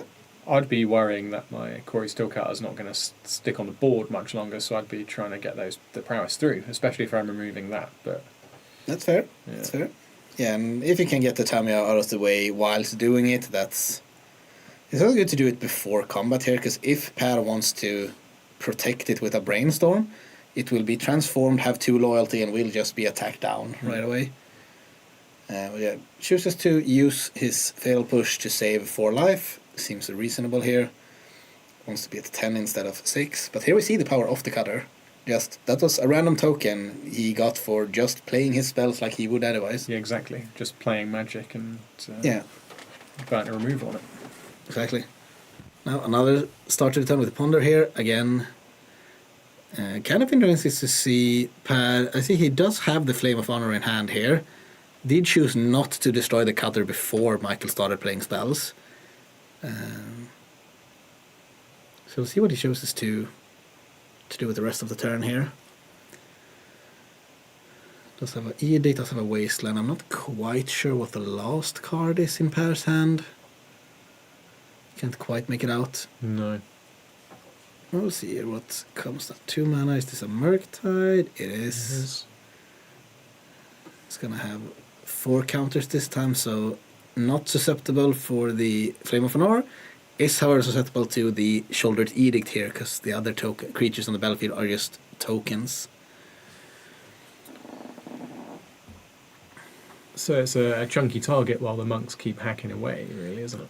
Exactly. You want to use your time to kill my Murktide Regent? Well, these things are still swinging. And now Per has the decision here. He doesn't need to deal with the Murktide this turn, obviously, because it's not attacking. Mm-hmm. I think it's a Lorien Reveal. That's the last card in Per's hand.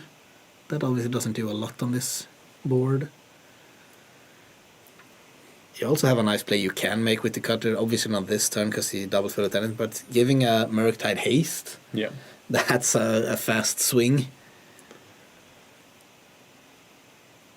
So he's okay. No wizard here. No. Hitting the artifact by the looks of it. Yeah.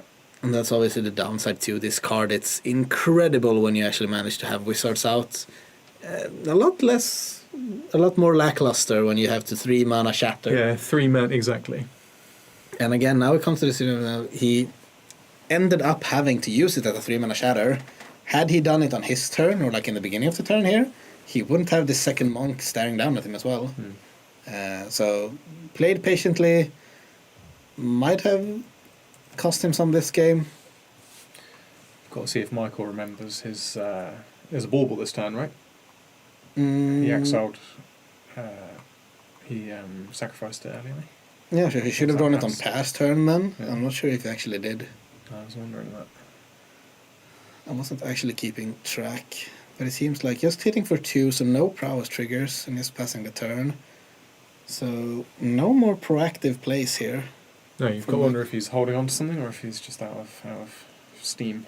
It's most likely just interaction. It's a Daze, Force of Will, Pyroblasts. Because it's basically, he doesn't have any 3-drops that he like to just put down proactively. Maybe like Borrower, but that he needs a 3rd land for. Did not fight over the Molten Collapse. So yeah, I'm guessing it's just going to be like Pyroblasts and maybe a Daze or a Force of Will or something. Yeah. And that's obviously the risk of playing a card like Daze as well. You get to these scenarios when your opponent's at 5 mana playing 1 and 2 mana spells. You're not likely going to find a target for it. No.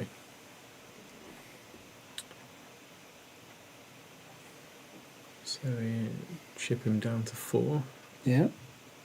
Almost back to the bolt range. Yeah, almost. Not quite though. Yeah. That's also a card that could be in hand for Michael. Yeah, another Murktide also makes a lot of sense. With an empty graveyard and 2 mana, it's not gonna... Yeah, this is currently lethal. Not anymore. Blocker in the way. Mm-hmm. Oh, finds the red blast as well. Oh, and the flame. Oh, that's even better. The 3/3 Murktide dies as well as the 5/5 Murktide. It's also gonna give him 2 more cards for pair to work with. Yep. Really strong turn here. But again, there we found the Daze target. We talked about it. Yeah. What cards could Michael be holding here? 3 cards in hand, not doing anything. Has to be something. So now pass down to 1. That's not a good place to be. No. And again, Murta, there aren't that many clean answers to it. The Flame was 1. Did draw Pyroblast as well, so they did find another one. But again, there are a bunch of cards in Michael's hand he's not using. So then the question is it the Force of Will? Is it just more Dazes? What are we working with? The upkeep Pyroblast. Bye-bye to the Regent. Yeah, did work, so no Force blue card at least. We're getting... Yeah, Pyroblast so back. the 1 gets through and it's over, yeah. Yeah. Cool.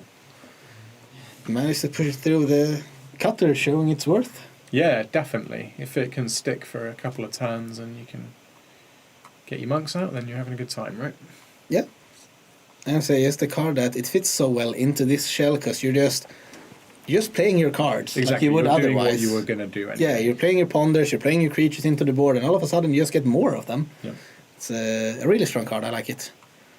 So yeah, game 3 here. Gonna be a lot harder for the Izzet deck to push through, seeing as it's gonna be on the draw now. Exactly. So Pair will have a lot more time to set it up, to keep the threats at bay before they start to punch him too much in the face. Mm-hmm. But you called the blasts there. They made a huge difference. Yeah. They're very strong in this legacy format, and they're going to be a mainstay for every deck that can play them. Most likely for until the end of time. Yeah. You always want a hose blue. For sure. Blue is the best color, you gotta host it somehow. But yeah, I think most likely there's gonna be too many changes here in the sideboard. As like I said before the last game, there might be some re-evaluation of specifically the card Daze from Michael's side. Other than that, I think they're gonna be the cards are gonna be good play or draw, so they're most likely just gonna keep it more or less like it is. Yeah. I don't think Pad has any real difference makers, play or draw dependent, so should be a quick shuffle up here again. And yeah, so this is game 3 now going in. This is the last round for today of the Swiss event. After this, we're gonna go straight into the top 8. We have a bunch of sweet decks already going in. I know we have Dimir mid-tempo. We have a blue-white Zoo deck with Ocelot, Prides, Mockingbirds, and Guide of Souls and all Ocelots. I've not seen that one in play yet, yeah. No, I watched it a bit outside. He had 6 Ocelot Prides in play one turn. He gained 126 cats at the end step. Wow. Yeah. Try not to make an inappropriate joke now. Who's the player? It's Anders from Göteborg. Yeah. Anders Mogren Karlsson brought the kiddies in Legacy, and I couldn't love him more for it. So yeah, that's one of the decks. We have Eldrazi, we have, I think Cloudpost is one of the decks making it in as well.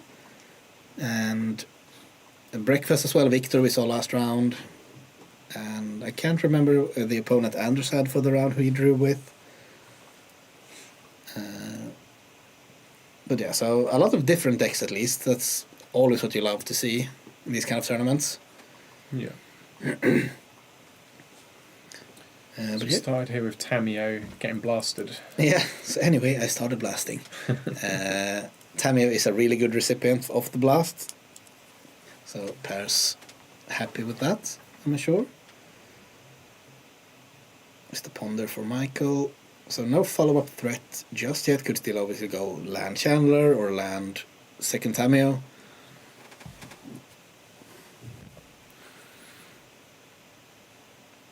Let's see.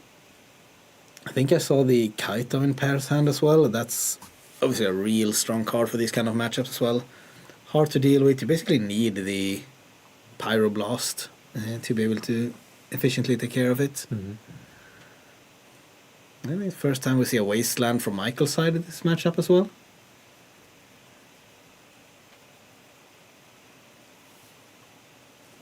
And now Per starts respecting it, getting the basics. How do you feel? Have you managed to form an opinion yet? Are you fetching basics around the Wasteland, or are you... Well, it's made a difference in this game. So well, in the previous matches. So possibly. Yeah. Yeah, I think that's one of the hardest part of this. Like when you want to do it, when you need to do it. Like I always think that was the first fetch land from Per. It seems like if you look at his graveyard, so obviously didn't have the choice to play around Wasteland this game. But yeah, it's really hard. And also, like, for this last fetch he used, he already had a non-basic left in play, so you're already kind of weak to the second Wasteland. Do you want to play around the third Wasteland and get the basic, or do you just want to, like, you're already wasting something, I might as well just have good mana once the second Wasteland has happened. That's what brings me. It seems like he's found another fetch land at least, so is drawing his way somewhat out of it. So yeah, Michael took the approach. He tried to just get Per to stumble a bit. He did not manage so far, and now he has to rebuild himself, sitting at no lands in play start of the turn.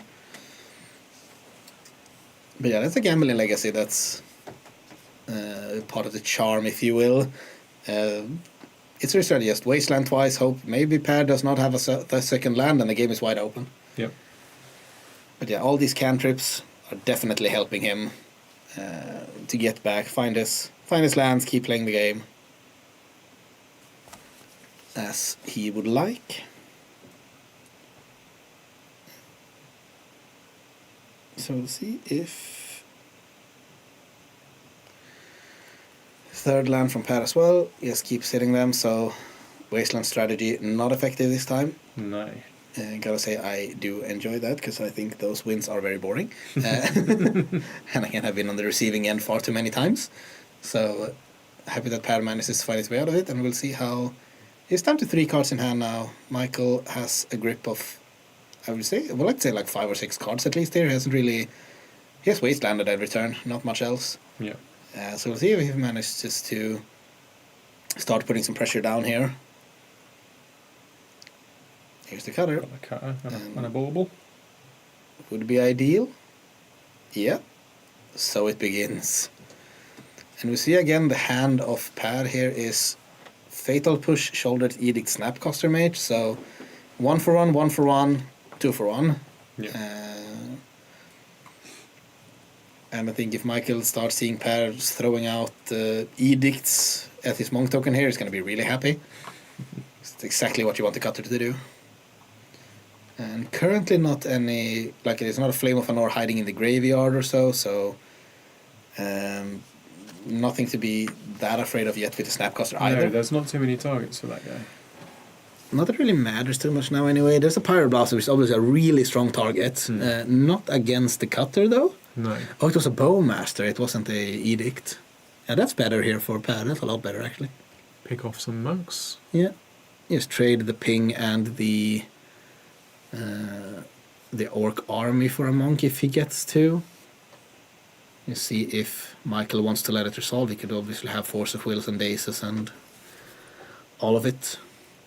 Yeah. Force of Will, yeah. Which is a Murktide, that is a commitment though. Ooh, yeah, that's a price. Yeah.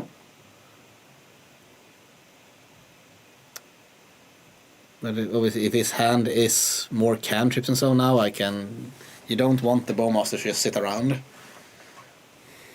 No, definitely not. Because then it's the other side. You're just trying to play your game, and instead of just gaining tokens, you're also just taking damage and building an army on the other side. We'll see here. The cutter is on the board, going live. 4th land for Per here. Seems like he's gonna go digging with the Snapcaster here, maybe.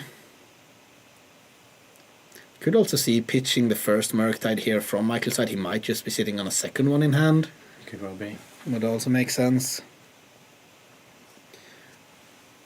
Land 3 coming down. Cutter number 2. Another cutter.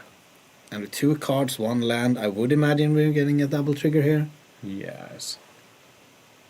And so there's Snapcaster. I'm guessing he's gonna get a brainstorm. Just try and find an answer here. Force blue card, please. No. What can we see? It's Colligan's command Brainstorm Wasteland. So the command will be able to deal with one of the cutters next turn. Yeah. But it's slow. It's slow, and it's gonna be a lot of damage happening before that.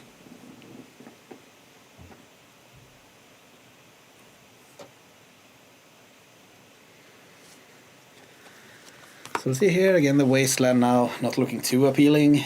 Both players have the lands they need. Cutter results, and I'm guessing there's gonna be here comes the fetch. There's gonna be a follow up.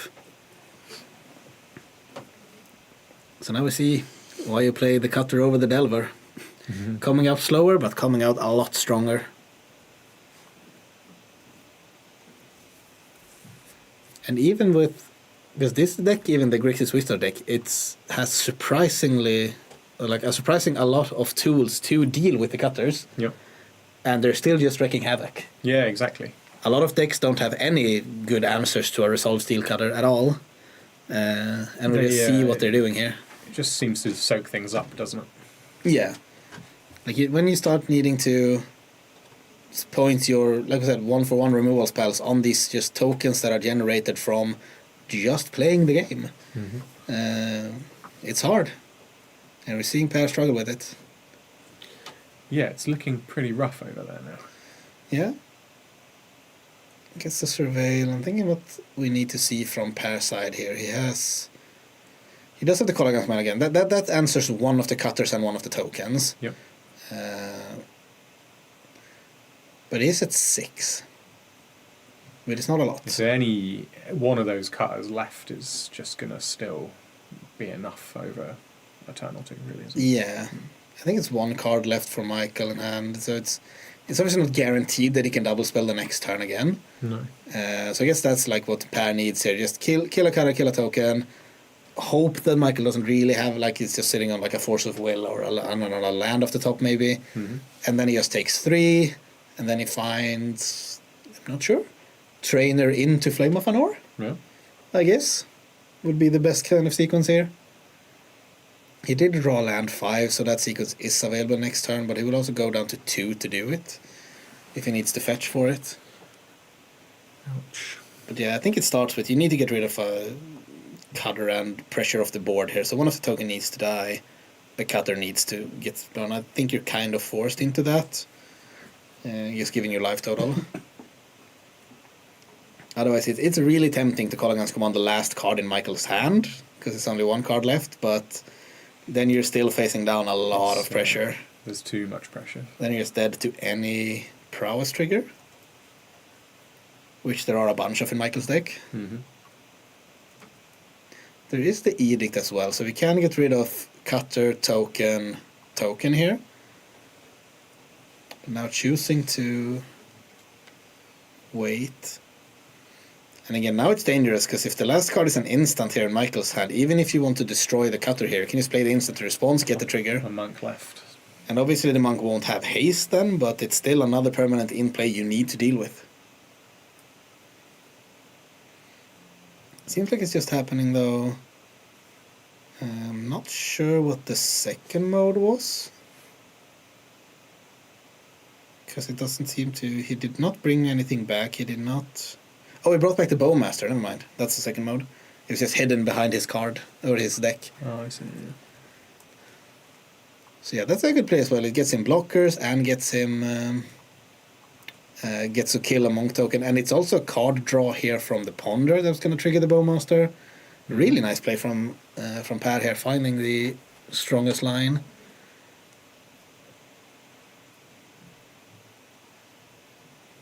So this is still with the prowess trigger on the stack here. Ping the monk. Yeah. But it's still, he is at 5. There's still 1 cutter left.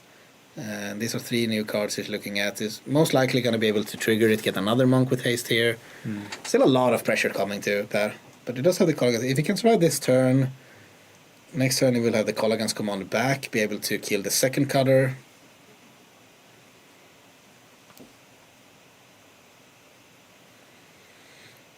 So let's see what Michael seems to find here.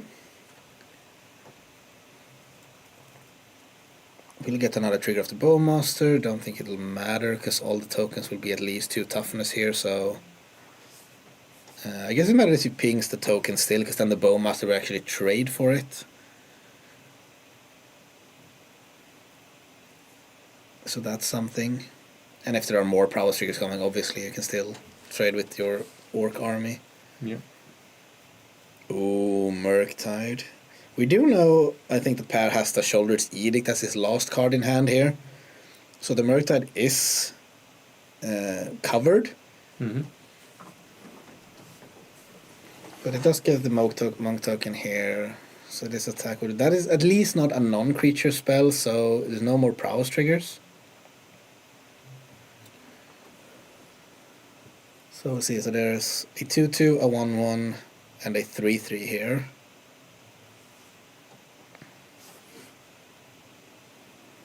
So I guess you could do the line, just try to block, kill both of the...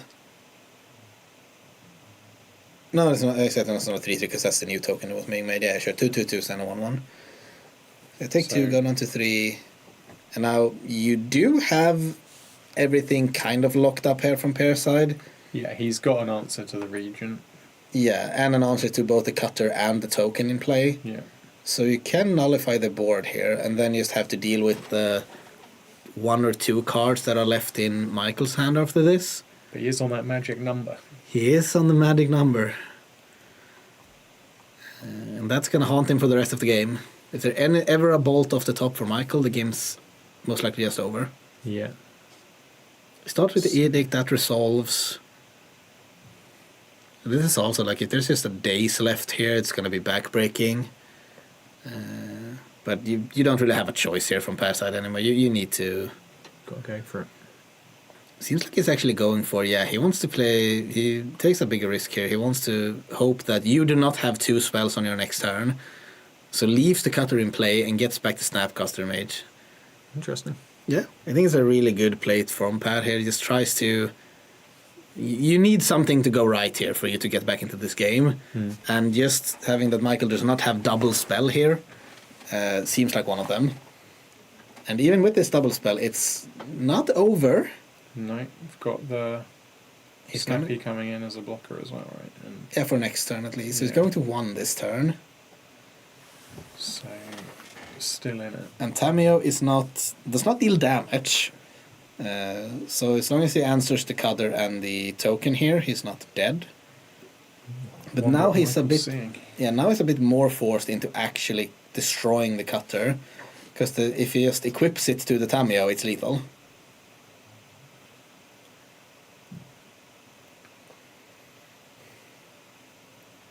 But through a Barrow Goyf, that doesn't do it. No. Tameo flies. Yeah, Tameo does fly. I think Per just realized it. Like, oh wait, you do not need to give me lifelink here. And Snapcaster Column, again, that can answer the cutter. It can answer the monk token. It cannot answer the Tameo. But you need to destroy the cutter then, and just have like your Snapcaster trade with the token, hopefully. Per just leaving the Barrow Goyf open here, just, you know it, now it's here. Giving you information, hope it doesn't matter. You know what would be great for Pad here? A cutter of its own. Yeah. Get the Barrogoyf haste. Swing for like 6 lifelink. That'd been great. Yeah, just takes away both of the actual damaging threats here. And now Michael does need to find something somewhat soon here. So next turn there will be a Barrogoyf, and I'm guessing it's at least 5-6 big because of the artifacts in the graveyards. Yep. And if that connects even once, this game is going to start slipping away to the other side. Yeah, it's lost at that point, I think, right? Yeah. So, And it seems like nothing from Michael here. I really wonder what's in his hand here. He has 2 cards, no play, and drew a fatal push from Pat as well. That's big. Yeah, we're starting to look for the bolt here. Can we find it? All he's got left, really, if with that lifelink on board, right? I think so. Obviously, like another big Murktide maybe can help. Like you gain 5 life, you're still at 6. The Murktide is still lethal if there's another instant source in the graveyard. I don't think there is though. There are a lot of creatures, land, and artifacts in the graveyard. Yeah, exactly. So yeah, counting up the Barrogoyf here. There's 5. It's just another land from Michael. Well, that's got to feel painful. Yeah, but also really impressive play by Paddy. He's made a lot of decisions here to just keep him in the game. Yeah, definitely. Managing to squeeze out the value from every card, finding the position against a double steel cutter. Mm-hmm.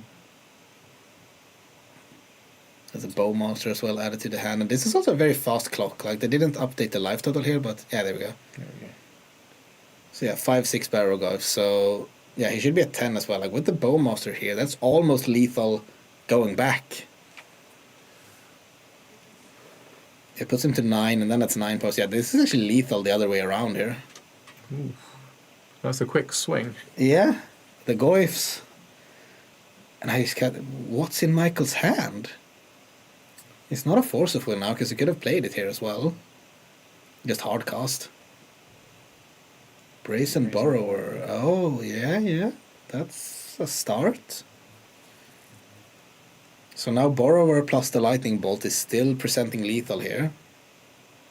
Pad does have a Fatal Push, does not have... He will have Revolt for the remaining of this turn. So actually does have the Borrower covered as well here if he goes for the end step on Michael's side. Which he feels kind of forced or priced into to do here. Mm-hmm. So with another push off the top here of Pad, that's... Now it's looking really... Obviously, he still has 2 cards left in hand. I'm not sure what it is. They're playing the Borrower. Push happens. Still no response from Michael. What is in your hand? Preordain. That is not a sign of strength to start it off. No. This has been a really great game. This has been a great game, yeah. I'm happy we got to showcase it here. All 3 games. A lot of back and forth. A lot of good decision makings. Yeah, I'm very impressed with some of Per's moves there. We haven't been able to predict them either in a lot of ways. He's impressed. And this is just lethal of the Bowmasters. I guess he might have missed like the first ping of the period, but yeah, that's it. There we go. What a swing. Yeah, taking it back. Really well played. Sick game. A sick game indeed. I'm just really curious what was in Michael's hand there at the end. But yeah. Amazing gameplay. Yeah. That's the legacy we like to see. Yeah. You got to hate those games when you're playing and you get someone down to 1 and they pull it back like that. Yeah, it's obviously never good to be on the receiving end of that, but you gotta respect it. And yeah, we'll see. As Tommy went out, he's gonna look around, see if there are some players still playing. Otherwise, we're gonna head over to the top 8 in a while. Into the top 8, yeah. Well, yeah. Exciting. Yeah. Yeah, we can hear them from the row. They're talking about exactly the same. I realized he needed to kill the cutter, otherwise he just equip it to the Tameo and kills him. Get to see a bit of the boarding here as well, see if we were correct. Yeah, Pyroblasts obviously did bring in the price of progress also from Michael's side. I can respect that. You're most likely going to be way ahead in life total a lot of these games, and just having this 1 time 6 damage or something to just end off a game would have been... Like this game would have been a draw, I guess. Yeah.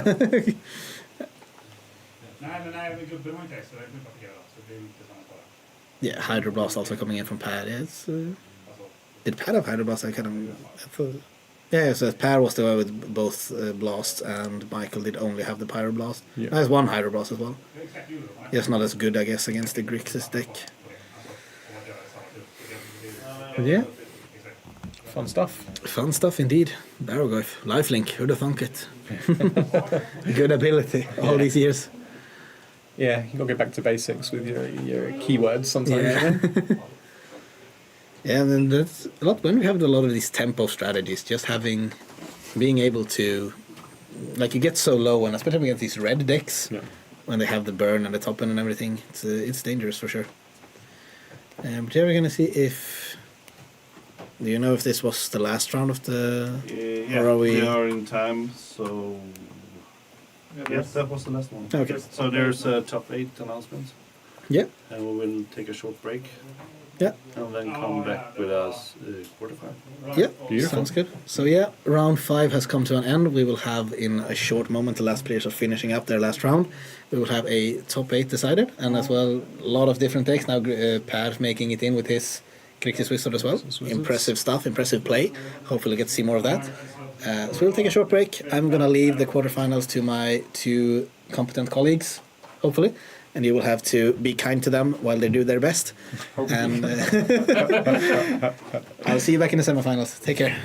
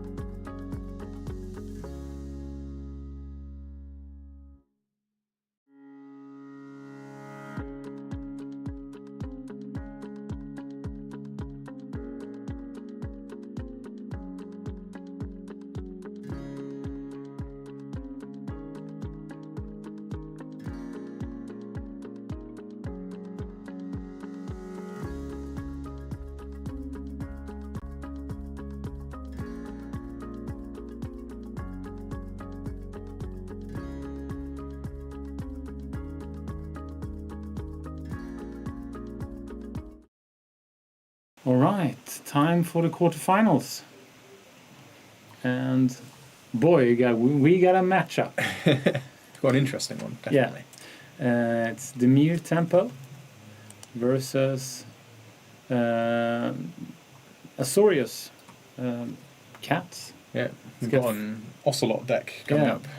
Got 4 cats in it. Yep, just 4 cats. Can't call it cats. Yeah. And then birds that become cats. Yeah. And Tameo, Guide of Souls, Brazen Borrower, yeah. And then on the other side, we're looking at a Murktide deck. A lot of similar stuff to what we were watching in the last game, I guess. You got your borrowers, your bowmasters, your Murktide regents, all the good tempo stuff coming in here. Yeah, you got a lot of good cards leading up to a really powerful Murktide. Mm-hmm. Yeah. And some Orcish Bowmasters and Kaito. Yeah. We have Ninjutsu. Yeah. So, who do you favor? Ooh, I've got no idea coming into this one. It feels like this one could go either way. It really depends on... I've heard some crazy stories of the cats doing some mad stuff out there. 129 cats or something, I think Christoffer was saying in the last game. So, be interesting to see something more like that. Yeah. So definitely not just 4 cats. Yeah, it's, and what do you think? I think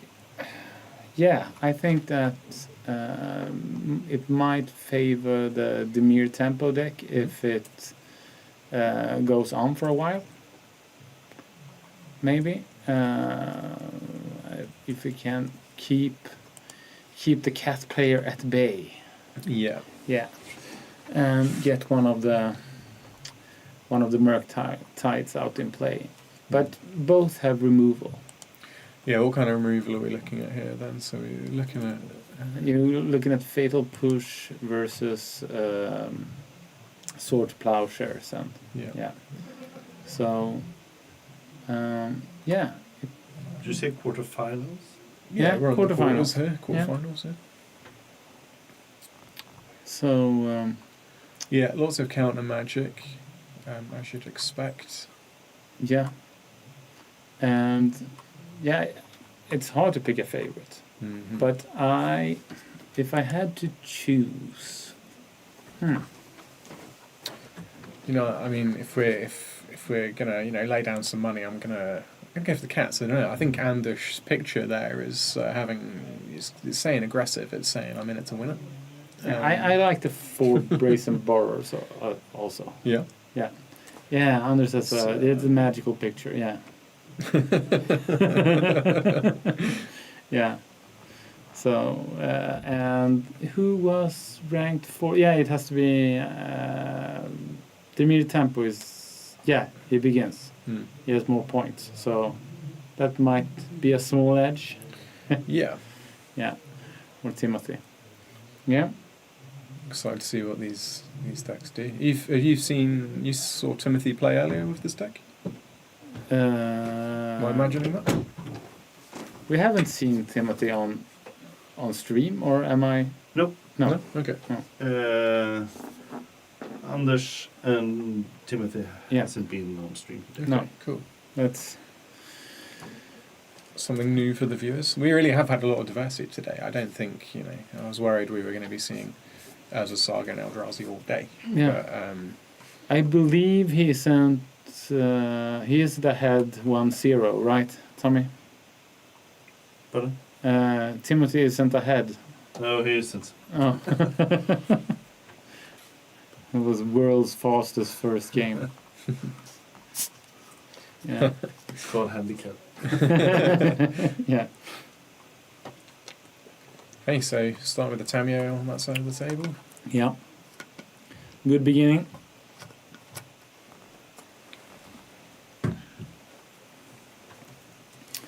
And of course, met with another Tameo. Have you seen him before? Yeah, I've seen it before. What does this Tameo card do again? Yeah. It's No. Consigned. It was dazed. Oh, my bad. Yeah. Mixing up my counter spells, huh? Yeah, but... Alright. So, why... Oh. Never mind. So that's the tempo. Yeah. In the title, right? He's got it right now. Yeah. He's got his Tameo on the board. It's going to do its stuff, and we've Ambush over here a step behind. Yeah. I believe our monitor has frozen. Oh, it's back. Alright. Alright. So a ponder.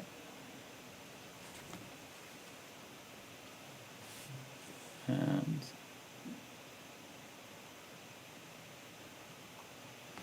okay, so I'm wondering if he's sitting on a plow or something. Could well be.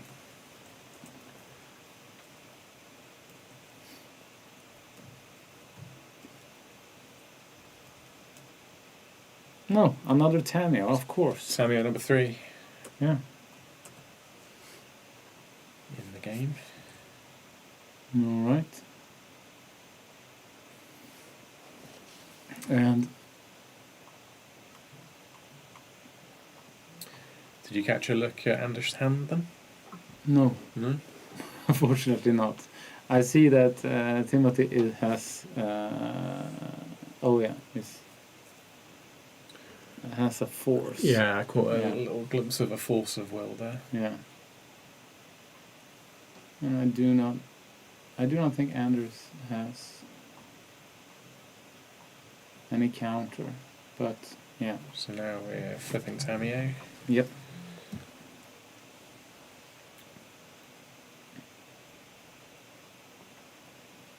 Very nice. And that's more removal for Anders Tamio. And I believe he has a third Tamio. Yeah. He does. And a brainstorm. So all we've seen so far is Tameo and cantrips, if I'm not mistaken. Yeah. And counterspell. The game of magic. Tamio and counter. Tamio and removal. Tameo the Gathering. Yeah. He has some special brainstorms. It's like the art. bleach one. Yeah, it looks bleached. Yeah. Yeah. Is it some when did the bleached brainstorms make it appear? I heard some stories that were kind of a trend or something to just put the Ice Age card or cards Yeah. into the sun. Oh, to Yeah. bleach them. Yeah. Oh. Okay. Right. Perhaps it's one of those sun bleached Yeah. brains. It might Sun-dried brainstorm. Yeah. Delicious. Almost like the tomatoes. Yeah. So this is is it a mockingbird? No. Yeah. Yeah. So he's copying the Goif. Is that Yeah. what we're getting here? And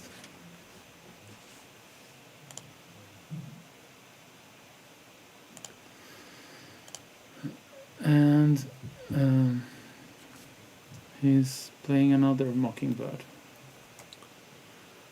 Oh. Okay.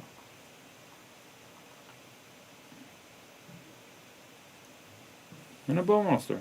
Master's coming out. He's took some naughty counters off of Tameo there, right? So preventing it ultimating, I assume. And, Yeah. And yeah, it's rough to beat an ultimate on Tamio. Yeah. Alright, so now Anders has a force of will, right? Yeah, he's been sitting on I believe. They've both been Yeah. sitting on a force of will all this time. Yeah.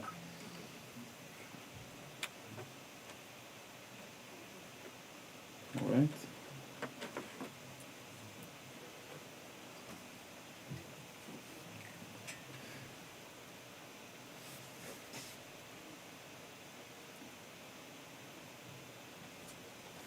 Okay. So.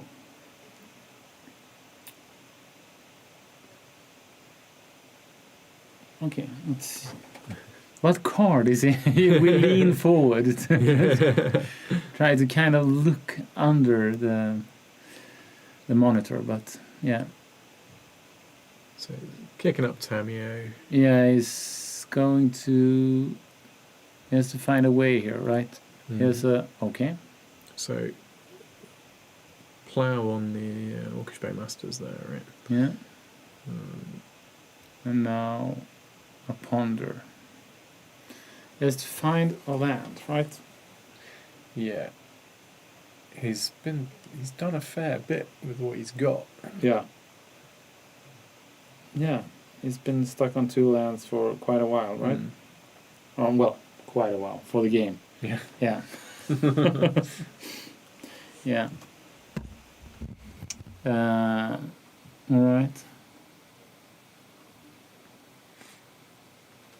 And okay, so it's a land, Swords of Plowshares. All right. So he's attacking. Okay. So I'm not quite sure how big they are right now. Are you? No, they 1/1. They're just 1/1 Yeah. birds right now. Yeah, he's just keeping Tamio from -7. Yeah, so far I feel like that's what we've seen is people, they're fighting to get Tamio to stick, Yeah. flip, and it looks like they're trying to just count up the Out tokens. Tamio each other. Yeah, it's a pretty Tamio-centric game right now. Yeah.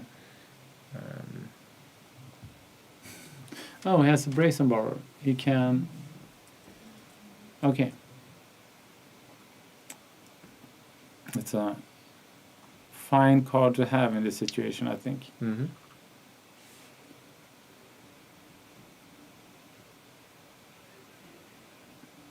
So, that's okay. Yeah. No, still stuck on 2. Right.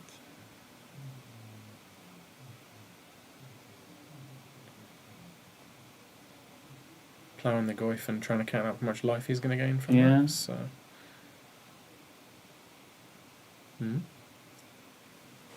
Yeah. Okay, yeah, quite a grindy game so far. I would say so, yes. And Anders is still kept on only two lands. Who do you think there's benefits then in the long run? Well, I kind of like. Well, now I don't know. Before the fatal push. Oh, now yeah, he's buying it back. Yeah, so okay, but actually, I'm not sure. Okay, yeah, he's forcing that. He's got what, force in his hand, right? Or am I? He used to have a force. Yeah. Yeah. All right. Okay. Well, I think I like Anders' hand. Yeah, now I like his situation definitely more. Yeah. Yeah. Yeah. It's a bit of a swing in the last few moments. Yeah. Yeah, the force was important. Yeah. Otherwise.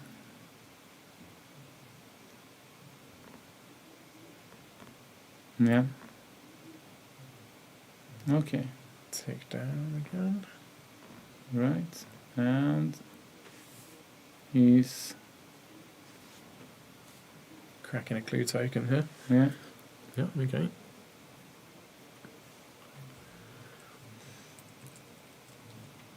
Yeah, he forced Okay, he cracked the clue and he got a force. So he fetched the force to the force. Now he's okay.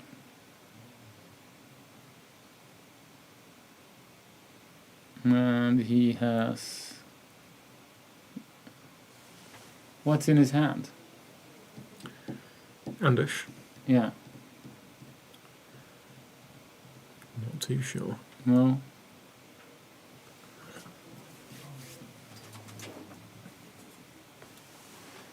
So it's a very sticky, grindy game still now, and but it does look like Anders is coming through. I feel like Timothy's burnt quite a lot of his. Yeah, he's only got 2 lands. Yeah. So he can't play all. He's doing a lot with Everything what he he's got. Yeah. But I would say... Yeah. All right.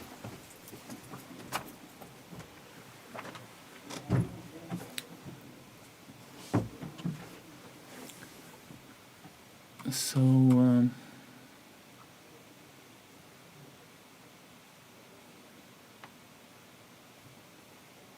right. I believe it was a force, but I'm not sure.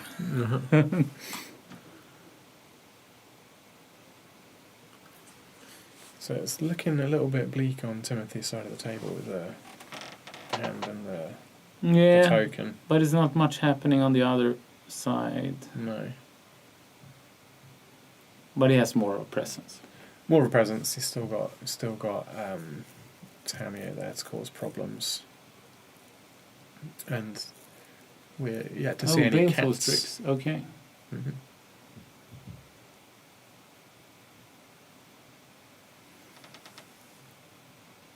All right. No, we got to land, right? Or are my eyes getting old?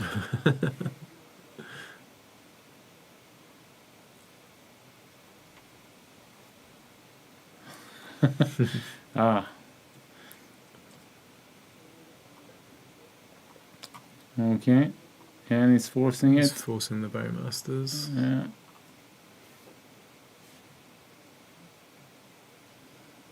Mm-hmm.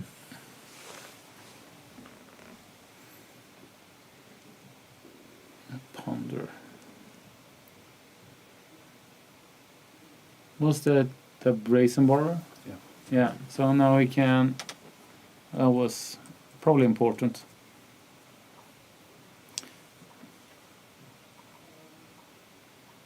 We can bounce Tamio. Yeah.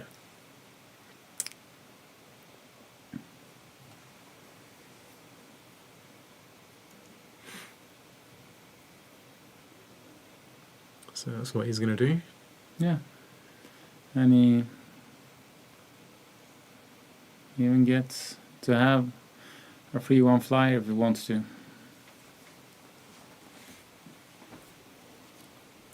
Right, another Tamio. Surprise, surprise. And a cat. Yeah, A okay. cat, That could. yeah. That could. Actually, the name for the actual deck. Yeah. Yeah. 1 of 4. Yeah. One You of could call 129. the deck. Bouncing Tamios. Yeah, or something Tamio.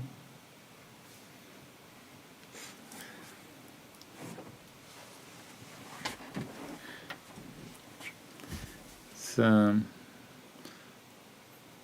but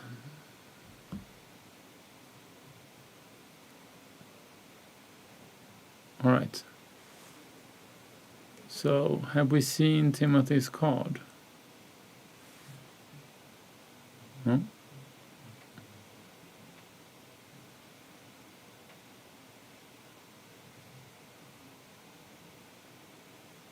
Okay.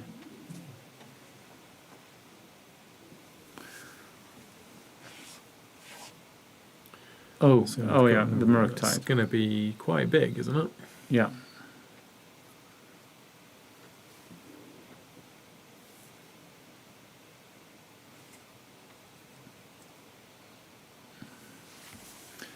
It's gonna be...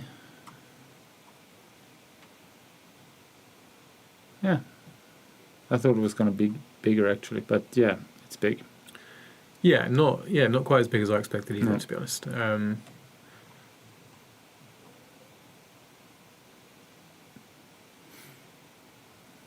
Alright, he's fetching.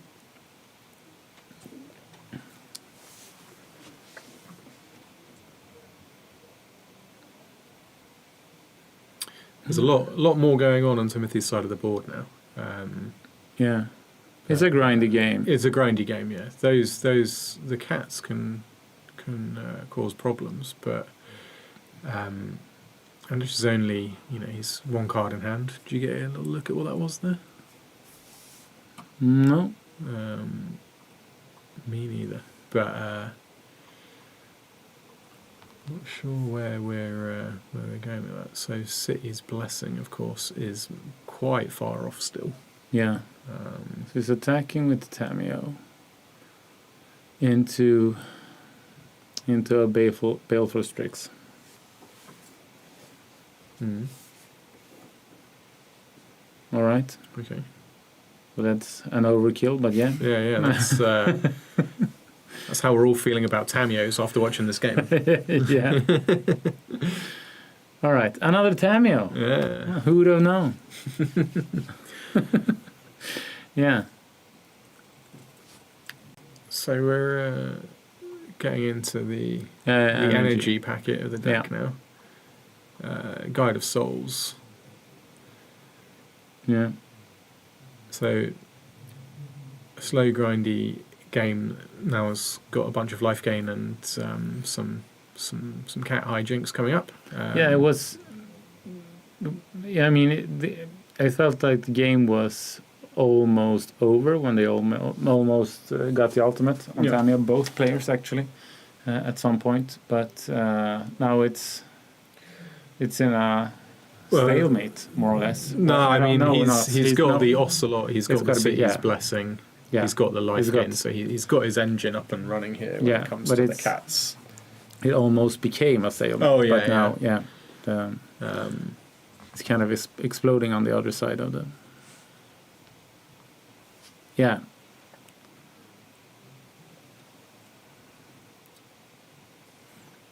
What do you think of the City's Blessing? As a mechanic? Yeah. It's I don't know. I've always thought it's a decent one.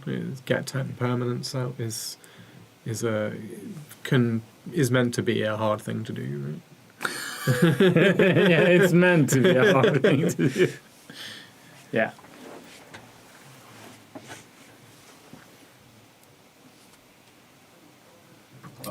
I suppose he was counting the energy as a token. Oh, yeah. But now he has. Oh, we've gone back now. He didn't. Oh yeah, he didn't have the City's Blessing. No. He has 9 permanent. Right? Yeah. Yeah. I may have also done the same thing that Tommy just mentioned. It's easily done. So maybe it's not as easy as we thought to get City's Blessing going. You often take for granted that you're going to get your lands. Okay, so again we're kind of back a few steps now. I believe you had a force. Anders. Yeah, I believe. I think it's the only cards I can spot actually. No one. All right. Yeah. All right.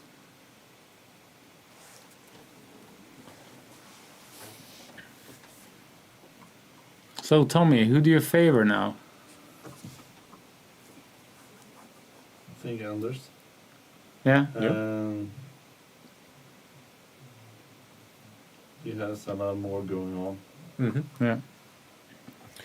Yeah, I don't really know if, like I said earlier, if Timothy has a way out of this. Really, do you know what I mean? He's the cats have a bit of sticking power. They're going to keep making resources.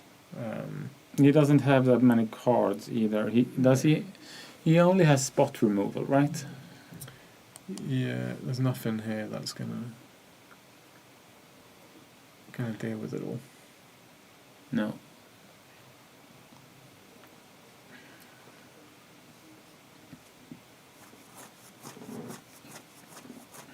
Yeah.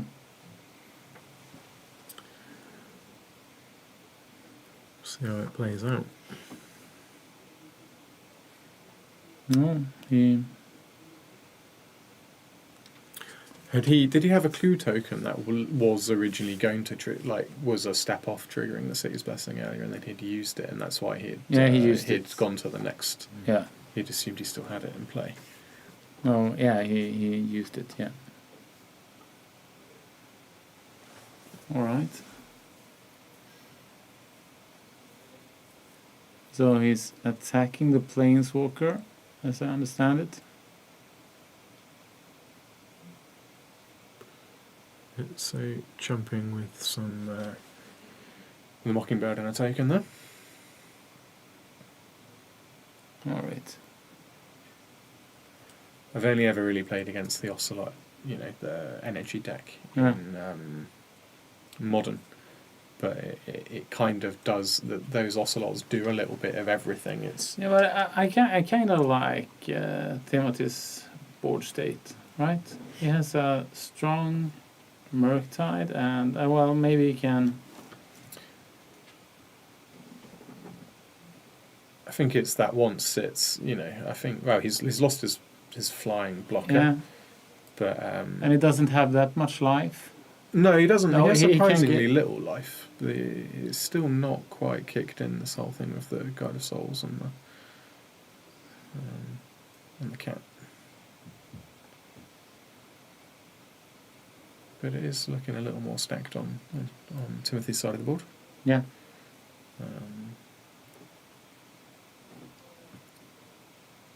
But yeah, it does feel like he's quite a bit more geared up to deal with some maybe chunkier threats and, like you say, spot removal. And I mean, Murktide is a problem here, of course. Murktide is big, yeah, and you have. Yeah, and you have another 3/1 flyer. Oh yeah. yeah, not a problem anymore. No, but you got more life. Yeah. Breaking we're going into commander life totals. Yeah. Soon. We forced some blocks before, and you can.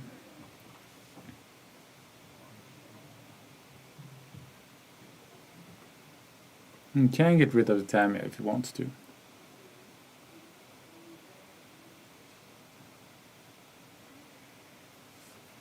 Yeah, the borrower's quite good right now. Yeah. Also, the Baleful Strix with Death Touches. His It's is a it one, -1 but -0? Is it No, it's affected by the Tamio? Oh yeah, that's true. Yeah, of course. So I think that's another good thing with the two. Yeah, that's true. 2/2 York token as well. Is that's going to get through that as well? Maybe, Yeah. if possible, because the Guide of Souls and the Ocelot, they're important pieces. That he's not gonna. There we go. All right. So we say goodbye to Tamio for the how many times now? 6? Yeah. He probably has one another one on the top of his deck. Yeah. Top of the library. Let's see. Oh.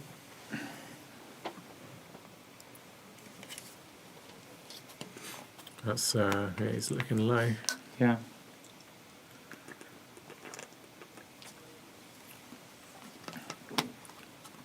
Yeah, it's only. Yeah, he has no flying blockers, right? No. So he has to do something to remove Baleful Strix or Brazen Borrower, right? You need 1 energy. Yeah, 1 energy. Yeah. Got cat number 2. Yeah. Gains a little life. Okay. As it was foretold.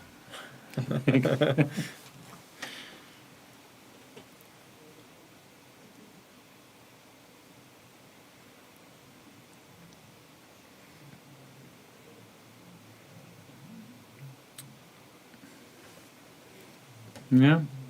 It's a good thing it's 90 minutes for the quarterfinals. Yeah, for sure. There's going to be some people waiting out in the main room for this one. Yeah, it's...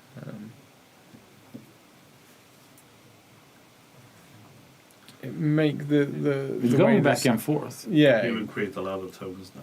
he's going to Yeah. create a lot of tokens now. Yeah. Do you think this will be his death bringer? All those tokens, obviously, it's just more life. It's more tokens. It's Yeah, just yeah. a big circle. Yeah. So, It's, as John Lennon sings, a circle of life. literally. Yeah. So what's that? 6 cats.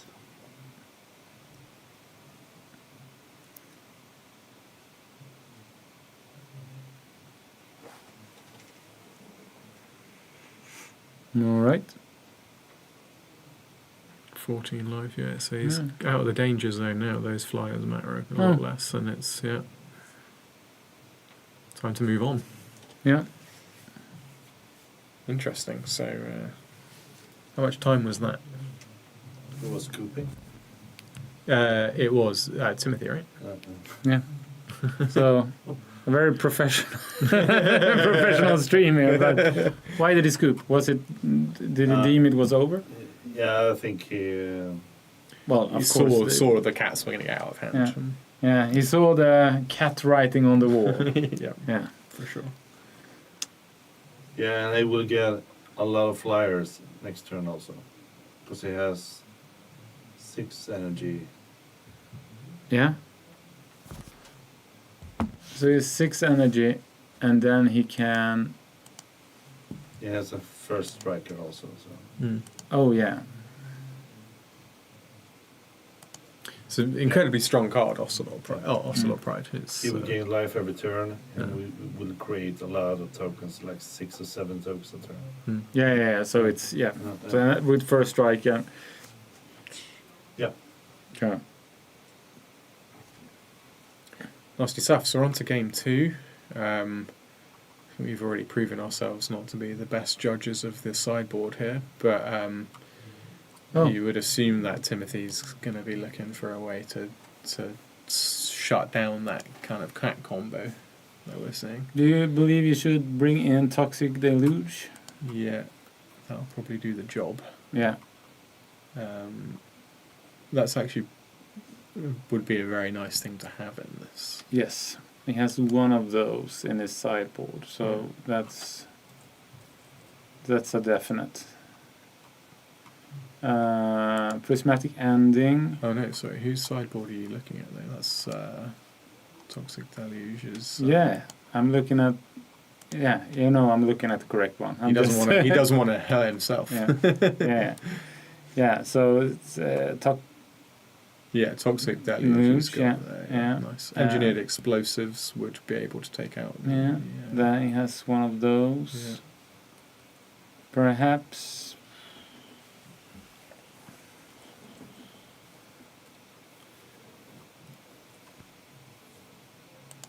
Maybe Shouldered Edict. Hitting the non-tokens. Yeah, or sacrifice a planeswalker. You have some. Right, of course. Yeah. Yeah, good thinking. What do you think's probably coming out on his side then to make these changes? What are? That's always a hard question, right? Yeah, So that's probably the tricky bit, right? What don't you want?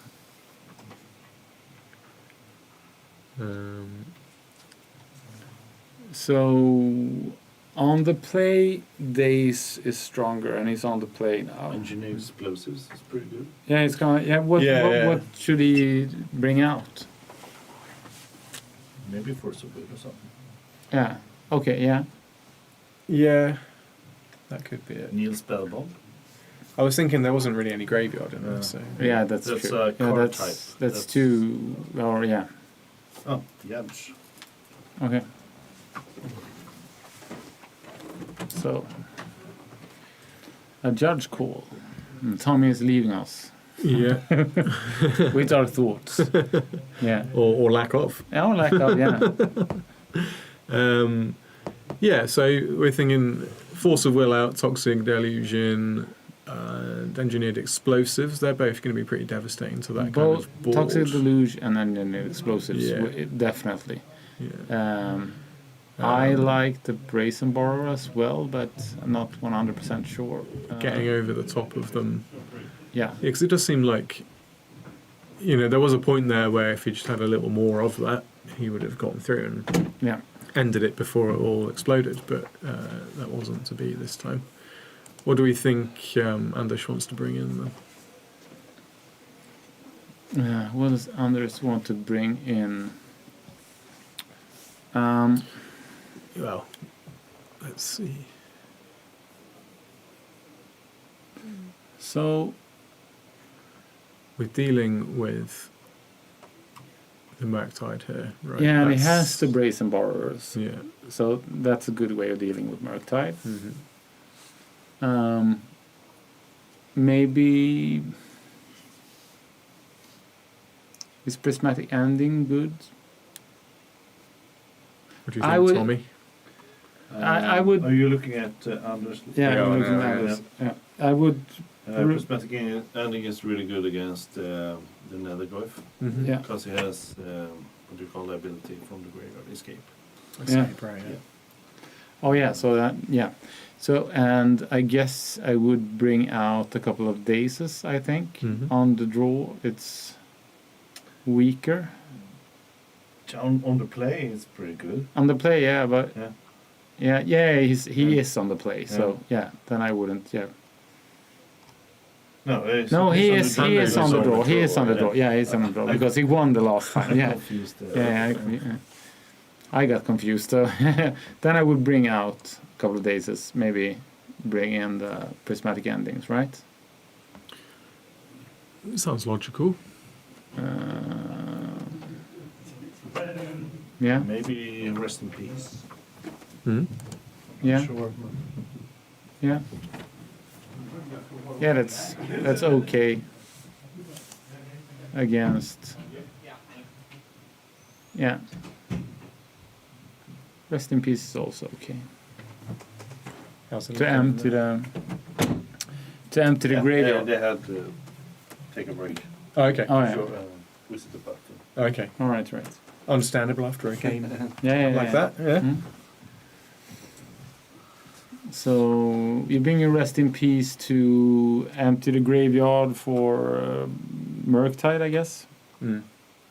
Yeah. Yeah, so we're looking at dealing with recurring threats and emptying out the graveyard. Yeah. Getting rid of that dragon. Albeit different decks, they're quite similar. Yeah. They're running a lot of there's lots of blue good stuff in there, right? Yeah. But I think Anders only will take in boarding the Prismatic Ending and the Path to Exile. The Path to Exile. Yeah. That's more removal, yeah. And will he bring out the Dazes, or what do you think? No, not on the play.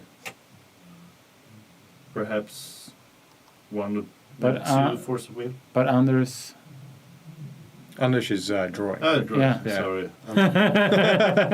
Yeah, at least one. Yeah. We're off. We're off to the races. Oh. The first play isn't a Tamiya. No. Oh. On neither side. Okay, All so right. go to Souls. This is revolutionary. Mm-hmm.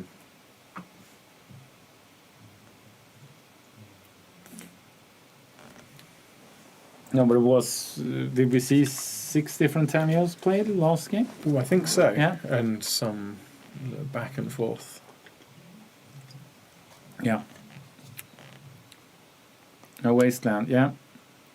Timothy likes to keep others on few lands. Yeah. So no Guide of Souls now. Alright, he's fetching. It's like a firm start over here from Timothy. He's enjoying going first. Yeah. Will he play a Ponder next? Or perhaps a Tamio? No, a Ponder. Right. I don't know if he has a second land in his hand. So he's drawn the Ocelot there, I believe. Yeah. Then he has to have a second land. Yeah, he needs the white. Yeah. So ponder this side too. Thoughtseize, right? I think that was what was lying there. Yeah.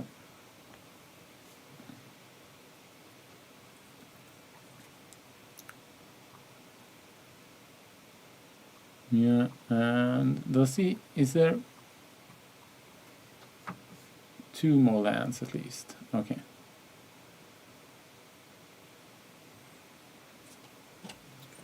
Hit some. Yeah. So it's a 3/4, right? Yeah.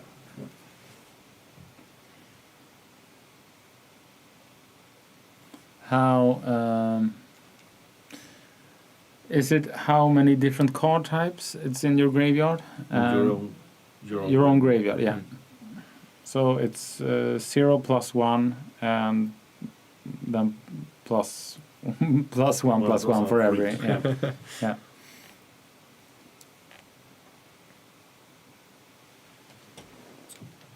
Rest in peace. Rest in peace. Oh, it is rest in peace. As All right. predicted there. Yeah. Okay, so that Goif isn't So he doing as brought- much anymore. I brought it in. Yeah. Yeah. You weren't sure about it, Tommy, but you brought it up. Yeah. Yeah. Because, oh, Okay. Yeah, that's Nice. That's get some value out of a card that wasn't really going to sit there and do anything anymore. Yeah, so yeah, that's really nice. the card we didn't see in the first game. No. So it's yeah. Ninjutsu'd in. Yeah. Okay, nice. So the life total, Anders' life total is looking pretty shaky right now, and it's been a pretty nice How the tables have turned. Yeah. Let's see if Anders can stabilize over there. Yeah.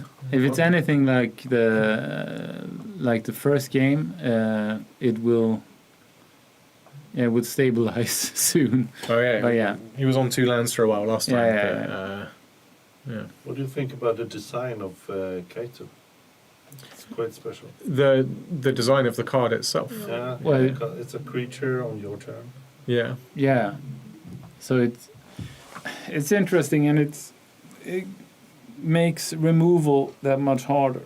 Yeah. Yeah. So that's okay. This was a good turn. What have we got there? So does that come in as another Ocelot? Yeah. Yeah.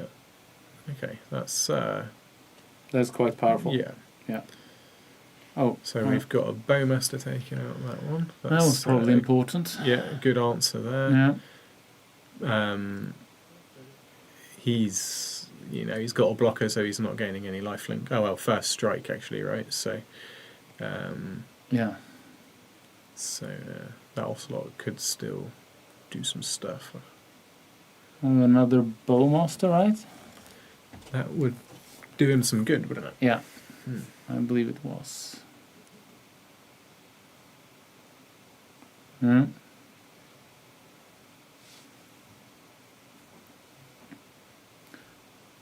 And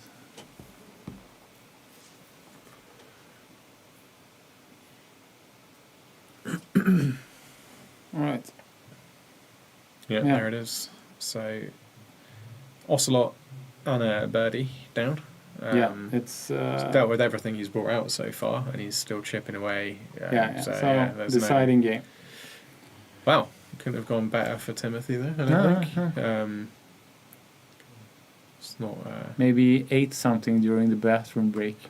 Yeah. Came back, feeling stronger, refreshed. Yeah. Yeah.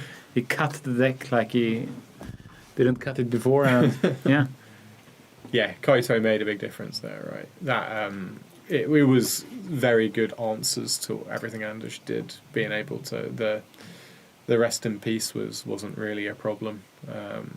The Goif did enough when it was around, and then but if he hadn't, there was the 2 Bowmasters, right? Mm-hmm. If he didn't remove the Ocelots, yeah, I think there's a lot of Ocelots that have been killed by Bowmasters out there, right? It's definitely their arch enemy. If you want to have, if you want to play with a card that has 1 toughness, it has to be like a really, really good card. Yeah. Which it is, but it's susceptible for... Still pingable. Yeah, it's susceptible for pings. Yeah. Okay, wonder what we'll see coming in this game. So Rest in Peace wasn't super effective. No, but I believe it's good, right? Yeah. It's only a 1-of. But it's just good against his 3 Netherglyphs. And the Murktide. Yeah, that's a card too. It's 2 Murktides, right? And 3 Netherglyphs. So it's an okay card. Yeah, I guess. One slot for 5 other Yeah, ones. Mm-hmm. But it depends on what you want to bring out, of course. And now he's on the play. Then I would that rather could have make all the difference, right? Yeah. But perhaps I'd rather have a Daze than a Rest in Peace. I don't know. See what he thinks. All right. Okay, so we're resting again. Rest in peace. Rest in peace, yeah. So it's cleared up the little beef between you. Yeah. The interesting thing is that Tommy was the one suggesting it in the first place. Yeah.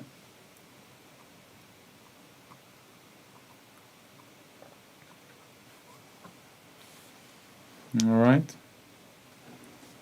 So, okay. Can we see what he's holding on to up there? All right.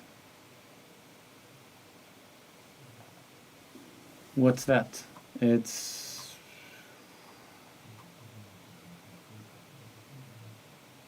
Is it the lens?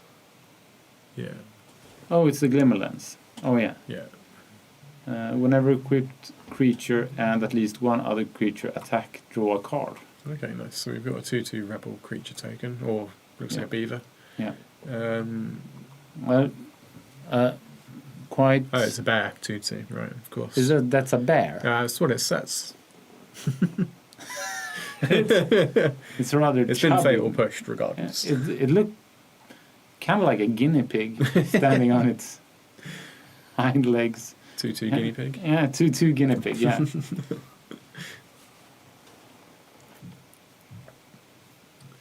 Right. So, probably a good thing to get rid of. Yeah. All right. Mm-hmm. Okay, So we've it's got a little look at force the and a cards. brainstorm, yeah? Yeah. And Anders had a force of brainstorm of his own, right? But okay, he has to have another land, right? I'm not sure that he does. But all right. Oh, yeah. Okay. That's okay. Then this I understand. yeah. Oh. Okay. So, okay. What happened? Okay. It didn't. I'm just wondering. Okay, so he countered the Bowmaster. Yeah. He just let it sit With on. these. Yeah. Just. Okay. Feeling like this is going to be a grindy one again with. Right. Yeah. Okay. So brainstorm.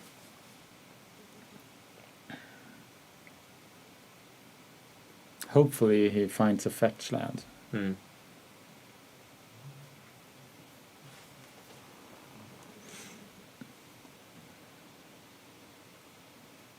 And we know that Timothy has he has a force of will or 2, I think. Mm. Yeah. So he's If he feeling wants quite to try safe. and force the bowmaster, but let's see.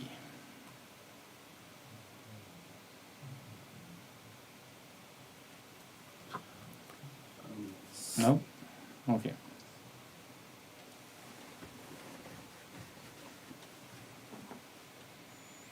All right. Storm and Eldrazi tempo or aggro is ready for semifinals. Okay. So Storm, then he must have beaten Lance. Yeah. Gustav, yeah. Okay. And Eldrazi tempo, who did he beat? Not too many questions, I guess. Who plays Eldrazi tempo? Mick. Mick. Oh yeah, we saw. okay, Yeah. so yeah, we saw okay. Mick. I will correct myself. It's Eldrazi Stompy. Eldrazi Stompy. Yeah. Yeah. Nice. So he's pushing through 2 at a time. He's getting another Yeah. Goyf out now. He's a 0-1, right? He's not up to much, but we've seen some trickery before. I root for Anders or Timothy. Yeah. All right. That's good. Good. That's what we're trying to do. Way to take a stand, Frederick. Yeah. All right. So he's dazing and he's forcing, and I believe he's going to force back. Yeah. Mm-hmm. With the force, fetching a force to. Yeah. They really was fighting for. Yeah, it's a forceful play. Another dad joke, yeah. Yeah, so we're watching them fight for resources, and Timothy's chipping away. Yeah. And it's alright. It's looking pretty rough for Anders again now, right? Yeah, it's the lack of lands, right? Yeah. Because he has a ponder and a daze, right? Or If he'd stop shuffling his cards, we'd get a good look. no.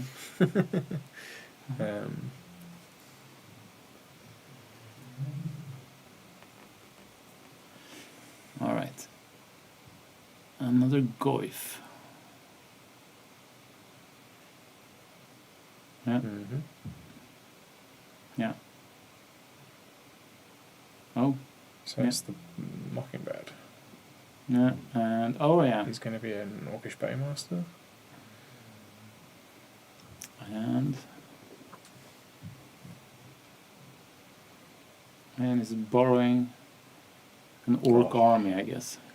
That's a real diss. Kill your Orcish Bowmasters, and now can I have tokens, please? Actually, Yeah. Timothy is painting own tokens. They're Timothy's tokens on the table, right? I've got a couple of the cat ones at home. They're some cool stuff. I didn't know if I was gonna, fall for some advertising laws or something if I started talking about Timothy's tokens. But they're very cool. Oh.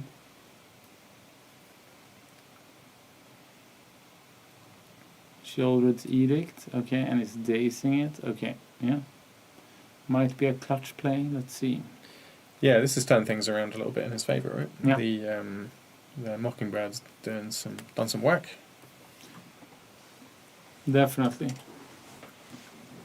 Don't have to make any decisions if you just copy what the opponent's good stuff does. No, Yeah. it's...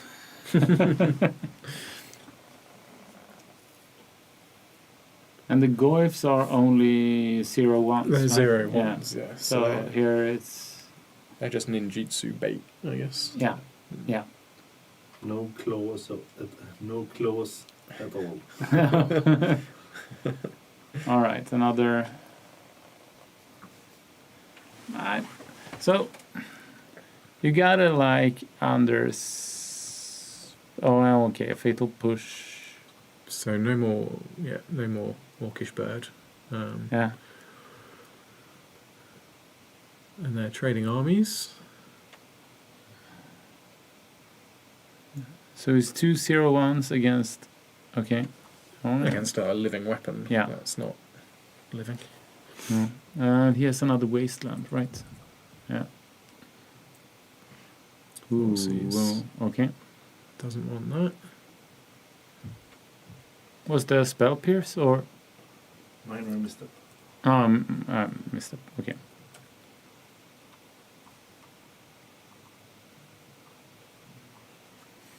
Okay.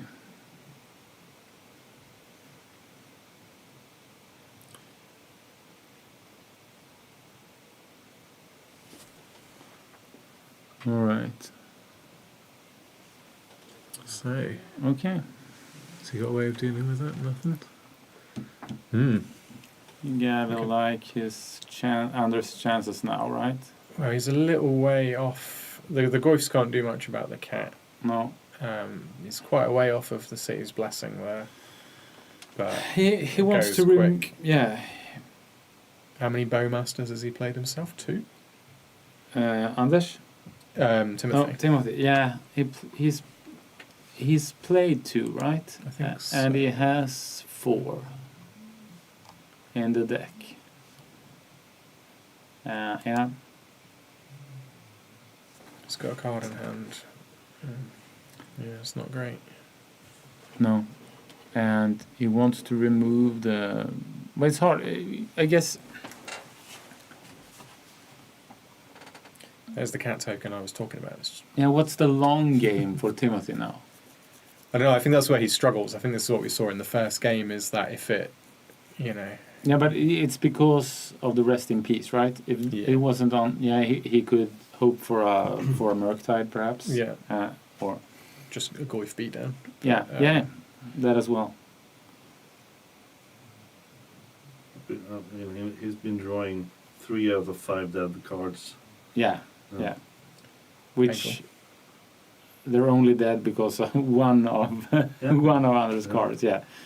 That's a strong cyber slot. Yeah, it was strong. Yeah. Especially nice how the game turned out, it was especially strong. So now the equipment there is drawing a card every time those 2 cats attack together, right? So he's going to start pulling pretty far ahead now. Yeah.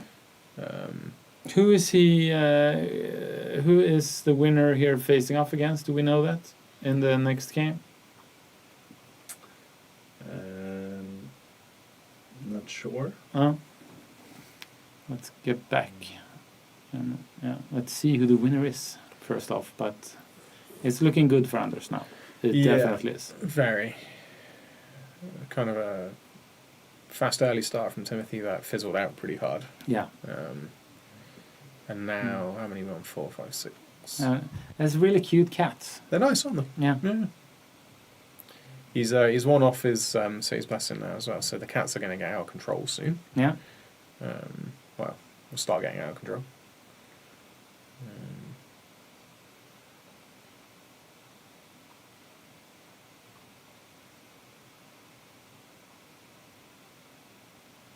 There's nothing you can do about the life game there. Yeah. How...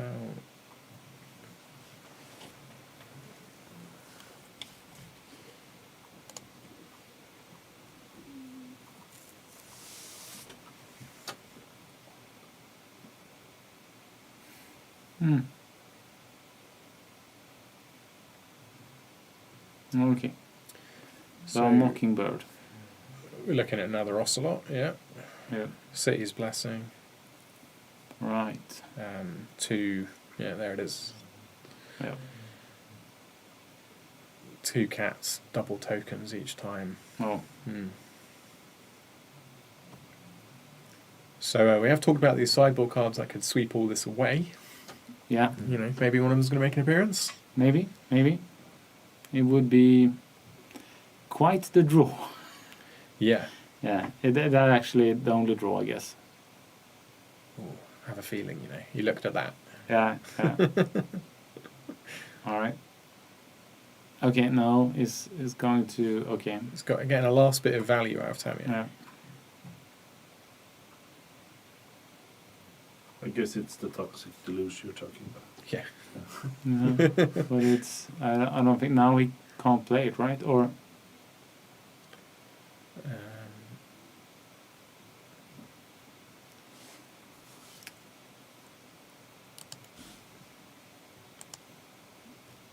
no, it's.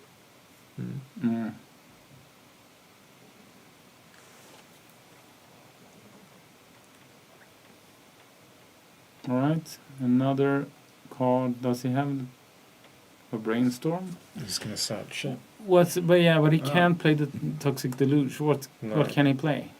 Tamio is actually very good against all the tokens. Tamio, yeah, with the she flips. Oh yeah. So he can draw. Yeah, that's true. So no life gain off of the Ocelots here, right? No more damage from the cats. So that kind of stalls it, but it's and then gives them time to look up. Finally get hold of one of those answers, assuming they're in the Toxic Deluge. That's the answer, right? Yeah. Did we talk about engineered explosives? Is that possible? Yeah, he has one that he probably brought. Yeah, yes. Probably sided in. What have we missed there?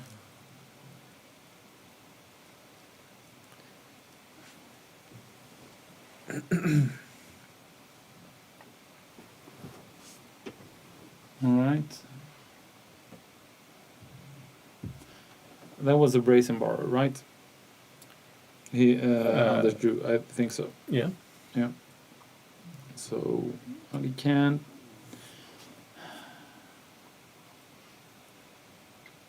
Yeah, so he can't really hurt Timothy this turn, right? No, he's got nothing over there. Yeah. He's still going to draw his card off of the weapon if he attacks with 2 creatures. But I guess he can bounce the Tamio. In the Tamio, and hopefully Timothy won't be able to turn it into a Planeswalker next turn. And he can go in for the kill. Yeah. What's he got there?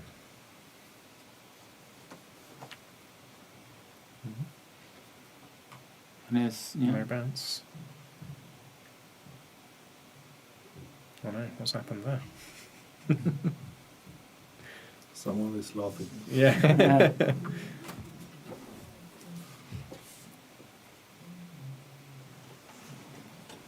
Maybe, yeah.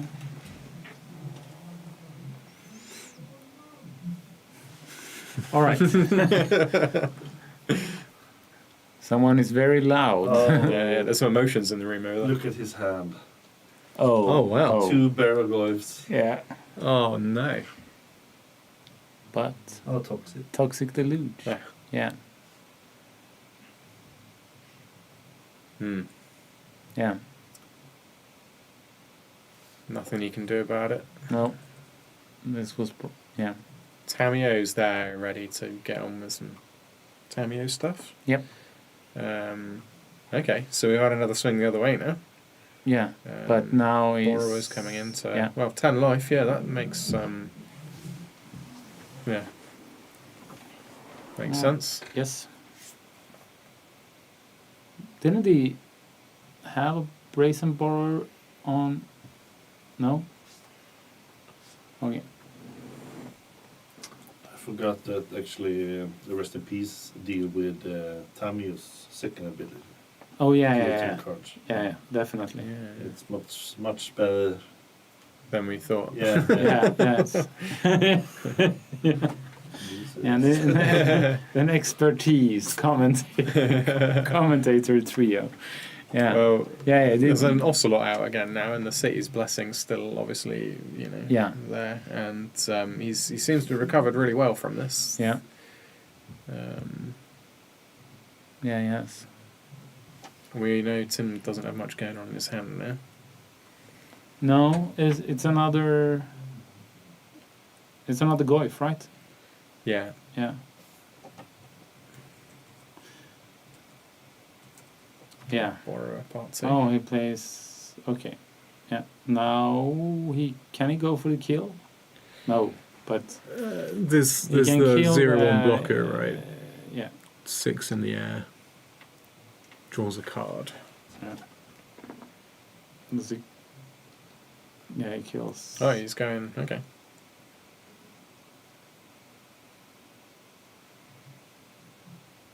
Yeah. He doesn't kill it, but. Oh, of course, she's popped the ability right early. Yeah. All right. Back in Tamiyo territory. Mm-hmm. So, what does Timothy have to? Is it engineered explosives he has to hope for? But he only has 2 colors. I don't No. There's the, No. Guide of Souls over there. Tamiyo, Ocelot. Oh, it looks rough. Cards every turn. Yeah. Flyers is too much.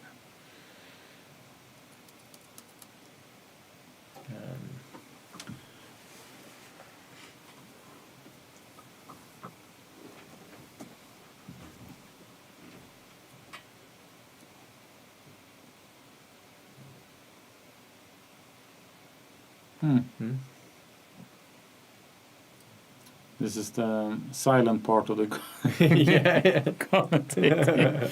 No, but yeah, it looks rough for Timothy, definitely. What's his out? Does he have any out? What do you think, Tommy? No, I don't think you have something left.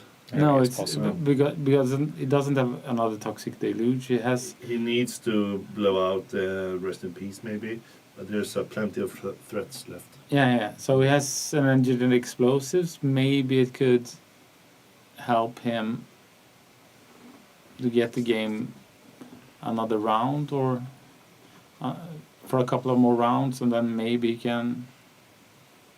But he has no way of removing the borrowers now, right?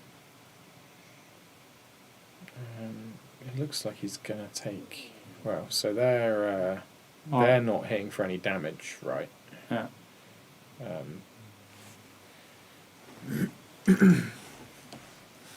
Yeah, but the lifelink there from the Yeah. counter, All right. so that makes a difference. Okay. Brings in Boar of his own. Yeah, not for long.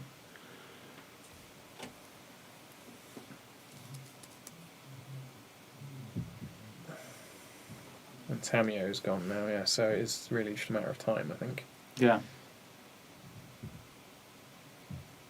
He's all but recovered on life total now as well. Yeah. He's up and running, yeah.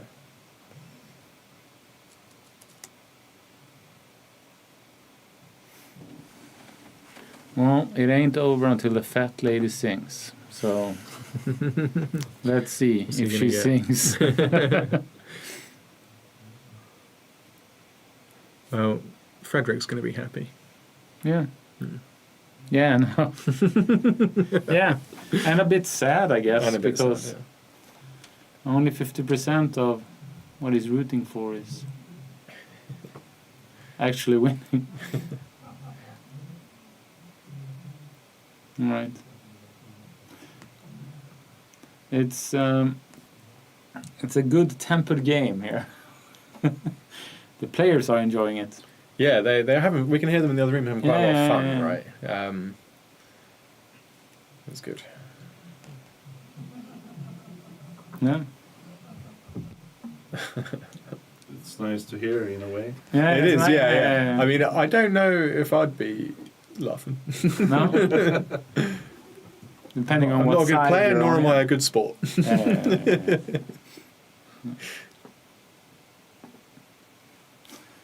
Are you playing for fun or to win? Yeah.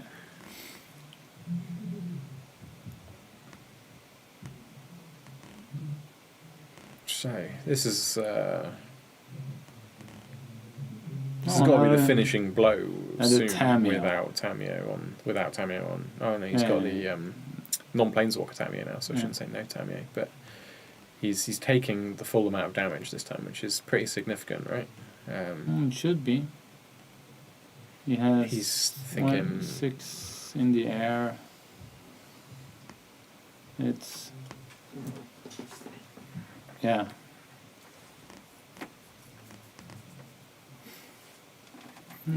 Yeah. Draws a card. Damage. With the artifact and yeah. And Bergovs are 0/1s, right? Mm-hmm. Yeah. Samio's taking a flyer. Yeah. Goyfs are both going to go. And it's right. Down to All 2. right. Well, Right. that's that, right? So The hanging on makes you think that Timothy's got something up his sleeve, but we can see his deck list here, and there's Can't fool us. no. Well, I wouldn't say that all our predictions have been have been. You're saying this is Timothy's chance to make us look like real idiots. Yeah, he's going to play something, and we're all going to say, "Oh yeah, of course, yeah, of course." No, it's a slow goodbye. Mm-hmm. Yeah. Let's see, he's going to play a ponder. Okay. Yeah, that's. No. Find your outs. Yeah. It's looking rough. Yeah. Yeah, that's not going to do anything. No. Yeah. All right.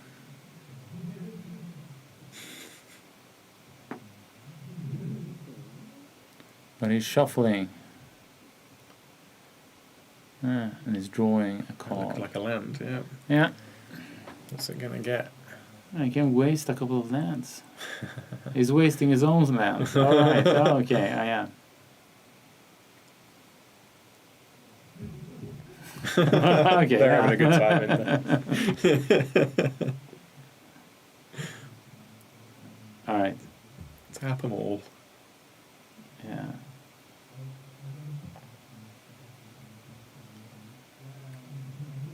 All right. There we go. There's Game the over. hand. Yeah. There's the handshake, and It's Anders with the win. yeah. Yep. Yeah. Convincing game 3, I would say, but and definitely rest in peace for was made all the difference. And, made all the difference. Yeah. we got to see the Toxic Deluge come out and smash all of those tokens to pieces, and we were kind of hoping to see it, I think, right? Yeah, but then the recovery from that went pretty damn quick. Yeah. It didn't really change much, just slowed him down, and then No, the rest in peace was probably the MVP. Yep. Yeah. And back in the game, slowed him down. He didn't draw as much convincing stuff in the end there due to that rest in peace, obviously. No. A lot of Graveyard orientated stuff. There was 2 grindy games, one fast, and 2. I would say that the first one was the longest as well, right? Yeah, for sure. And it kind of went back and forth. Yeah. Yeah. The second one was really fast, and it was when Timothy. He was on the play, and he got some pretty convincing damage out quite early. And the third one was, well, it wasn't back and forth as much. It was more or less. No, it had what looked like they were going to be swings, but ended up, being not so much. I think that extra card draw from the equipment probably did more than you'd think as well. That was value there. Yeah, but 2 one-off cards that was really strong in that game. Yeah. Yeah. So it was the Rest in Peace, as mentioned before, and the Glimmerlands. Yeah. For 2, whenever equipped creature and at least one other creature attack, draw a card. Mm-hmm. So, and he also creates a 2/2 red rebel creature token that's attached to it when you play it. It was the bear we saw early on that got pushed pretty early. So it's it got pushed. Yeah, but that's strong card in this game at least. Yeah. So you're going to be seeing here for the next. Yeah. The next one, aren't you? What will be seeing? Yeah. What will the matchup be? So there was Storm, Eldrazi. Yeah. And then Ocelot. And Ocelot. And then we do not know. Or we do know, but I do not know. Okay. So here's Storm coming. Yeah? Yeah. And I'm not talking about our fellow commentator as Storm, but he did say it just as he walked in. Yeah. Oh, you. But come flying, just writing everything down. There's a storm brewing. Yeah. But no, so it's Storm against the Blink Riddler deck. Oh right. Okay, cool. All right. Fun. So and the other semi is Eldrazi against the blue-white Ocelot. Yeah. So all right. Amazing. Yeah. So I'm going to vacate my seat to Chris. Yeah. Enjoy yourselves. Thank you. We will. All right. Okay. Your name will be Jack Lilly for a couple of more minutes. Seems about right. Yeah. I mean, he turned to Erik, I turned to Jack. It's all just up in the air around here. Yeah. Great. So, all right. Were there any the games outside of the stream? Were they tight or was it? Yeah, somewhat. I was watching the end of. Actually, took the chance to go and get something to eat. Yeah, so I felt like I had to. Yeah. But I caught the end of Jonathan against Victor, the rematch. Oh. And they were 1-1. So in game 3, I think Victor he went to 6, had a bit of a sketchy like his play was turn 1 Nomad, turn 2 Thassa's Oracle, just from nothing. Yeah. And Jonathan just had some removals, got the Pyroblast Anadu, and just managed to kind of squeeze out the game from there. Okay. And I heard the other were somewhat Stompy. The Ruby Storm player we're featuring this round. Yeah. He played against Gustav Holmberg the Lance in the first round. Yeah. And he won on turn 1 both games. Oh. Okay. Apparently. Yeah.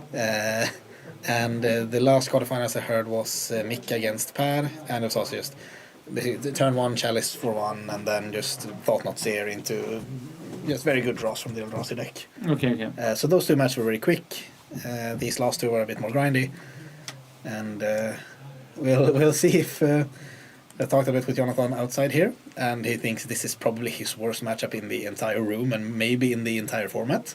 Is non-creature based combo deck. Yeah, that can win on turn 1 or 2. Yeah, it's gonna be interesting. I mean, he's the deck with Force of Wills and so, but he's also not putting up that much pressure to like, if I slow you down 2 turns, I will beat you. But this is Magic. There's always game to be played. We had a very interesting discussion outside. We'll see if he follows through on it. He has a plan for sideboarding, or for the sideboarded games. All right. I'll say we'll take it when we get there. I don't want to spoil anything if he goes for it, but we'll see. Yeah, it can be. So it's Marine's deck, the red. Do you call it Red Ruby Storm or Ruby Storm? I guess. Yeah. So it can be ultra fast. Yeah. Yeah. Because you see like this very nice legacy mana base, 12 mountains, 4 ancient tombs. Yeah. And it's just, if anyone has watched the Storm deck in Modern recently, this is just an upgraded version of that. Yeah. You're playing Ral Monsoon Mage, and you're playing Ruby Medallion to make your spells be cheaper, your red spells. Yeah. And then you're playing Rituals. You have Seething Song here as a big legacy upgrade, together with Desperate Ritual and Manamorphose. Just a lot of ways to produce a lot of mana. Yeah. You have a lot of card draw and ways to filter your deck in the form of Rends, Resolve, and Reckless Impulse. You're also playing, as even more rituals down here, Rite of Flames. It's another ritual that's legacy exclusive. Then you're playing bonus round. It's a card that I'm actually not familiar with, so I'm going to double check that quickly. Copies it. Okay, so it just makes you copy your spells. It's just a way to go even bigger and with even more things on the stack. And then it's 4 cups of Burning Wish to go and find things in your sideboard. And usually we have a Empty the Warrens. Empty the Warrens used to be a win con on the sideboard. Usually a Grape Shot. I can't really see that here, so maybe it's another. I'm gonna figure out how he. It's Empty the Warrens together with Alchemist Gambit. So you make an absurdly large amount of goblins, and you take an extra turn, and then you just hit them with them. And he doesn't have a Grape Shot in the... No, neither in the main or in the sideboard, actually. So I'm guessing this is the only way to actually go for a win here is with the Empty the Warrens. Interesting. Yeah. So yeah, just a somewhat wide wish board with a bunch of different cards for different situations. There are some, some rituals in here. There are some anti-hate cards in here. Yeah. Like Shattering Spree, for example, like a card to get rid of opposing chalices or whatnot. So yeah, I'm just going to try and put a lot of spells on the stack, make a lot of goblins, take an extra turn, swing with said goblins. Yeah. And on the other side, we've seen it a couple of times already here. It's the Jeskai Philia Riddler deck that Jonathan is playing. And again, this will be harder. I think like I said, one of the hardest matchups for him today. We have a secret plan in chat. Take 4 games and always put the opponent on the play. That would have been an amazing secret plan if he had thought about it before the tournament, but right now, unfortunately, he's not allowed to put 4 Gemstone Caverns in his deck. But no, we'll see. He has an idea. We'll see if he's brave enough. But yeah, so this is going to be really rough for Jonathan, as we said. Like, he has Force of Will, he has 1 Force of Negation. He does actually have double Consign to Memory in the main deck as well, so if he manages to realize that the only way the Storm deck can win by Marin is to resolve a big Empty the Warrens, Consign to Memory does stop the Storm trigger. Yeah. So you will only get 2 goblins. So we'll see if how these games play out. It could be really fast, it could be some interesting magic. Yeah. Marine's creature. Yeah. The RAL. Yeah. Is it?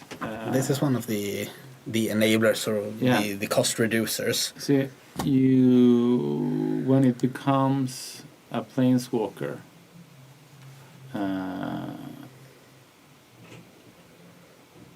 It's usually a way to... Yeah, it's only a way. It doesn't have a special ultimate or something. No, usually you are usually flipping it after you've played 6 spells already, so it comes in at least 8, and then you basically says draw 8 more cards and play them for free. Yeah. So that's usually we just keep going. Yeah. One thing you need to be mindful of with the RAL is when you transform him, he no longer keeps the ability that your spells are cheaper. Yeah. So you're losing out on your so sometimes it's your cost good reducer. not to... But usually you don't. You don't flip it until it will have 8 counters on it, and then you can ult him immediately. And when you find 5 or 6 spells you can cast for free, that's usually better than the reducer anyway. And you can also just find another RAL, or you could find... Because I do believe you can play any spell on the backside. I'm just going to double check. No, it's just instants and sorcerers. You can't play RALs or rubies from the cards you find. Yeah. But yeah, it seems like Marin has kept his 7. Jonathan is mulligan to at least 6. So is this one of those matchups where Jonathan has to hope that his opponent, isn't going to have a fast game? Yes, he needs Marin's hand to be at least a little slower. And one big thing I think for Jonathan is also going to be, is your cost reducer RAL instead of Ruby Medallion? Yeah. Because RAL can be Swords to Plowshare. So he at least has some play against the creature, whereas against the Medallion, it's like as long as Marin doesn't pass the turn with it in play, then Jonathan can't really do anything when it's resolved. He does, as we said, have the 2 copies of Consign to Memory in the deck, though. Those can actually counter the Ruby Medallion coming down, so Yeah. There are some singular cards here and there that actually play somewhat against the Storm deck. Yeah, it takes another mulligan. Yeah, and it seems it's going to 4. That's not good. That is not good. I'm guessing he's trying to find a Force of Will. I actually think that 5 was playable, the little I saw from it. It had a couple of cantrips. It had both the Consign and the Swords to Plowshares. Yeah. The issue, though, was that it had island planes, I believe, so he couldn't like leave a fetch land and choose which one he needed to use. Yeah. He had to decide on turn 1. How would you say, how is Jonathan's hand at taking mulligans? Some decks are better at it. Yeah, this deck is... You're playing 3 copies of Quantum Riddler. Oh, we went to 3. Yeah, we went 3. That was just no lands in that hand, I think. Yeah. But he's playing a couple of copies of Quantum Riddler. That's obviously a really good card when you're mulliganing. Yeah. The sooner your hand is empty, the sooner you can draw more cards. Yeah. And otherwise, it's like it is still a fair deck. A lot of your cards are trying to somewhat 1-for-1. Yeah. So it's not the greatest because you don't have this like 2 cards together that basically win the game. Or in a way, you do with Phalia Riddler. They can just kind of unmulligan you really fast if they come together. But yeah, it's not the worst, but it's definitely not like if you mulligan to 4 with, for example, Cephalid Breakfast, you can have a hand that goes turn 1 Nomad, turn 2 Illusionist, then you win the game. Yeah. That's obviously not possible in Jonathan's deck. Okay, I do see double Force of Will here, so I'm guessing this 3 is the one we're keeping. He can only keep 1 other blue card though, and then he's keeping no lands. So maybe it's just... Do you think that's the play?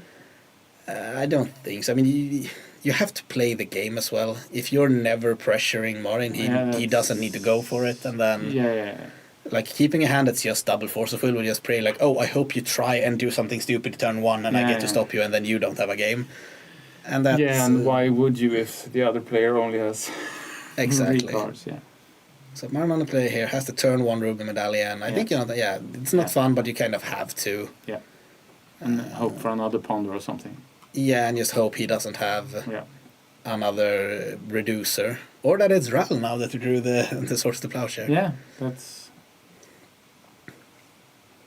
But we'll see, Multi 3, not a strong start. I can't spoil the sideboard planning he was thinking about. Did it result in or involve a lot of mulligan? He might have forgotten that he's not actually in sideboarded games right now.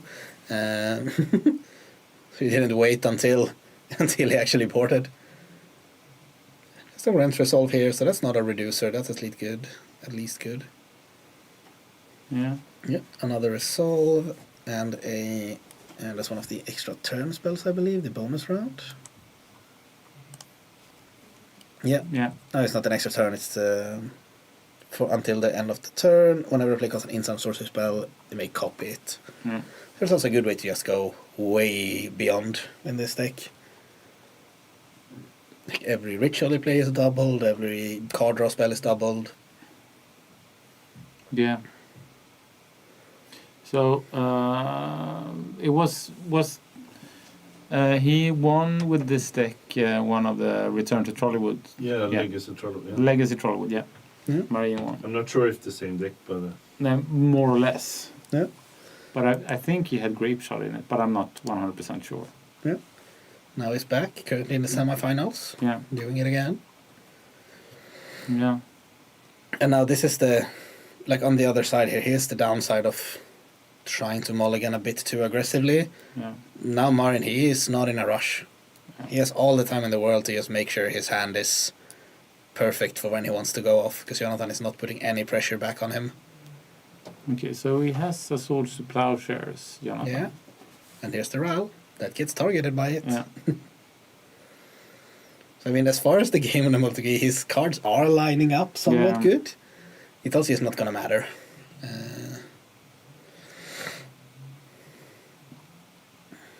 All right.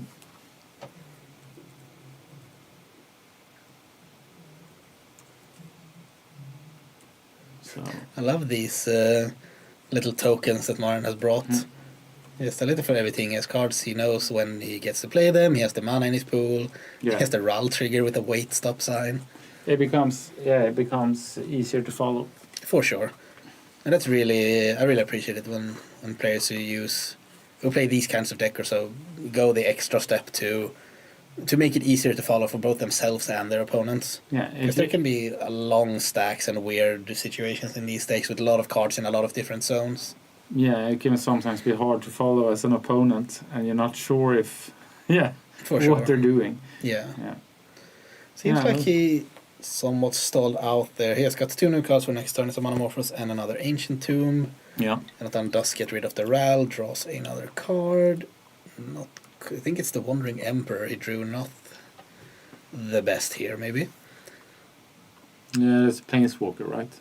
Yeah. You can flash. That costs 4. It costs 4, yeah. Yeah. No, not optimal. It's also a sweet tech he's trying today with, just works kind of well with Philia, because the Wandering Emperor specifies, it has flash, and it specifies like, if the Wandering Emperor enter the battlefield this turn, you can use its abilities as though they're like in instant speed. Oh. So you can, for example, minus it, make a 2/2, flicker it with Philia, it comes back in the end step, you can make another, you can use it again. Yeah. So that's just synergizes somewhat well with Philia in this deck, which is neat. Yeah. Not looking too good here, though.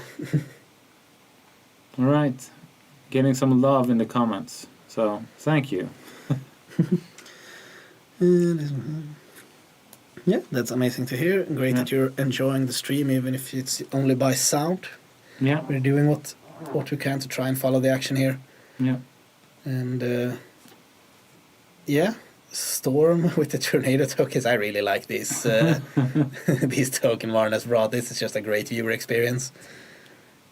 And he's up to the storm count is it 3 or 4? Yeah. It's 3. This is the 4th one. All right. And it's making the mana. It's easy when your deck is mono red. You can only make red with the Monomorphos. Never have to think about it. Yeah. Quality of life for your own brain. And another Monomorphos. Still has 4 cards in hand, I believe. 3 or 4. And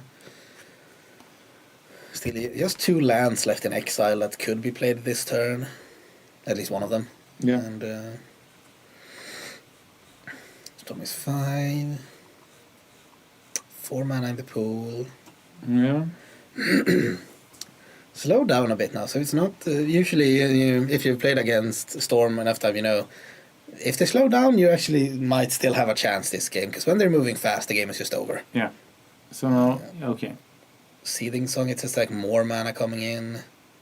All right. So we'll see what he has for what kind of more payoff he sits on in hand, because he needs more ways to see new cards, either with one of the impulse draws or with Past in Flames to just replace Graveyard, or just a Wish straight out to find something in the sideboard. Oh, probably. Just a Wish. All right.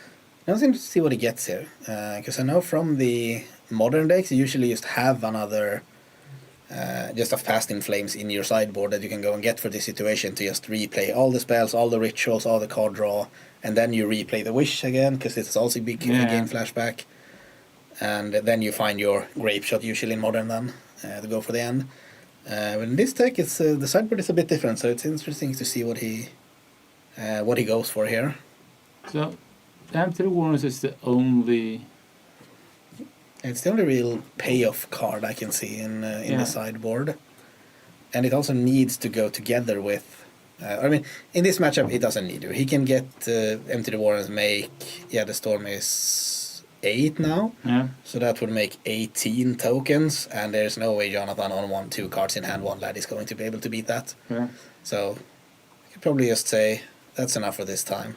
But it seems like he went, that's the Will of the Jeskai.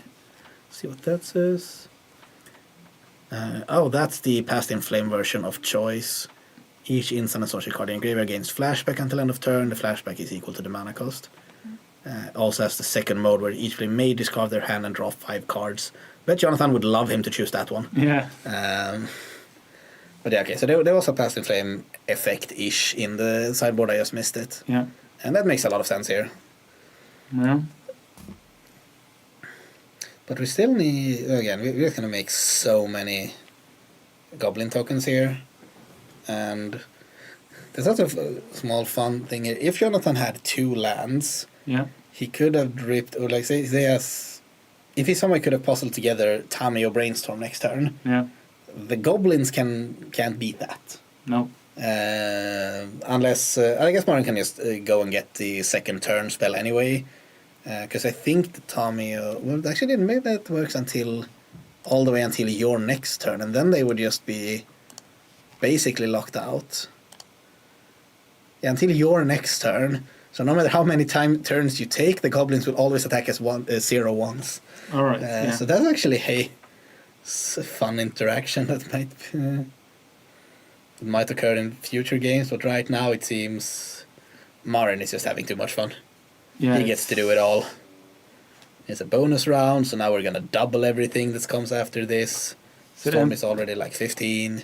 Is Empty the Warrens? It's a storm card, so you have to counter it many times. Yeah, or stifle the storm trigger, because storm is a trigger that goes on the stack. Oh yeah, so that wants to make a number of copies equal to the number of spells that it can cast. So stifle is a good card. Stifle, consign to memory works against it. The issue with that kind of plan is a lot of the time, like if you're watching this game, for example, Modern has so much mana, so many resources, so if he would put an Empty the Warrens on the stack right now, or he should at least usually be able to find it into a situation where even if you stifle this storm trigger, I can just do it again. Oh yeah. Sometimes, of course, you have to kind of rough it with the storm decks. I need to go for it and see if it works. Yeah. And then you can get in a situation like this is the chance I have. If it works, it works. If it doesn't, I'm out. Yeah. But usually when they get to do all these things, they are able to manage. You learn to play around what you need to be careful about. I kind of like the aesthetics of the storm count, but I don't know how many storm counts there are anymore. They're a bit just clumpered up there in the middle of the table. Yeah. But I mean, that's the storm for you. It's just all over the place. It's a cluster of... It's a heavy storm. It's a heavy storm. Perhaps it's a flavor choice. Could be. Yeah. Like a storm is not orderly. No. They're not going to line itself up in neat rows for you. You can't control it. No, it's just going to be everywhere and throw you away. Yeah. So... Yeah, so... Alright. Seems like he finds the past in flame as well. He's just flipping everything he's had. Yeah. It's a Sharknado. There is a sad lackage of sharks in this, unfortunately. Yeah. Otherwise, I'd be all for it. We have to ask him if we can make him a shark token. You throw it in the middle of the storm just to get a Sharknado going. Yeah. But yeah, we'll let Marin have his fun here, play it out, show us the... We said that we haven't had the storm deck on the stream today, so we wanted to show it off now that it made all the way to the semi. And he is just showing everything. He knows everyone wants to watch. He's giving us the whole deck, the whole kit caboodle. Yeah. Going through everything, having a lot of fun. He even has a defense grid to tucker down now, so if Jonathan would like to do anything, it needs to cost 3 more. And it has 1. Yeah, has 2 cards in hand. Also, I'd say, if you're waiting until the 17th spell of the turn, which is the defense grid, to interact, then you might have waited a bit too long anyway. Yeah. What's this? Oh, now he's starting to write it down. Yeah. And maybe the judge came in and said, "Hey, we're actually playing competitive here. You need to, you need to keep track on paper." Might also be that he just ran out of his tokens. Yeah, I think that's actually the case. He just did not have enough. Enough storm tokens. All right, so now okay. Now we return to paper. Jonathan, being the absolute Chad, is just sitting through this watching. Yeah, come on, show me. You gotta kill me at some point, otherwise... Just play your stupid deck, he says. Show me. These cards don't kill me.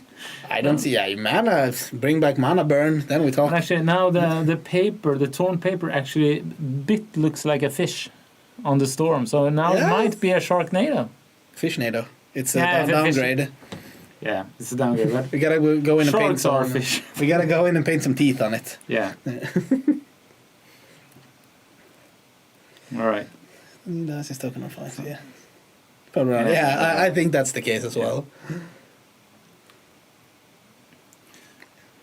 But yeah, we'll see. It's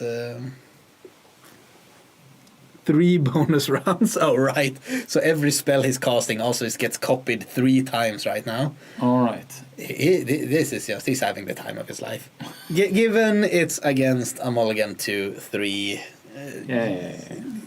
But you gotta have fun sometime, right? Yeah. If not now, then when? Yeah. And That's a fiery confluence. Oh, so this is also a way to go for little, I guess, because you can. The confluence is getting fiery confluence. exactly, and it deals 6 damage to Jonathan each time. Oh yeah. So just with 2 copies, that's 18 damage, and that's also gonna be the round. You don't even need the goblins. Yeah. So yeah. Shows what we know. Yeah, but so the fiery confluence, that's a really strong card. It is. Yeah. Has a lot of play against a lot of decks, so. Yeah. And Jonathan, he figured it out. 6 damage 4 times in you. Yeah. Game over. So yeah. One of the decks got to do its thing. So what should he do now? What was his plan? He has a couple of cards that actually have text in this matchup. We'll see how many he chooses to get into. Surgical Extraction and Fairy Macabre, or at least Surgical, is like some sort of graveyard it can play, because you have Marin usually needs to go some sort of with Past in Flames or the Jeskai, Commander of Jeskai, whatever it was called, to try and replace cards from the graveyard. What do you want to hit with the Surgical? It usually depends on what situation we're in. Yeah. If you need to hit a ritual, if you're like, I'm going to do this and I only have mana to play this next ritual and then I can keep going. Yeah.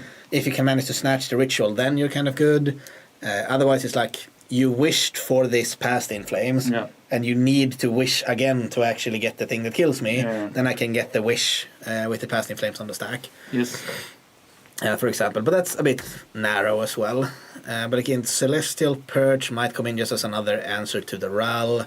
Yeah. Prismatic Ending, same thing. It can actually answer both of the payoffs. The one big card here is Deafening Silence. Yeah, I was thinking about that. It's one. Is it you can't play spells, or is it you can only play one non-creature spell each turn? Each turn, yes. Enchantment, yes. Yeah, for 1 white. And looking at the Storm deck, the only way it actually has answers to it in the sideboard in form of 2 Blast Zones. For those who don't know, it's the land that enters with a charge counter on it, and you can blow it up to kill all the non-land permanents with the with mana value equal to the number of charge counters on Blast Zone. So that's the play if he. I believe that is the only play the Storm deck has access to. Yeah, because it's an enchantment. So yeah. And that was the idea Jonathan cracked before this round. It says, if I need to mulligan until Deafening Silence, and it's probably worth mulliganing as far as down to 2 or 1 just to get it. Because the matchup is so bad otherwise, and it's very difficult for the Storm deck to beat the Silence. Depends on if he wants to, because obviously now we can have perfect information. We can see that there is answers to it in the sideboard. But it will also just slow down the Storm deck so much that Jonathan actually may have the chance to get through it. Yeah. So here we see the Storm deck on our screen now, and they're in the sideboard, 4th and 5th from the top. Do you think that Marine should change anything, or just? I don't really think so. It seems like most of his sideboard is the kind of wish board, and you need those pieces to hang out there in case you need to get them. Yeah. You have the Surgicals that you might be able to. But in this matchup, it's not. No, they're not really doing anything. I could see him like boarding in one of the Blast Zones, because you don't need both to tutor for. Yeah. So you just give yourself the opportunity to draw one of them in the game regularly. Perhaps that's why he has to. Sounds reasonable. Obviously, if you're playing this deck, you know that Deafening Silence is a tough card. Yeah. So it might be a reasonable sideboarding to do after the first game. Yeah, could be. Yeah. So I don't think there's going to be a lot of changes here for him. I think Jonathan will want to bring in more cards also, because I think there's some cards that are not too great here, but like Dress Down isn't really doing anything. Back to Basics isn't really doing anything. Another Consign to Memory. Yeah, that should matter. But also, as we saw, like in this game, it would have countered a Medallion maybe, which could have definitely been good enough. Yeah. But as we spoke about concerning the Storm trigger, Marin didn't even go for Empty the Warrens. He didn't need to put a Storm Trigger on the stack that game. So Consign wouldn't have actually helped. Yeah, that's true. So we'll see how far down will Jonathan go for a Deafening Silence this game. Yeah. Did he? No, that's Ophelia. That's Brainstorm. That's Prismatic Ending. No, I didn't find it in its first 7. The hand in itself is looking very good, though. It's no blue mana, but it's Ophelia, Riddler, Force of Will blue card. But yeah, I think without the blue mana, you kind of have to ship that one either way. Marine Captive 7. Yeah.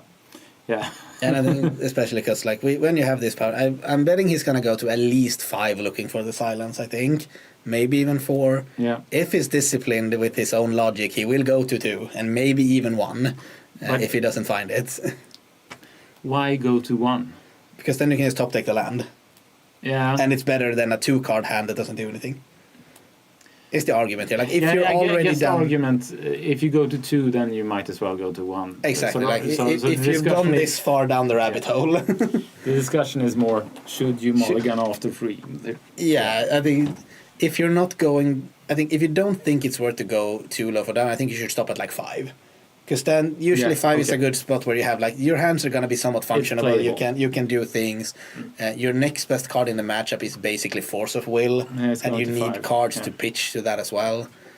So I think 5 is somewhat of a secret number. I think if he doesn't find it here, if he chooses to go further than 5, then I think he might as well go basically all the way. Yeah. If nothing else, do it for the lulz. Yeah.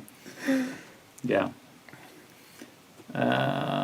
It might be a fast semifinals, but who knows? Yeah.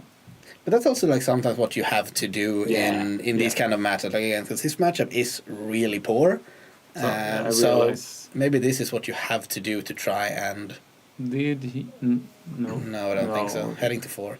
And that's again, I thought that hand also looked kind of weak. Even if you wanted to stay at 5 with a reasonable hand, that hand did also not look particularly reasonable. So like Containment Breeze Plow. What is he looking for? Deafening Silence. So that one-off from the sideboard. Yeah. So that's his only hope. Yeah, exactly. Dark Hornets. We have breached the gap. Usually, there used to be only one reasonable mulligan to 1, and that was for Bazaar of Baghdad. We have found the other one. It's Deafening Silence in the Storm matchup. So, and you can kind of, if you look at the picture of the players, you can see how they perceive the matchup. Yeah, for sure. Marine is very happy about it. Yeah. Seems like still no silence for Jonathan's side. This has Force of Negation in it and Force of Will, but again, this is a multi-4. Force of Negation. And it seems like there's a Riddler as well, so this could actually be like, if you keep land, Riddler, Force, blue card, you actually have a way out as well, but it seems like he's... Yeah, I guess that's the card he's going to keep. Then you just need to top deck a land to be able to redraw with the Riddlers and actually kind of play the game. There's a Lavinia as well he bought in. That's I can see that. There's a lot of cards. Is he discarding the Force of Negation? He only puts 2 on the bottom. I thought he was going to... Does he keep a 5 card? But... Okay, I thought he was lower. Maybe we're mistaken. This as a 5-card hand seems reasonable as well. The Lavinia, actually, I wasn't talking about it in the sideboarding as much, but that can... There are a lot of like 4 and 5 mana value spells that Marin needs to resolve when he goes off, and usually he wants to start earlier when he's only at 2 lands in play, and then Lavinia shuts that down. So, but isn't Force of Negation a better card than Force of Will here? Yes and no, I think, because there are some spells that you would rather put into exile than the graveyard when you're countering them. But you can't counter them. You can't counter the Ral. Yeah, so it's a bit of like... Yeah. I think a lot of the spells you really want to counter aren't the ones you care about if they're exiled or not anyway.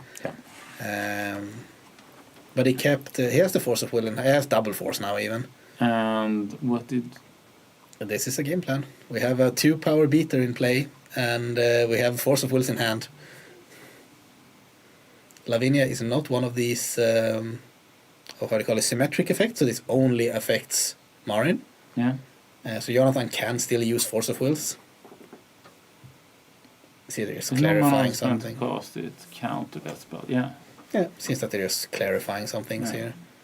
I think the big part here is the top ability. Can't cast non-creature spells with mana value greater than the number of lands you control. Yeah. So now you have, let's say you have 2 lands now. If you want to put a Wish on the stack, for example, that costs 3 mana, or it has mana value 3. You only have 2 lands, it gets counter. Or it's not get counter, you can't even cast it, you can't put it on the stack. Yeah. So first Force of Will here gets used to stop the medallion. Yeah. Looks like another blue card was picked up here. Yeah. It seems like a consign to memory. So, I mean, we have a plan. 8-turn clock, Lavinia.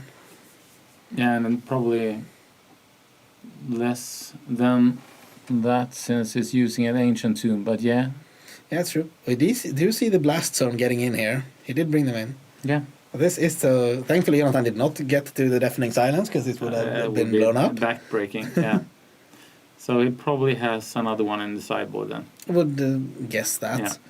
Blast zone is actually a really nice tech for this kind of deck.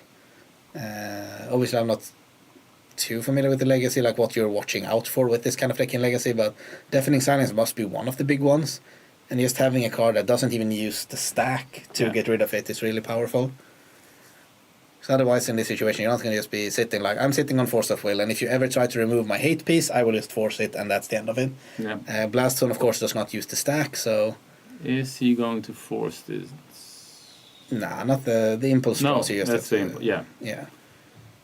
There's a Wish, Jonathan, and Marin did find his 3rd land as well now with the Blast Zone, so Wish is castable, and that's like why... I mean, it's that fine card. It's not the biggest threat because he can also just play like his 4th land now, and I guess more or less his entire deck is now unlocked again. Yeah, it isn't a perfect answer to Storm. No, but again, like it's a card he had in the sideboard that's probably better than Dress Down or Wandering Emperor. Definitely. So. Seems like hand is now Force of Will, Swords to Plowshare, and I believe like the last card was the Consign to Memory. Yeah. Swords, yeah. Yeah, Swords, Fov, Consign. So it's actually a very good hand. It is. It's. I mean, it's. I think as long as you have the Force Blue card, you would just hope that anything else would be as more pressure to the board. Yeah. Like you would much rather have like Containment Priest or Philia or even a Riddler to draw more cards. Now you just want to put pressure and get Marin dead before he finds a way to get out of, to get rid of the Lavinia or to just find a win through the Lavinia. Yeah. Because again, it's a lot of. He soon has 4 lands in play. He now has 4 lands in play. So Lavinia does not stop that many spells anymore. And I don't think there's a lot of spells he's casting without paying their mana costs. He just produces so much mana and everything is so cheap, so he gets to cast every spell. And I think the copies also will just work through it. Because you're not casting the copies, you're just putting them on the stack. Yeah. We did just Surgical here in response to the Wish. Oh, no, it was Wish from Marin for Surgical, nabbing the Force of Wills from Jonathan. Does it counters? It isn't paid for? No, it's a Phyrexian mana, so you didn't spend mana, but the Phyrexian mana cost is still a... It's a cost. It's a cost that should be paid, so I'm pretty sure that works. It's probably not a bad thing to go and double-check with the judge, but I'm pretty sure it should work. Because it's paid for with a cost, it's just the cost of mana has been changed with life. Maybe Lavinia works through that, I'm not sure. No, yeah, I would say that's the... Because Lavinia specifies, whenever one casts a spell, if no mana was spent to cast it, counter that spell. And technically no mana has been spent, because he paid life instead. But... Okay. Men har de domaren i Ash där? Nej. Yeah, so it seems like our players are also a bit confused about this. So yeah, if no mana was spent, counter that spell. So it isn't considered, what do you call it, it isn't considered another type of mana if you pay with life? I'm not sure how the Magic rules still does this definition. I'm actually not sure. No. It's always a bit rough now because we have started to resolve the surgical, but we'll get the judge involved. Yeah. Try and figure out what's what, and seeing also as, because that's the part of Lavinia that's a trigger.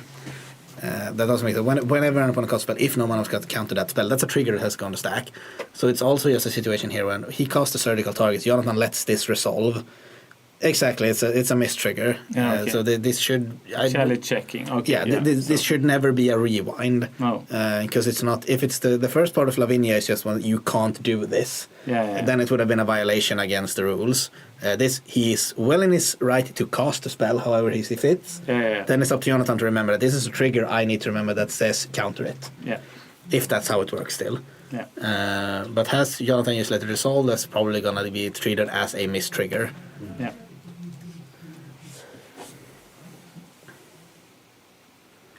I am very curious still if the result would actually be that the spell is allowed to get countered or if it's allowed to be played. I'm curious about the answer to that. What is it? It's just one of these Phyrexian mana symbols. Yeah. And it can be paid with either. With either black or 2 lives. So I'm guessing that would be countered. It's just you have not paid mana for this spell, ergo counter it. Yeah. I think it's important to make the judge call.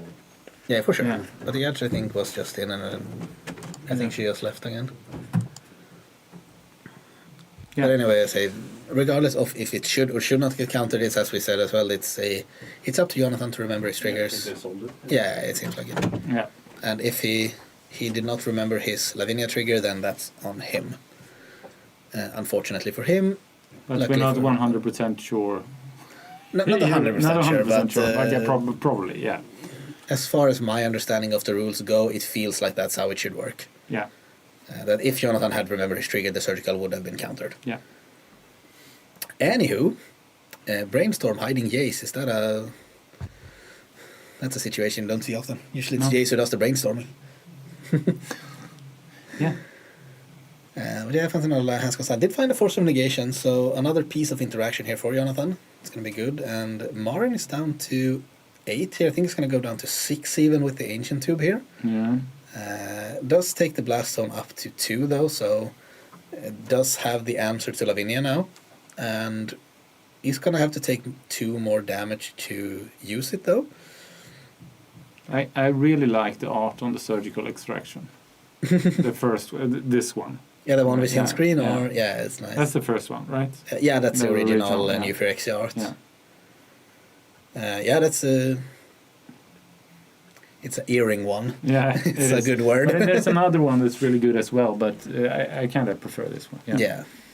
Yeah, there's a box topper or like the Ultimate Master Extra, Double Master Extra or something. That's really nice as well. Yeah. It's a good theme, I guess. For sure. It really fits the name of the card, this one we're seeing on screen here. Yeah.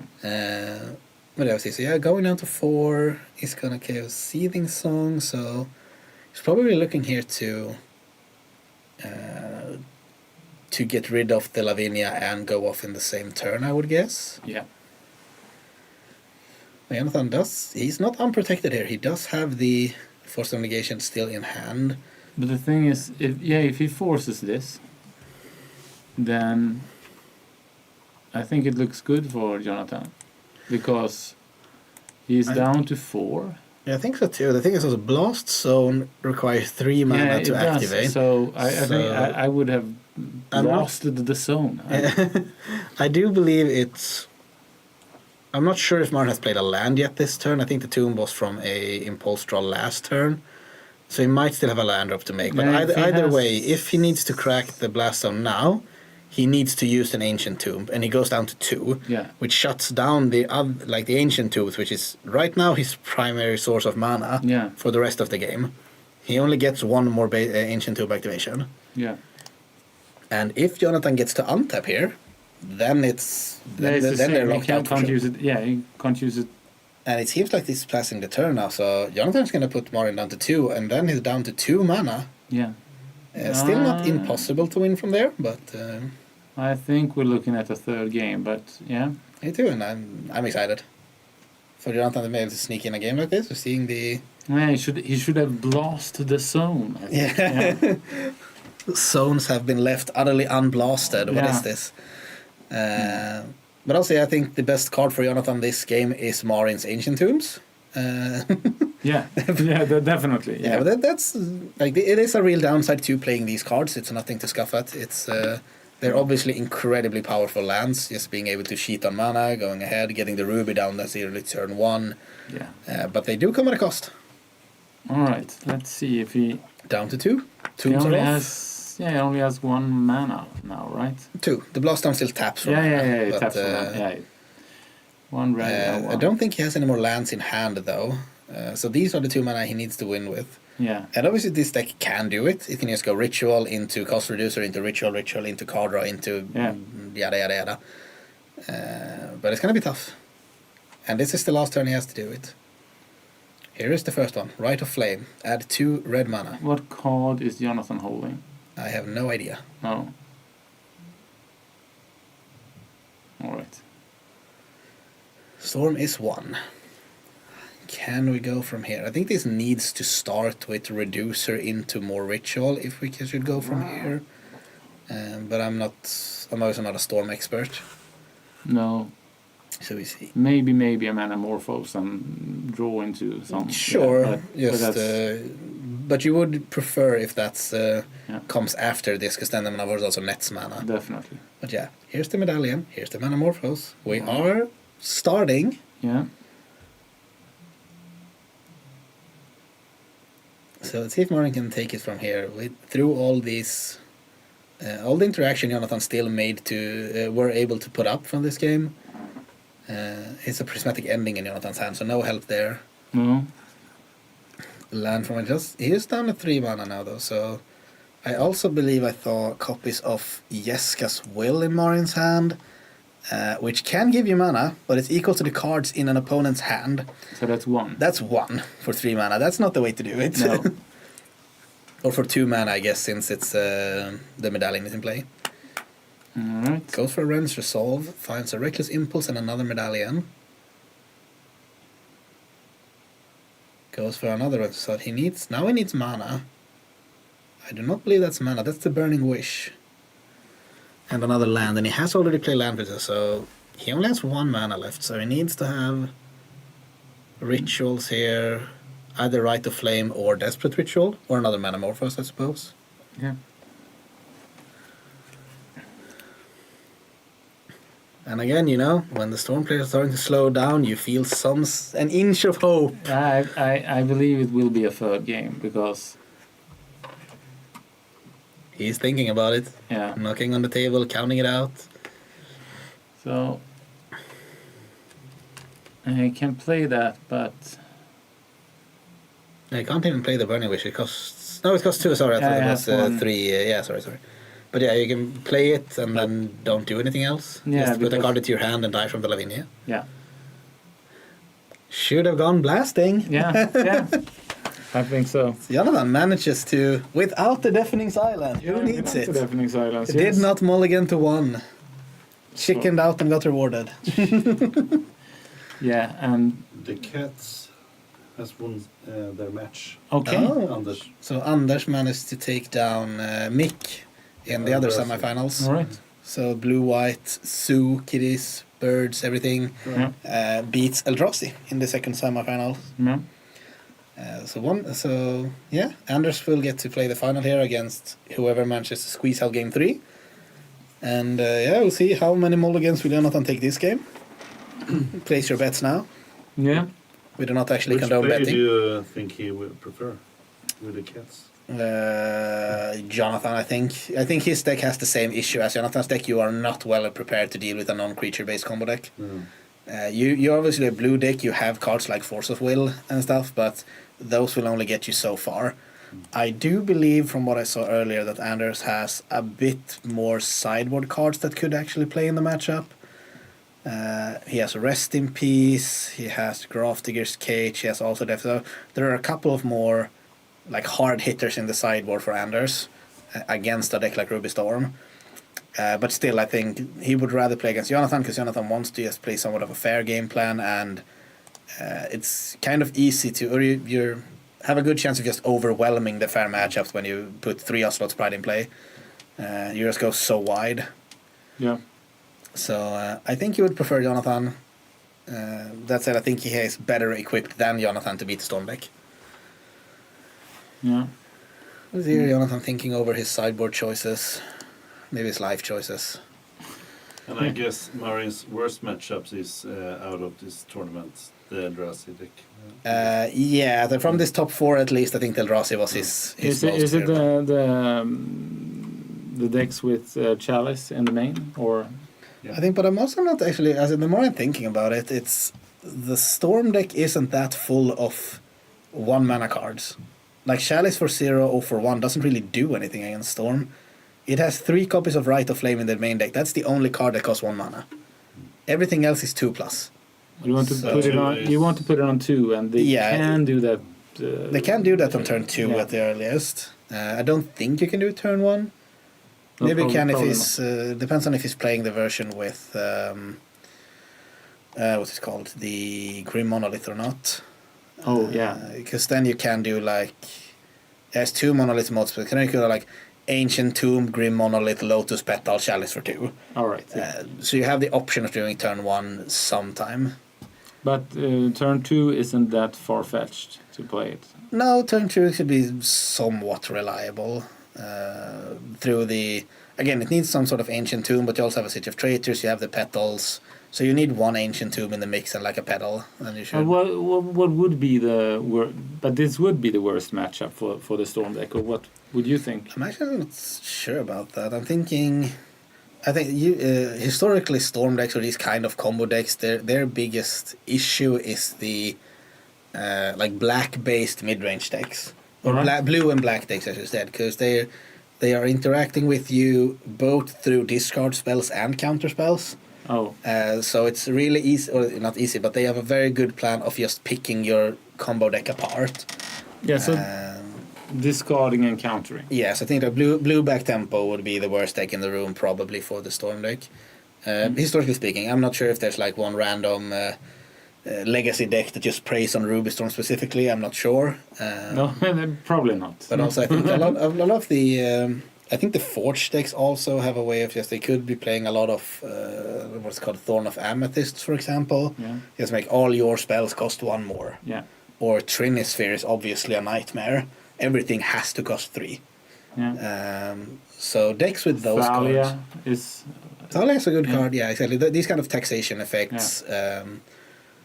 I guess right now that would be mostly Trinispheres and Thorns of Amethyst. I don't think there's a lot of Damping Thalias. Sphere, I guess, is a good sideboard card. Sure. If you're playing Damping Sphere at the sideboard, that's a really good one.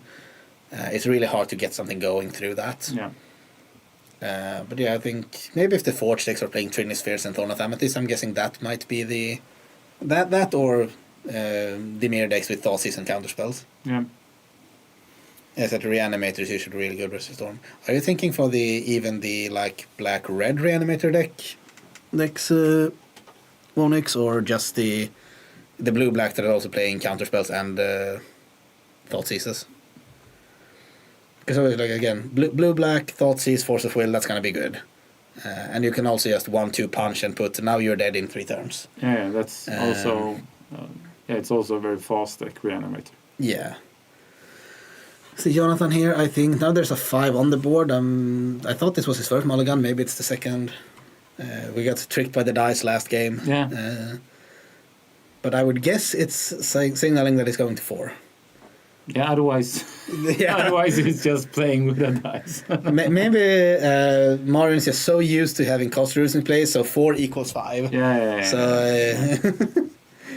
he's just working with that in his mind all the time. Everything is +1 in the reality. And they're signaling -1.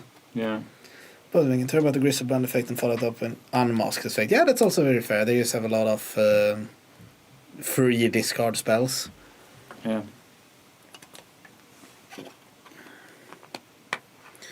So yeah, Jonathan showing us how many mulligans can you take in one game of Magic. Trying to beat the record here. This is Force of Will blue card, but again, it's 3 lands, 2 plowshare. This is... If you're playing is it the vintage version of Dredge? Then you mulligan to 1 more or less, right? Yeah, that's the other one Dark Warnings was talking about in the chat. The mulligan to 1 is for Bazaar. Yeah. He did keep, this was 4 this time. It was not tricked like last time. Does have, kept a Swords to Plowshare, Force of Will blue card, and a prayer to whatever god he... Okay, so now he's going to force something. That's a defense grid. That is...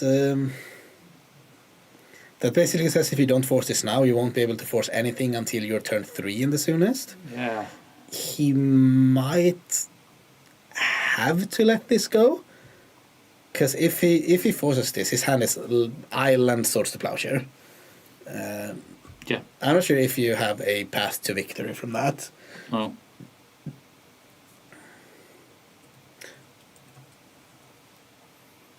Let's go for an I want to brainstorm in response. That actually makes a lot of sense as well. See if you can find another blue card. See if you can know what you're actually working with before. Yeah. There's another Force of Will and another blue card. All right. So he should now force the question is, you should force this, and I think you're keeping... Like the rough part here is you're putting 2... I think you kind of need to do force, pitch, force, draw land, play the Riddler. Because if you keep a force here, you're putting 2 non-blue cards back on top of your library. So you still won't be able to use the force for at least another 2 turns here. Because I think the cards he's putting back is just land. Yeah. And so I don't know if one of them was a fetch land, but at least next turn will be no force either way. Yeah. So if you want to force this, you want to go force, pitch, force, draw land, play Riddler, and try just find something else before it's too late, I think. Yeah, he's thinking about it. Yeah, it's also, if it was a fetch land he put back, might have been, then he can, he goes for the line. But then it could have been like, okay, I'm not drawing a blue card next turn, but as long as you don't kill me next turn, I might be able to do like a surveil here and then find another blue card afterwards. But yeah, it was the basic island, was another basic island, yeah. I did find the consigned to memory here, so... Alright. But it's now a card with his text. shields are down. They are. Alright. And I think Marin kept another 7, so he should have plenty of cards to work with here. Oh. It's another defense grid. I think that's good for Jonathan. Because this means you're not dead. Yeah. And not being dead is good. There's a lot of turns in Magic that's good then. Yes. It's... yeah. When the matchup is horrible, you gotta settle for the little things in life. Yeah. And little things in life against Storm is not dead yet. No. It's... you don't know if... Okay, yeah. Here's the RAL. You can still... I'm just gonna double check how defense grid... Do the spells cost 3 extra or do they cost 3? I think it's 3 extra. Yeah. Additional 3. So he still can't actually use Swords to Plowshares here. Yeah. And we're going. It doesn't look, however, like there are too many cards in hand for Miran. He has played 4 basic mountains so far this game, so... Yeah. I think he only has 2 cards left in hand. This is not a guaranteed, like... combo turn here. No. And if Jonathan gets to untap, he can just plow... Yeah, he did not have a follow-up. No. Now there's a Wayland. We can just plow the RAL here. We can... We do have a Fairy Macabre as well, so... This is actually turning into a game here, because Marin is low on resources. Yeah. Only 2 cards in hand, I think. Jonathan with Consign to Memory and Fairy Macabre. Obviously the Consign doesn't do anything until he gets an untap step. The Macabre though, it's not casting a spell, so that does not get affected by the defense grid. And we're just 1 land away from slamming the Riddler. Riddle me this, riddle me that. Yeah. So I'm wondering what Marine has in his hands. He is thinking about it. Yeah. Probably something that costs 3 mana. It seems like it. Yeah, it seems like. This is also one of the harder part of the Storm deck, like just knowing how long should you wait, what should you try and go for. because obviously the longer you wait, the more cards you draw, the more cards you have to work with at the storm turn. But on the other way, the more time you give your opponent to try and find answers for it. Yeah. Goes for ritual. Okay, so this last card, most likely I wish I would guess. Because this is a ritual, 1 card left. Yeah. Oh, is that the will of the Jeskai? That's the... Oh, they want to draw 5 new cards, I think. Each player may discard their hand and draw 5 cards. Okay, yeah, I think that's what we're doing here. Ooh, would you discard your hand if you... No, I wouldn't. If you're Jonathan, for sure. You would. Yeah, because you don't have a play right now. because you can play that. You can... Oh, yeah, you can use that before. But the consign isn't really doing anything now, so... Yeah. You definitely don't... And even if the consign did anything, it's not good enough that you don't want to see 5 new cards for it. I didn't think of the Fairy Macabre that it's discard. Yeah, for sure. Yeah. So yeah, I think that's what's happening now. Marin just emptied his hand. We're gonna see some new cards, both of us. Yeah. And see who gets the better of it. This is actually interesting. Yeah. Or very interesting. Okay. For sure. There's no cost reducer in play now either, and it seems like there's a medallion, there's a Jeska's Will, Okay, so a medallion. Medallion, Jeska's Will, Ral.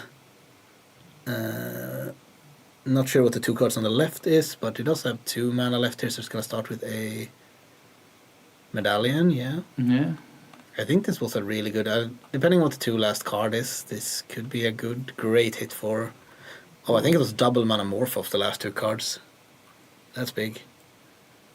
He did choose to play the medallion and not the Ral as his reducer of choice first. I guess the storm is just 5, so it's not like the Ral would have been flipping quite yet anyway. No. So Jonathan's draw was not great. 2 lands, 2 consigns, and a Tameo. Not really any pressure. One land number 5 is fine, but... It's not catastrophic. No, for sure. It could have been worse. But it's it's not optimal. Yeah. All right, so now he's playing. Okay. That's an impulse as well. So yeah. Oh, that's a brick. Yeah.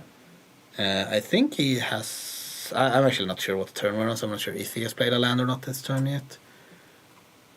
I don't think so. I think he had 4 lands last turn, if I recall correctly. I'm not sure. Anyway, not what you're looking for here. No. There's one of mismatched mountain as well, just to rub it in. Do you think the lands, if you have islands, do you think it should be all the same? I personally prefer playing with all the same because it works better in my head. Oh. And it's also there are up and downsides to all of them. I think the only real if you want to get really down to it, I think there's only downside with playing with different arts actually, because you can get into a situation where your opponent has seen your hand, he's seen a land of 1 art.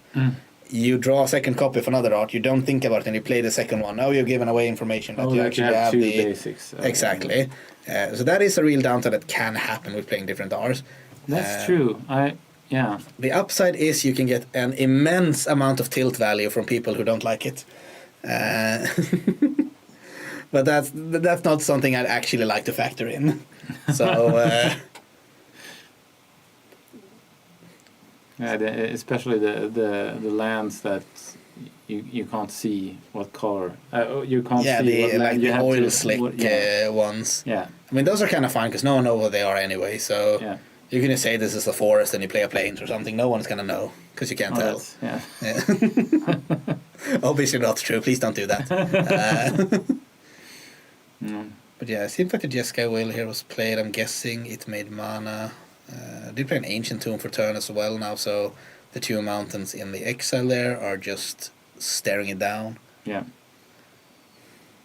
Unless they are trolling and I think your mine is a tower. That's also on them. Yeah. But yeah, it's I've seen that happen as well. Somebody just assumes a land is something else and they kill the wrong one or whichever. I've seen that happen.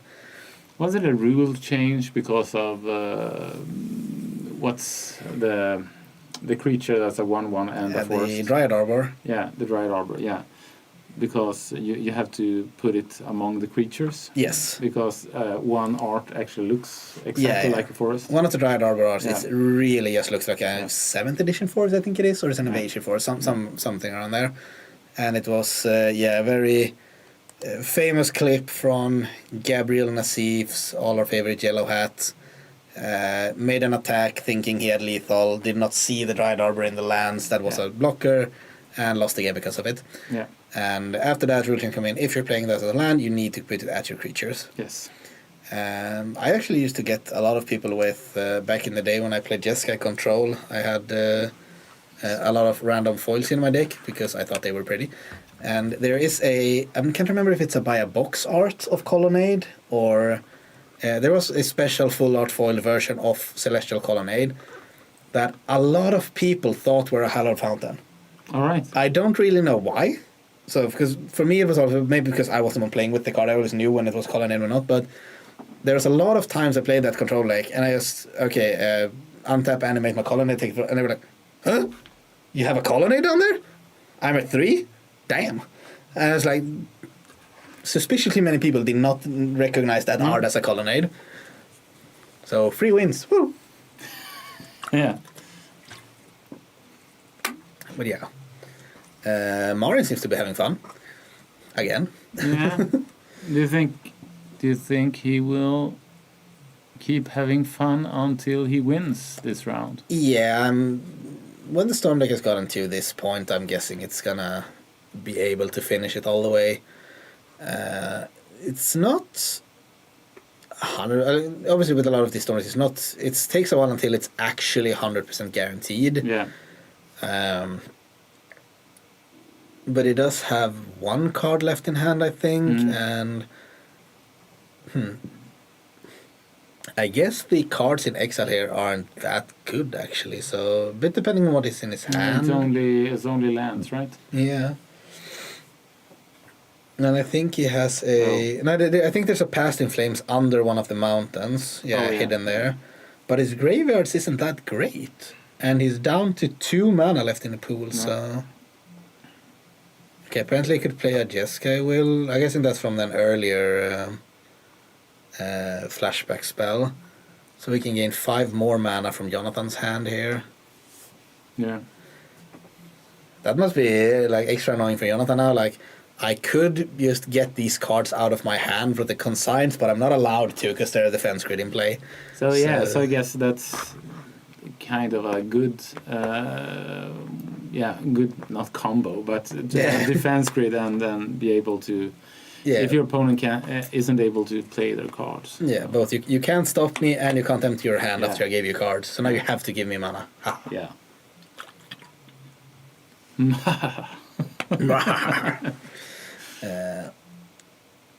All right. So now result, but if this one also whiffs, where I guess it has 2 reducers now, so we can always just cast the Past in Flames for 2 of the red mana. Yeah. Now Ral is flipping, so that's gonna see 8 more cards. Now I think it's not 100% over, but it's no. I mean, if the top 14 cards of his deck are lands, I guess he loses. That's probably impossible, but maybe. Yeah, he has 5, 6, 7, 8 out, and he's playing 16 in total. So there are 6 lands left at most in the deck. So I'm not sure what the other card can be. If it's 6 land and only cost reducers left, maybe. Yeah. But we'll see. Jonathan is gonna slug it out here. Show me that you can actually beat me. Yeah. I'm not sure actually either if this Ral die is correct.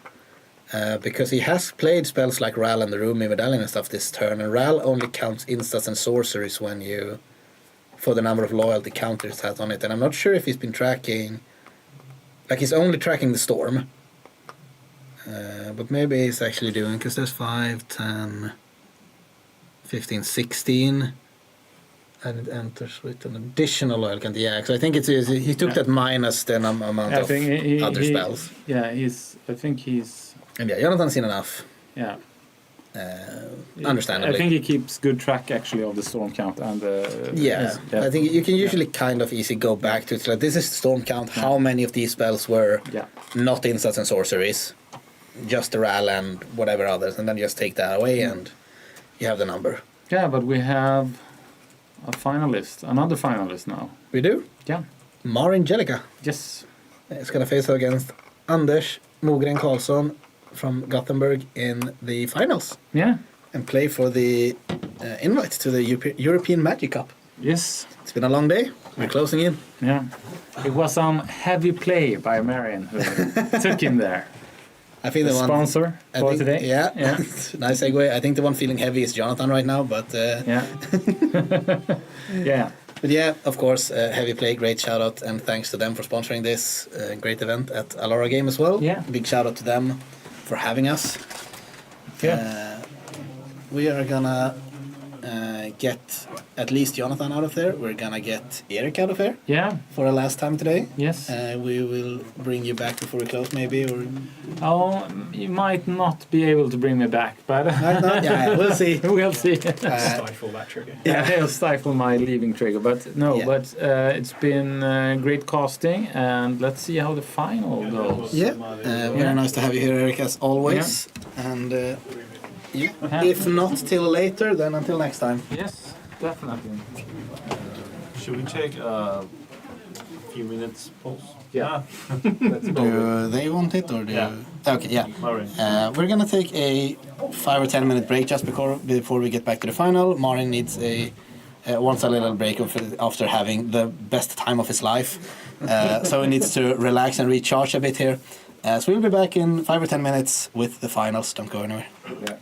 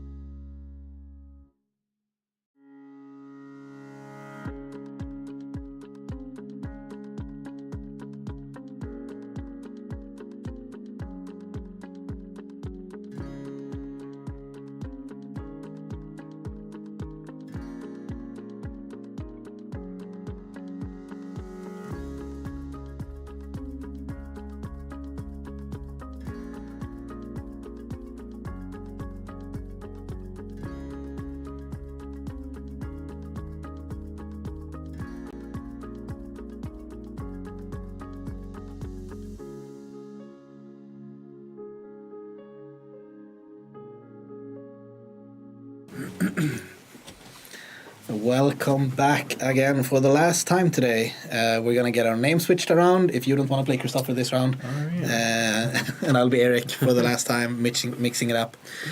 No, but of course Tommy's working on it. But yeah, welcome back for the final time of the evening. I'm joined one last time by Jack. Yep, glad to be here. Yeah, going for the finals. You're excited? I'm excited. Yeah. Yeah, we have two really fun decks to make it all the way today. We have the Ruby Storm deck we just saw in the semifinals, played by, I'm gonna remember the name so I don't butcher it, Marin Jellica, and he's playing up against Blue-White, Ocelot Pride, Zoo, Energy, Guide of Souls, Ocelot Pride, Mockingbirds. He want to make a lot of kitties. By Anders Mogren from Gothenburg. Yeah, both decks we've seen before. They both performed really well so far. Interesting to see how they match up against each other. Will be for sure. See. Do you have a favorite in this matchup? Or in general? I feel like it's going to be Storm, and I can't really put my finger on why. Yeah. Yeah. How about you? Yeah, I'm gonna join you with that, and I can actually tell you why. Good. Yeah. No, because we talked about it a bit in the last round, me and Erik, and Anders' deck is running somewhat of the same issue that Jonathan is, that his deck is not that great at beating a non-creature based combo deck. Yeah. He does have interaction because it's a blue deck in Legacy. He does have Force of Will, Force of Negation, but these are very like somewhat small action or reactive spells. Yeah. And if he's not able to put up a lot of pressure whilst doing it, Marin will get just time to set up. He has a lot of these impulse draw. We saw the Reckless Impulse here getting countered by Daze. A lot of these cards that just finds two new cards. He sets up turn after turn, and eventually he'll just have so many cards that one Force of Will or one Force of Negation will not be enough to stop it.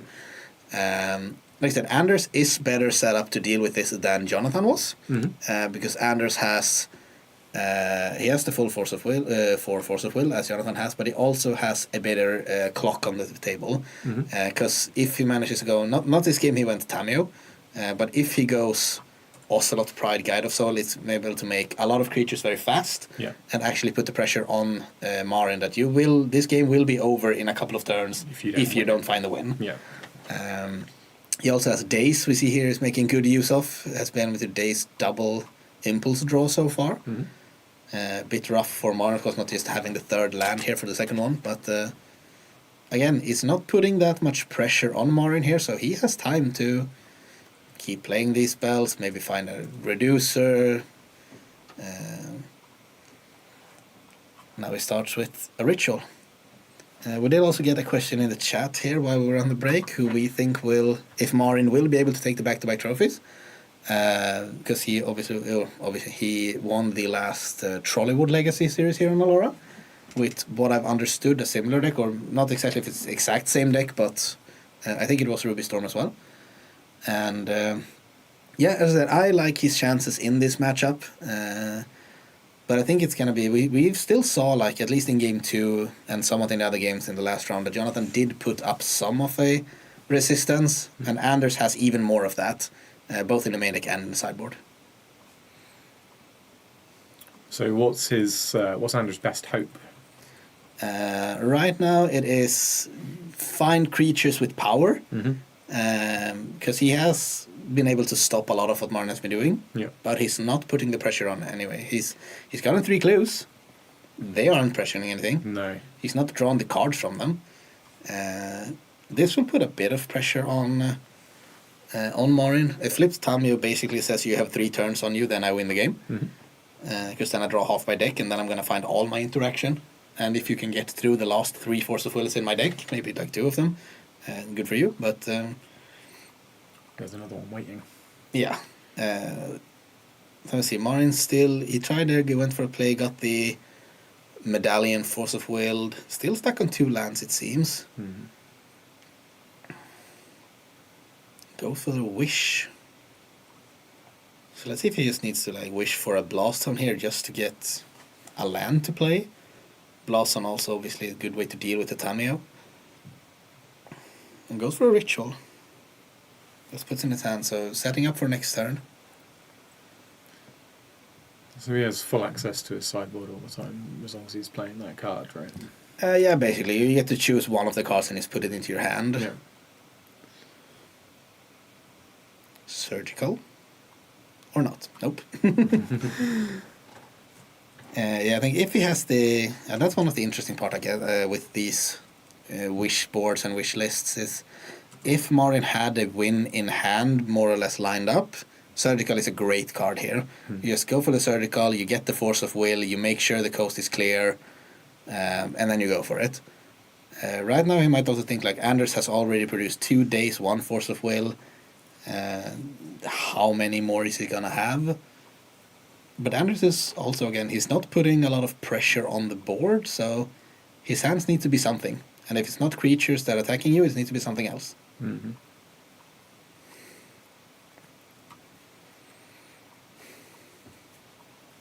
We'll see here.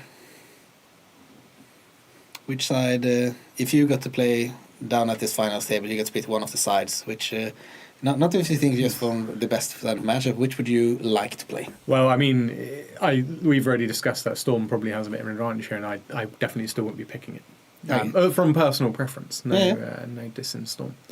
I played against Marin the other day in Modern against his Ruby Storm deck there, and got crushed. What was the big differences between this deck that's in front of us now and that one, do you know? It's mostly just efficiency in a lot of the spells you're playing. The Modern deck has to play more 2-mana rituals. Like the rituals in Legacy is just so much stronger. You have both Seething Ritual and Rite of Flames, as well as Jeska's Will. That's possible to be just a lot of mana really fast. Yeah. And so with a lot of more mana, you can make like different kinds of play where you play with the bonus round. We saw him using really efficiently in the first round against Jonathan. Just double all your upcoming spells. This is also a card not legal in Modern, I believe.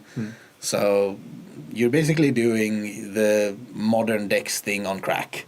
So every card is just... They're doing the same thing, but they're doing them better. Bigger and better. Yeah. So we've got something that can do some damage now. We've got Tamiyo flipped. We do, and they also actually managed to add a Ocelot Pride to the board here, so the pressure could start to come here. But the Tamiyo also went down on the previous turn to get the Brainstorm, so getting further away from actually threatening the half deck in hand. A little way off the Ultimate, yeah. Yeah. Okay, so we've got the kind of life gain engine coming up. Yeah. God of Souls coming down. Try the same. We have a Wasteland as well for the Ancient Tomb on Marin's side. It's always good because he does not have an E-mana reducer or so in place, so getting rid of 2 mana here could be big. And is he just hit his blessing, is he? No, he has 8 currently. He needs 10, so I'm not sure if he's just preparing for later or if he actually thinks he has it. Psychological game. No, never mind. He has the 3 click tokens. Yeah, clues. It's not 1, it's 3. So yeah, he knows what he's doing.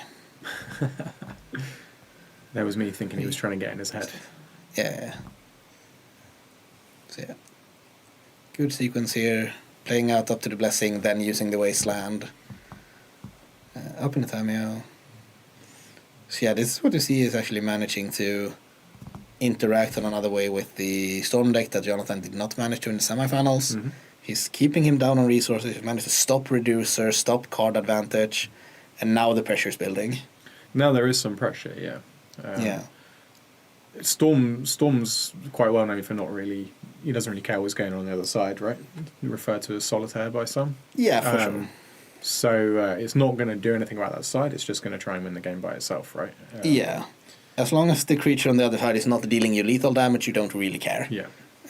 So it's still a lot of turns left for Marin here. Definitely. The cats will multiply exponentially. But so far it's a guy that's okay. It's 4 power on the battlefield right now. I think Anders' hand is like double Swords to Plowshare and something else, so not the most impactful. No. But on 2 mana here and no reducer in play, the Marin is also not in a great position to just go. It's tough to make something out of that, right? Yeah. Here's a ritual going big, trying to. No third days for Anders, it seems, so... Is Anders sat there with one in hand now? I think it's 3 or 4 cards in hand, but I think, as I said, a lot of them are... Is the Storm actually supposed to be 4 here? Wasn't it just Ritual, and now this is the 3rd spell? Or did I miss one? I think he started off with Rite in Flames, and then he played Seething Song, so that's 2 spells, and then he puts this bonus round on the stack that should be the 3rd. Maybe we can get someone to check that out. Yeah, it takes it away. Yeah, they figured it out. Okay. Storm 3. Great. I'm not losing my mind just yet. Just a little bit. But yeah, bonus round here, we're going for it this turn, I believe. That's what that signals. Yeah. So now this will get doubled, the Desperate Ritual.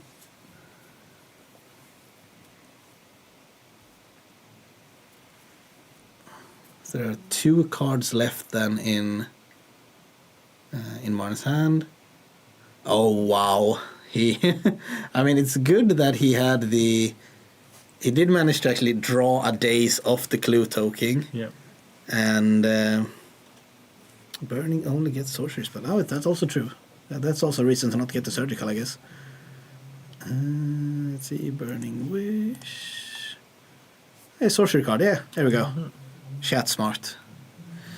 But so yeah, I guess he's picking up, he drew a card with a Clue token here and found Daze number 3.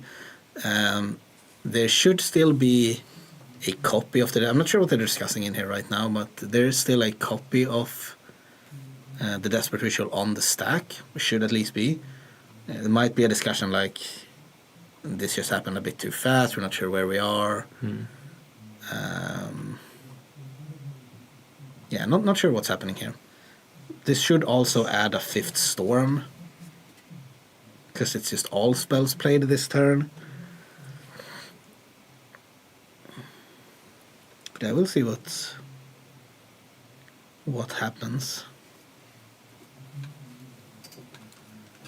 Some sort of discussion here. Yeah, Tom will go and check it out. Somebody's going to have a look. The man, the myth, the legend does all the hard work. Like moving to the room next door.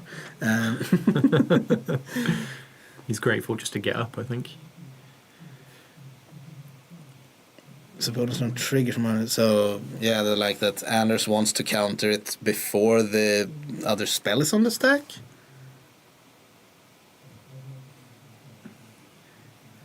Yeah, I mean, like, when he puts the ritual on the stack, it needs, like, the trigger happens as soon as you put it on the stack. So he will always have a trigger to put a copy on the Desperate Ritual, as far as I understand it. Because bonus round just says, so I'm just going to double check the wording on this.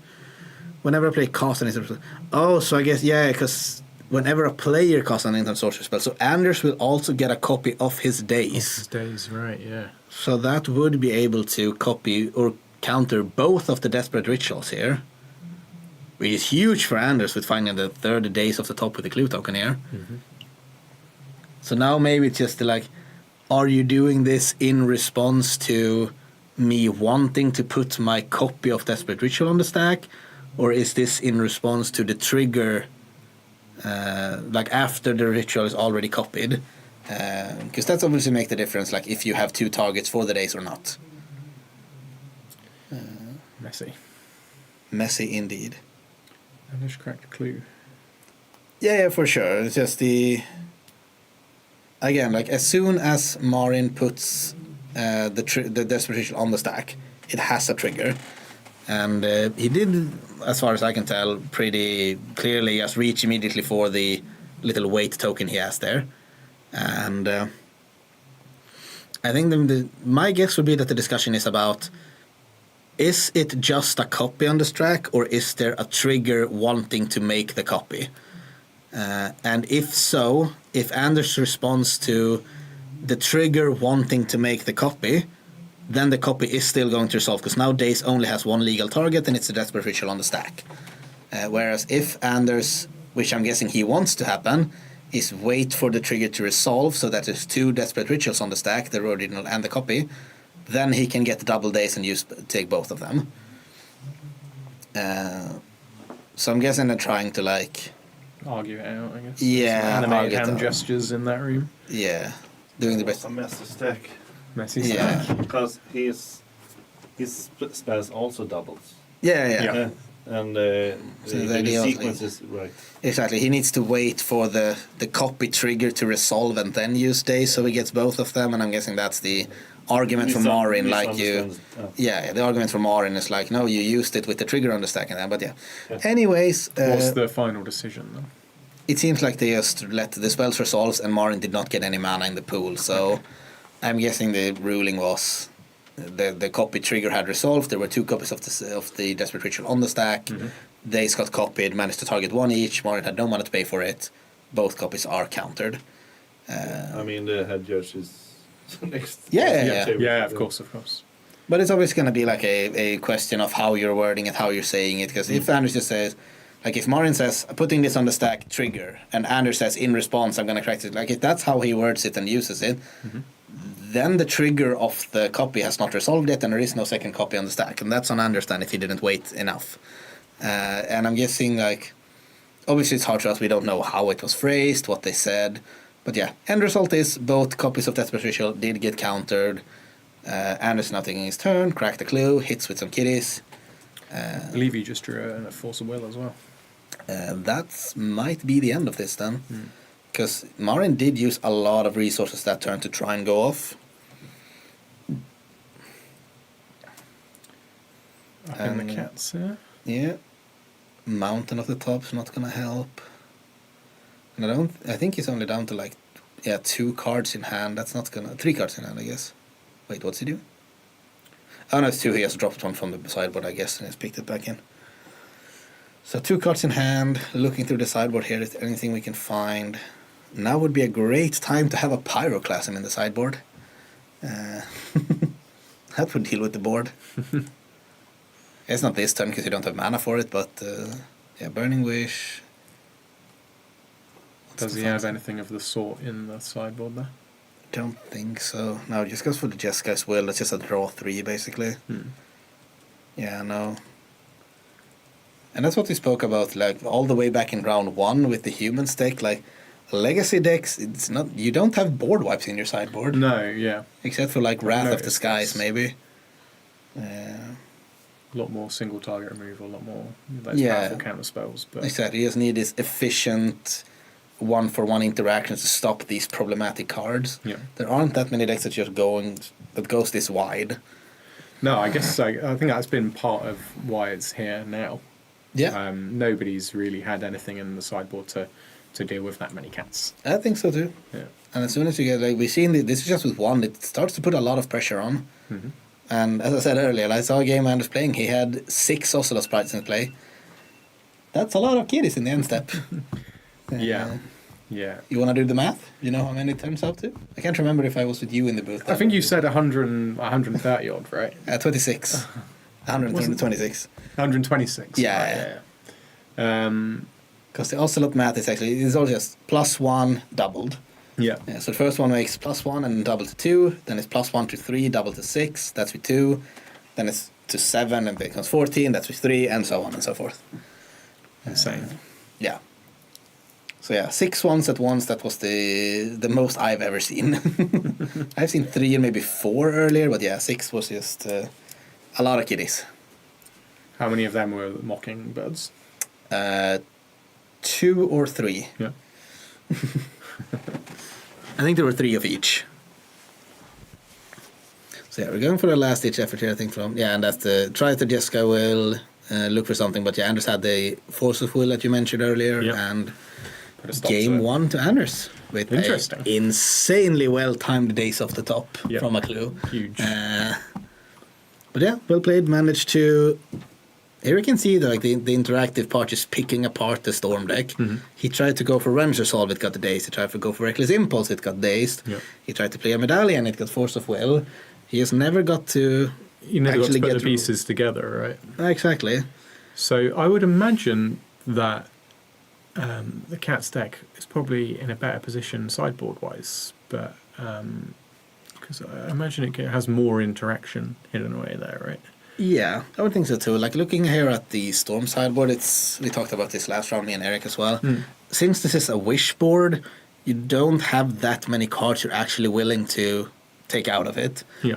You see the surgical extractions, you see the blast zones, and then the question is just how many of these are you willing, like, do you want in this matchup? And surgical is not the greatest here. Like, Anders doesn't really care about his graveyard outside of Tameo. Yeah. Could still be a playable card just because we saw, like, oh, you Force of Will my first card here, then I can make sure there are no more Force of Will going forward. Yeah. If he finds that, or if Marin thinks that's good enough.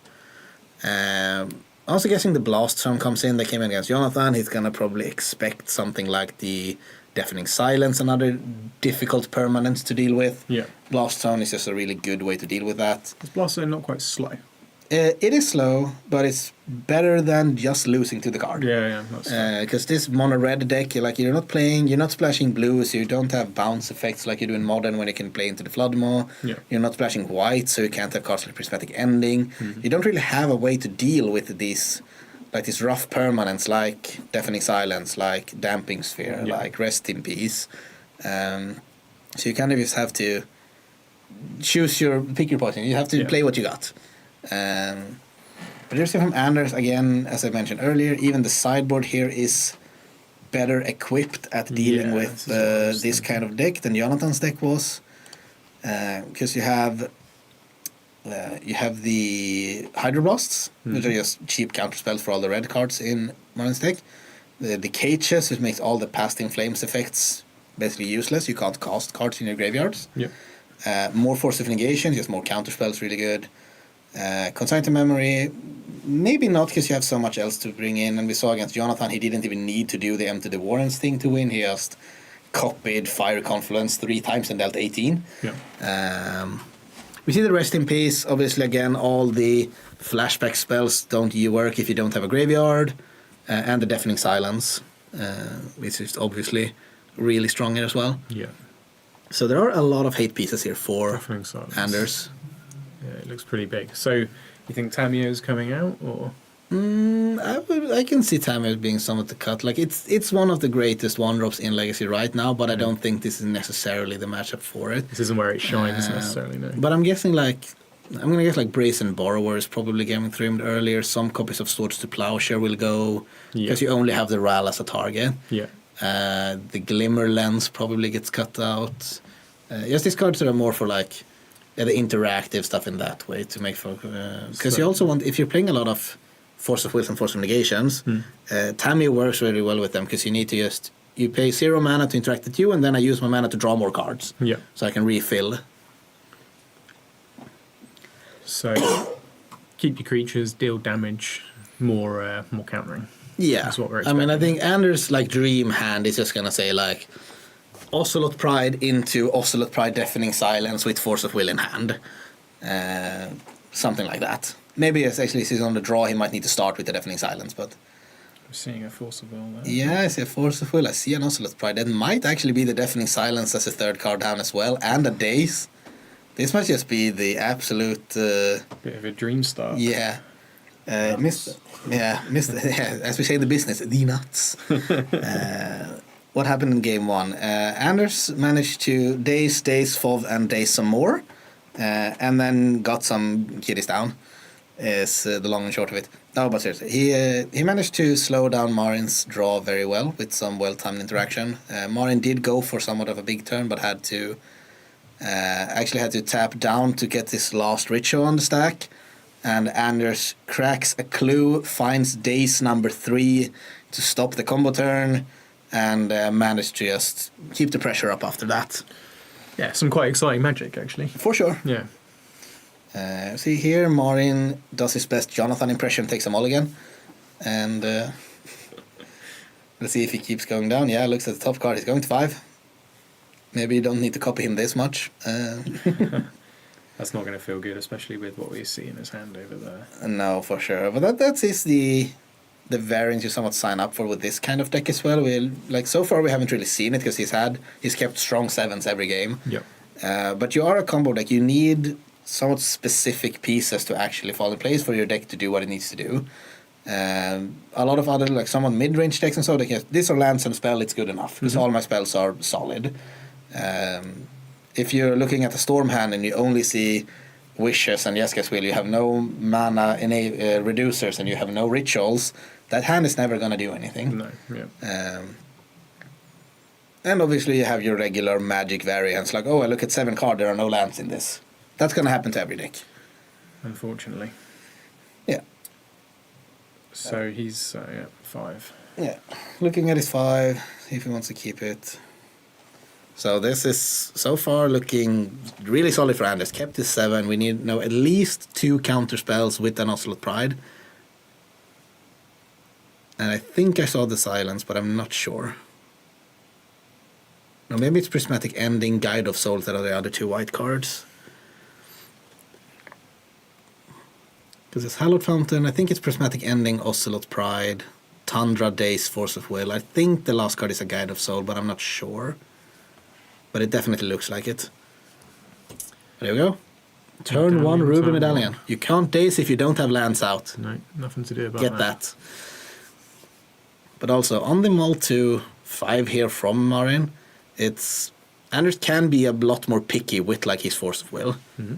And yeah, it was a Guide of Soul that was the last card. Drew a Brainstorm for turn. So not the absolute nuts. Not shut down completely. No, not game over right away, but pretty darn close. Medallion number 2. This actually earns the stop. I think this makes a lot of sense since he has the Prismatic Ending in hand.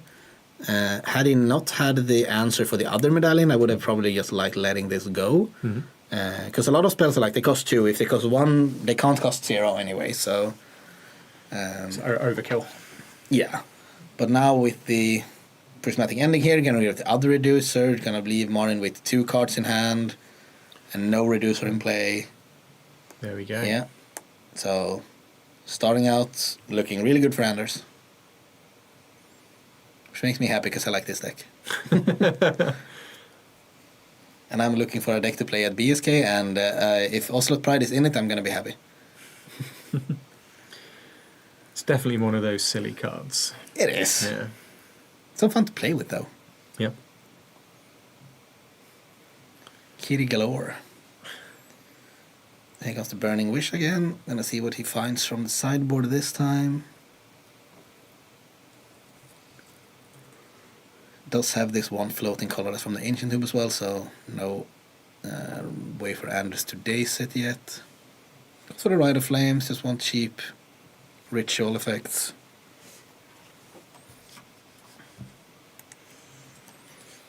There's a Ponder for Anders.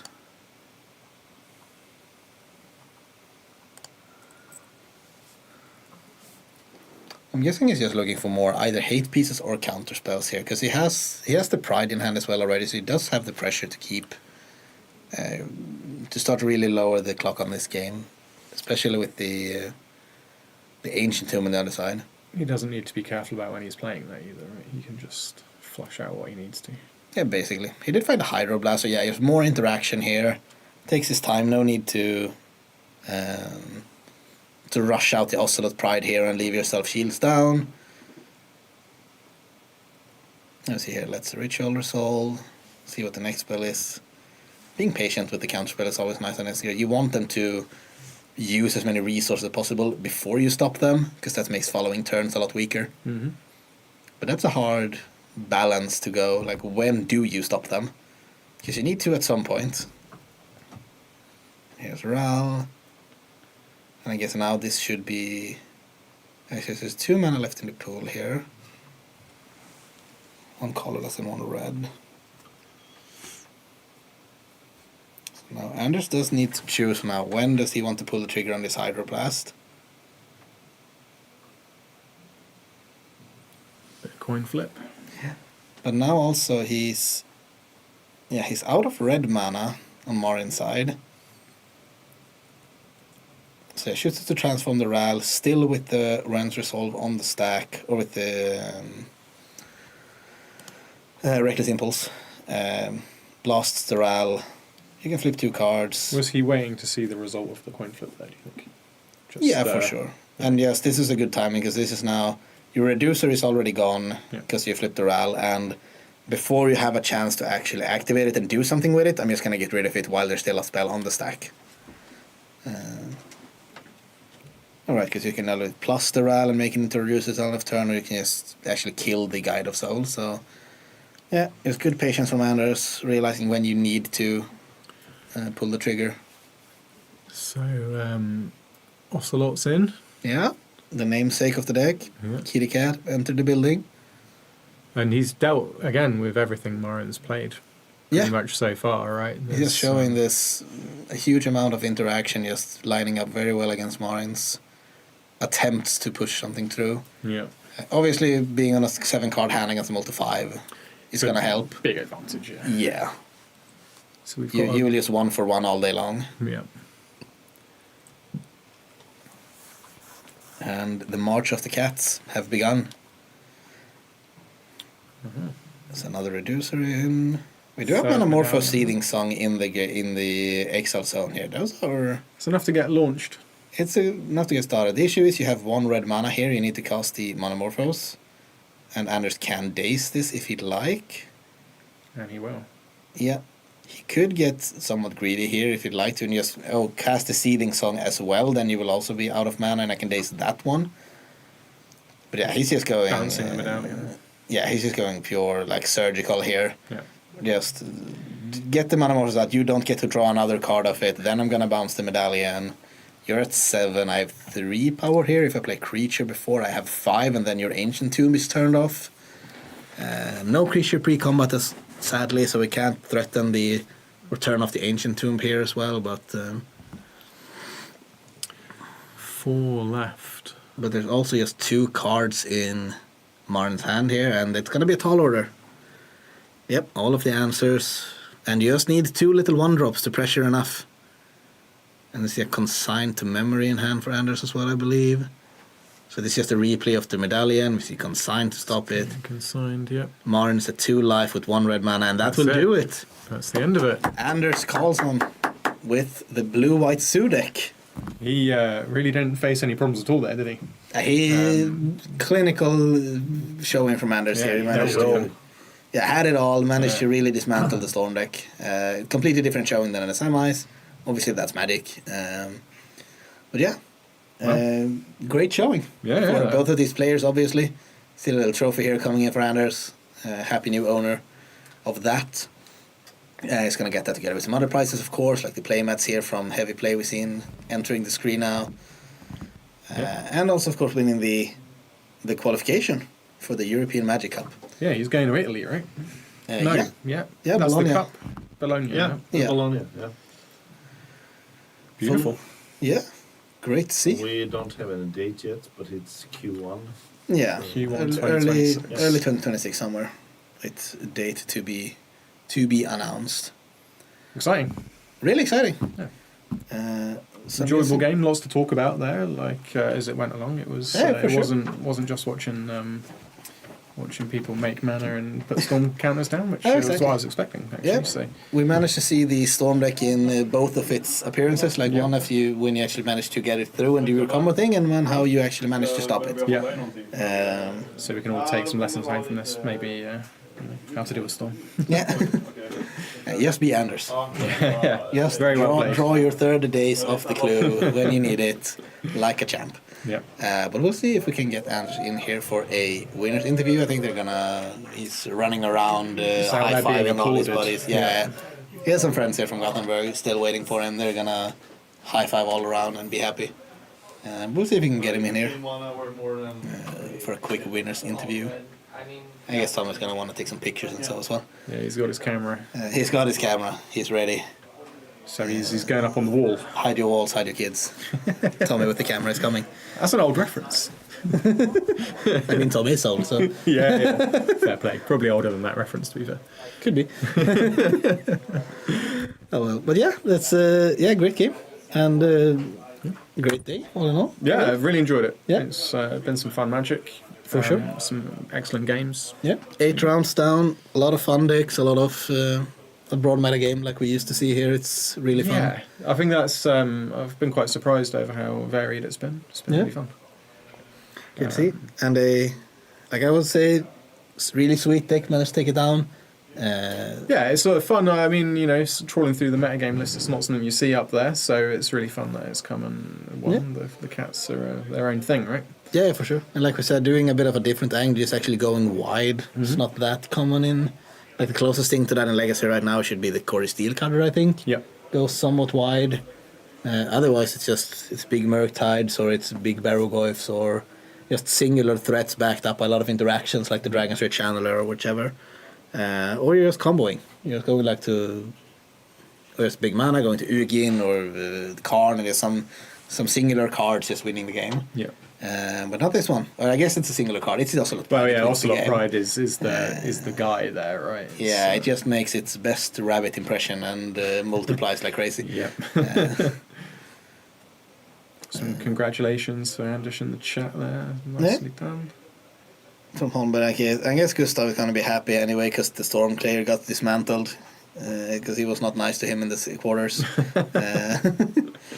I'm a bit. It would have been just fun to see for the sake of seeing it. I heard that the Storm deck actually managed to win turn 1 both games against Gustav. Oh, really? Oh. For the sake of just seeing it and coverage reasons, it would be nice to have it on the stream. Quickly get at least one game with the turn 1 win just to see how the deck can do it. Yeah. But yeah. Still a great showing for him and for everyone involved. You win some, you lose some. Yep. Anders managed to rip the spirit of the kiddies all the way through today. Yeah. Beautiful. It's been interesting to see if he actually gets in there if he can. Here he is. You can take my spy, Anders. Sure. Welcome in, champ. Hello. Hello. The champion, the kitty master. Tiny trophy. Tiny trophy for tiny. Yeah. Big man, tiny cats, tiny trophy. Yep. They are all I had some pretty big cats today, actually. I think I made a 5-5. Oh, damn.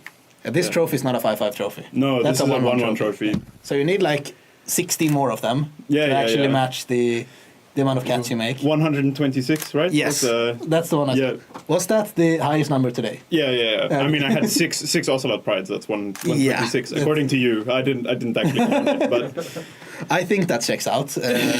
Anyway, enough. Yeah. But again, congratulations. Thank you. You made it all the way. Thank you for casting. Yeah, for sure. Yeah. Having a great time in here. How did it feel today? Like, was this your first time trying this stuff deck, or is this something you've been working on? What's like I played the Mardu Cat deck 2 weeks at Mindstage. Yeah. The like energy ported from Modern, or like the but like it's you play Ant Raptor and and Cabal Therapy and exactly. And I thought this deck fucking sucks, or like it's really good as long as the opponent doesn't do anything. Yeah. Then it's pretty good. But if they do something and like attack your lands or kill your dudes, then you're like, oh, okay. Yeah. This deck's kind of bad. And I was playing that deck on Magic Online for a bit, and I kept losing to Upsal spells, and I'm like, yeah. So I played this deck on. Or I decided to try this deck, and I played it on Tuesday this week, and it felt really strong. And then I was like, okay, I'll try it. This on today, and it still feels really strong. I lost one game today, and I think if I play that whole game again, I would win it. Or like if I were to play it again and not be groggy because it was the first round. So for sure, it was really good deck. I'm surprised. Glimmerlens sucks though. Okay. Like it was good against Timothy. That's the only time. No, it was good. Okay, it was good against Mick as well. So it was okay. But if it's good against Timothy, then it's basically reason enough. Yeah, exactly. Awesome. I've enjoyed casting the deck as well. I love Ocelot's Pride. Mostly in Modern. I'm trying to figure it out in Legacy, and maybe I have something new to try now. If you're gonna play it, don't play the Mardu deck. No, for sure. This looks a lot more fun. Loses to Wasteland. Yeah. That's not where you want to be. No, and I mean, switching... I'm very, very happy I didn't have to play against Gustav today. I believe you. Tabernacle seems like rough. Yeah, and just Wasteland. Because I only have the basic island, no basic planes. I can't cast any of my threats. Oh, right. What's the Do you think that's right? Yeah. Do you think the white 1-drops are just like, you're going to get one down with that duel and it's going to be fine? Or? Yeah, exactly. And it's more just, you don't want to get color screwed and you want to be able to play a bunch of spells every turn. Yeah, That's the strength of the deck. Yeah, Basically, everything costs 1 or 0. Yeah, so and you need the pip for it. So, makes sense. I think if I'm going to keep playing it, which I will probably play this at Nationals this year. I will probably play a Preordain over the Glimmer Lens. Yeah. Very happy with the sideboard, though. Especially that Rest in Peace against Timothy. Ooh. Yeah, I caught the end of that outside. It's like, oh, he's playing a 1-mana 0-1 and a 3-mana 0-1. Yeah. That's great. You have 2 weeks to prepare for nationals. Yeah. I'm I will play it twice more, and then I will play Nationals, I think. Yeah. I'm going to play on a team with 2 of the other top 8ers from today. I'm going to play in the team Nationals. I'm going to be playing with Timothy and Pat. Yeah. So this basically means that they have to listen to everything you say now because you won. Like, no matter what I say, Pat will not listen to me. But yeah, well, I feel we can try. Legitimizes it a bit at least. Yeah. Right, we had a question here from the chat where there was a bit of a weird situation in game 1 there with the base on the stack and sick rip, by the way. What happened was Marin played a bonus round and then Desperate Ritual going to 0 mana. Yeah. And I responded to the trigger, but I should have responded to the spell. And the only card in my deck were the 2 remaining dazes that I could draw that would do something there. Yeah. Because I had no blue card for force either. I thought you had like a couple of Swords of Plowshares. Yeah. I even had to sacrifice my Tamiyo to try to get rid of them, and then the brainstorm drew. Fucking laugh. But yeah, so that was the issue. Like he wanted to argue, like I still have the trigger on the stack when you're casting your days, and you want to say no, the trigger has resolved it. So I think the way that I communicated it was I was responding to the trigger. Yeah. Which is the problem because I need to respond to it having resolved and being a copy of the ritual. Desperate Ritual instead. Yeah. But Ash reckoned that no new information was passed, and we kind of both caught it, like Marin and me both caught it at the same time. Yeah. I feel kind of bad about it, honestly, because if it was Magic Online, I would lose that game instead. Yeah, it is what it is, but that's why we have judges for a reason. They will work these situations out. I think if I was judging that situation, I would also rule it as like out of order sequencing. So I don't necessarily think I'm in the wrong, but it still kind of sucks. Yeah, I can see it going. It is competitive. I should know how the rules work. Sure. Yeah. Anyways, this time it's in your favor. Yeah. Next time I will scoop for principal. I don't know. No, but once again, you have some congratulations in the chat here as well from our watchers. We'll be seeing you at the Nationals. Yep. Most likely with this again. I'm not going to take a lot more of your time today. Is there anything you want to say to our viewers here or your friends or anything at home? Ban Tamiyo. Fair enough. You heard it here. Way too good. I'm not gonna say first because it's definitely not first. But But anyway, thank you so much for joining us today, and a big congratulations again. Yeah. And wish you good luck in Bologna. Oh yeah. Thank you. The qualifications. Okay. So we're gonna wrap this up. Jack can join me in for the last couple of. I've already got my coat on. Yeah, he's ready to leave. So are we. I mean, I've been record for almost 10 hours now. Yeah. But it's been a great day. I've had a lot of fun. I think you have had a lot of fun. Yeah, it's been excellent. Hopefully we'll see you here in the booth again sometime in the future. Possibly for or in the feature match area. We'll see. Might need to play a bit more. We'll get there. 2026 when you can see him both on YouTube and on stream. On Twitch, I mean. Next up is Trollwood, Dual Commander in the last weekend of November. Okay. Then 2 weeks later, it's Nationals. Yeah. It's an invite event. And you are going to participate in the I am. Yeah? I am qualified. So, just to repeat what Tommy said, for those who didn't hear, I'm not sure how good the sound picks up.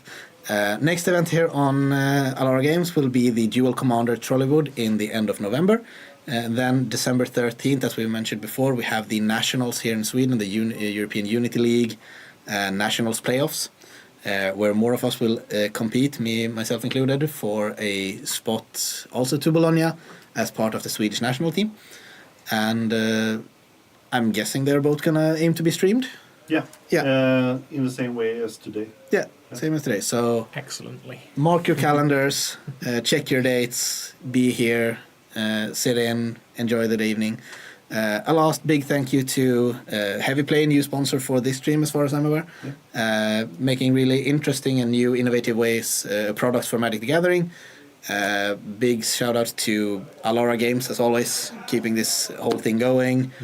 Tommy behind the scene making all the stream working. All of you watchers who are viewing the stream, that's so we actually have something to talk about. And all the players for joining us.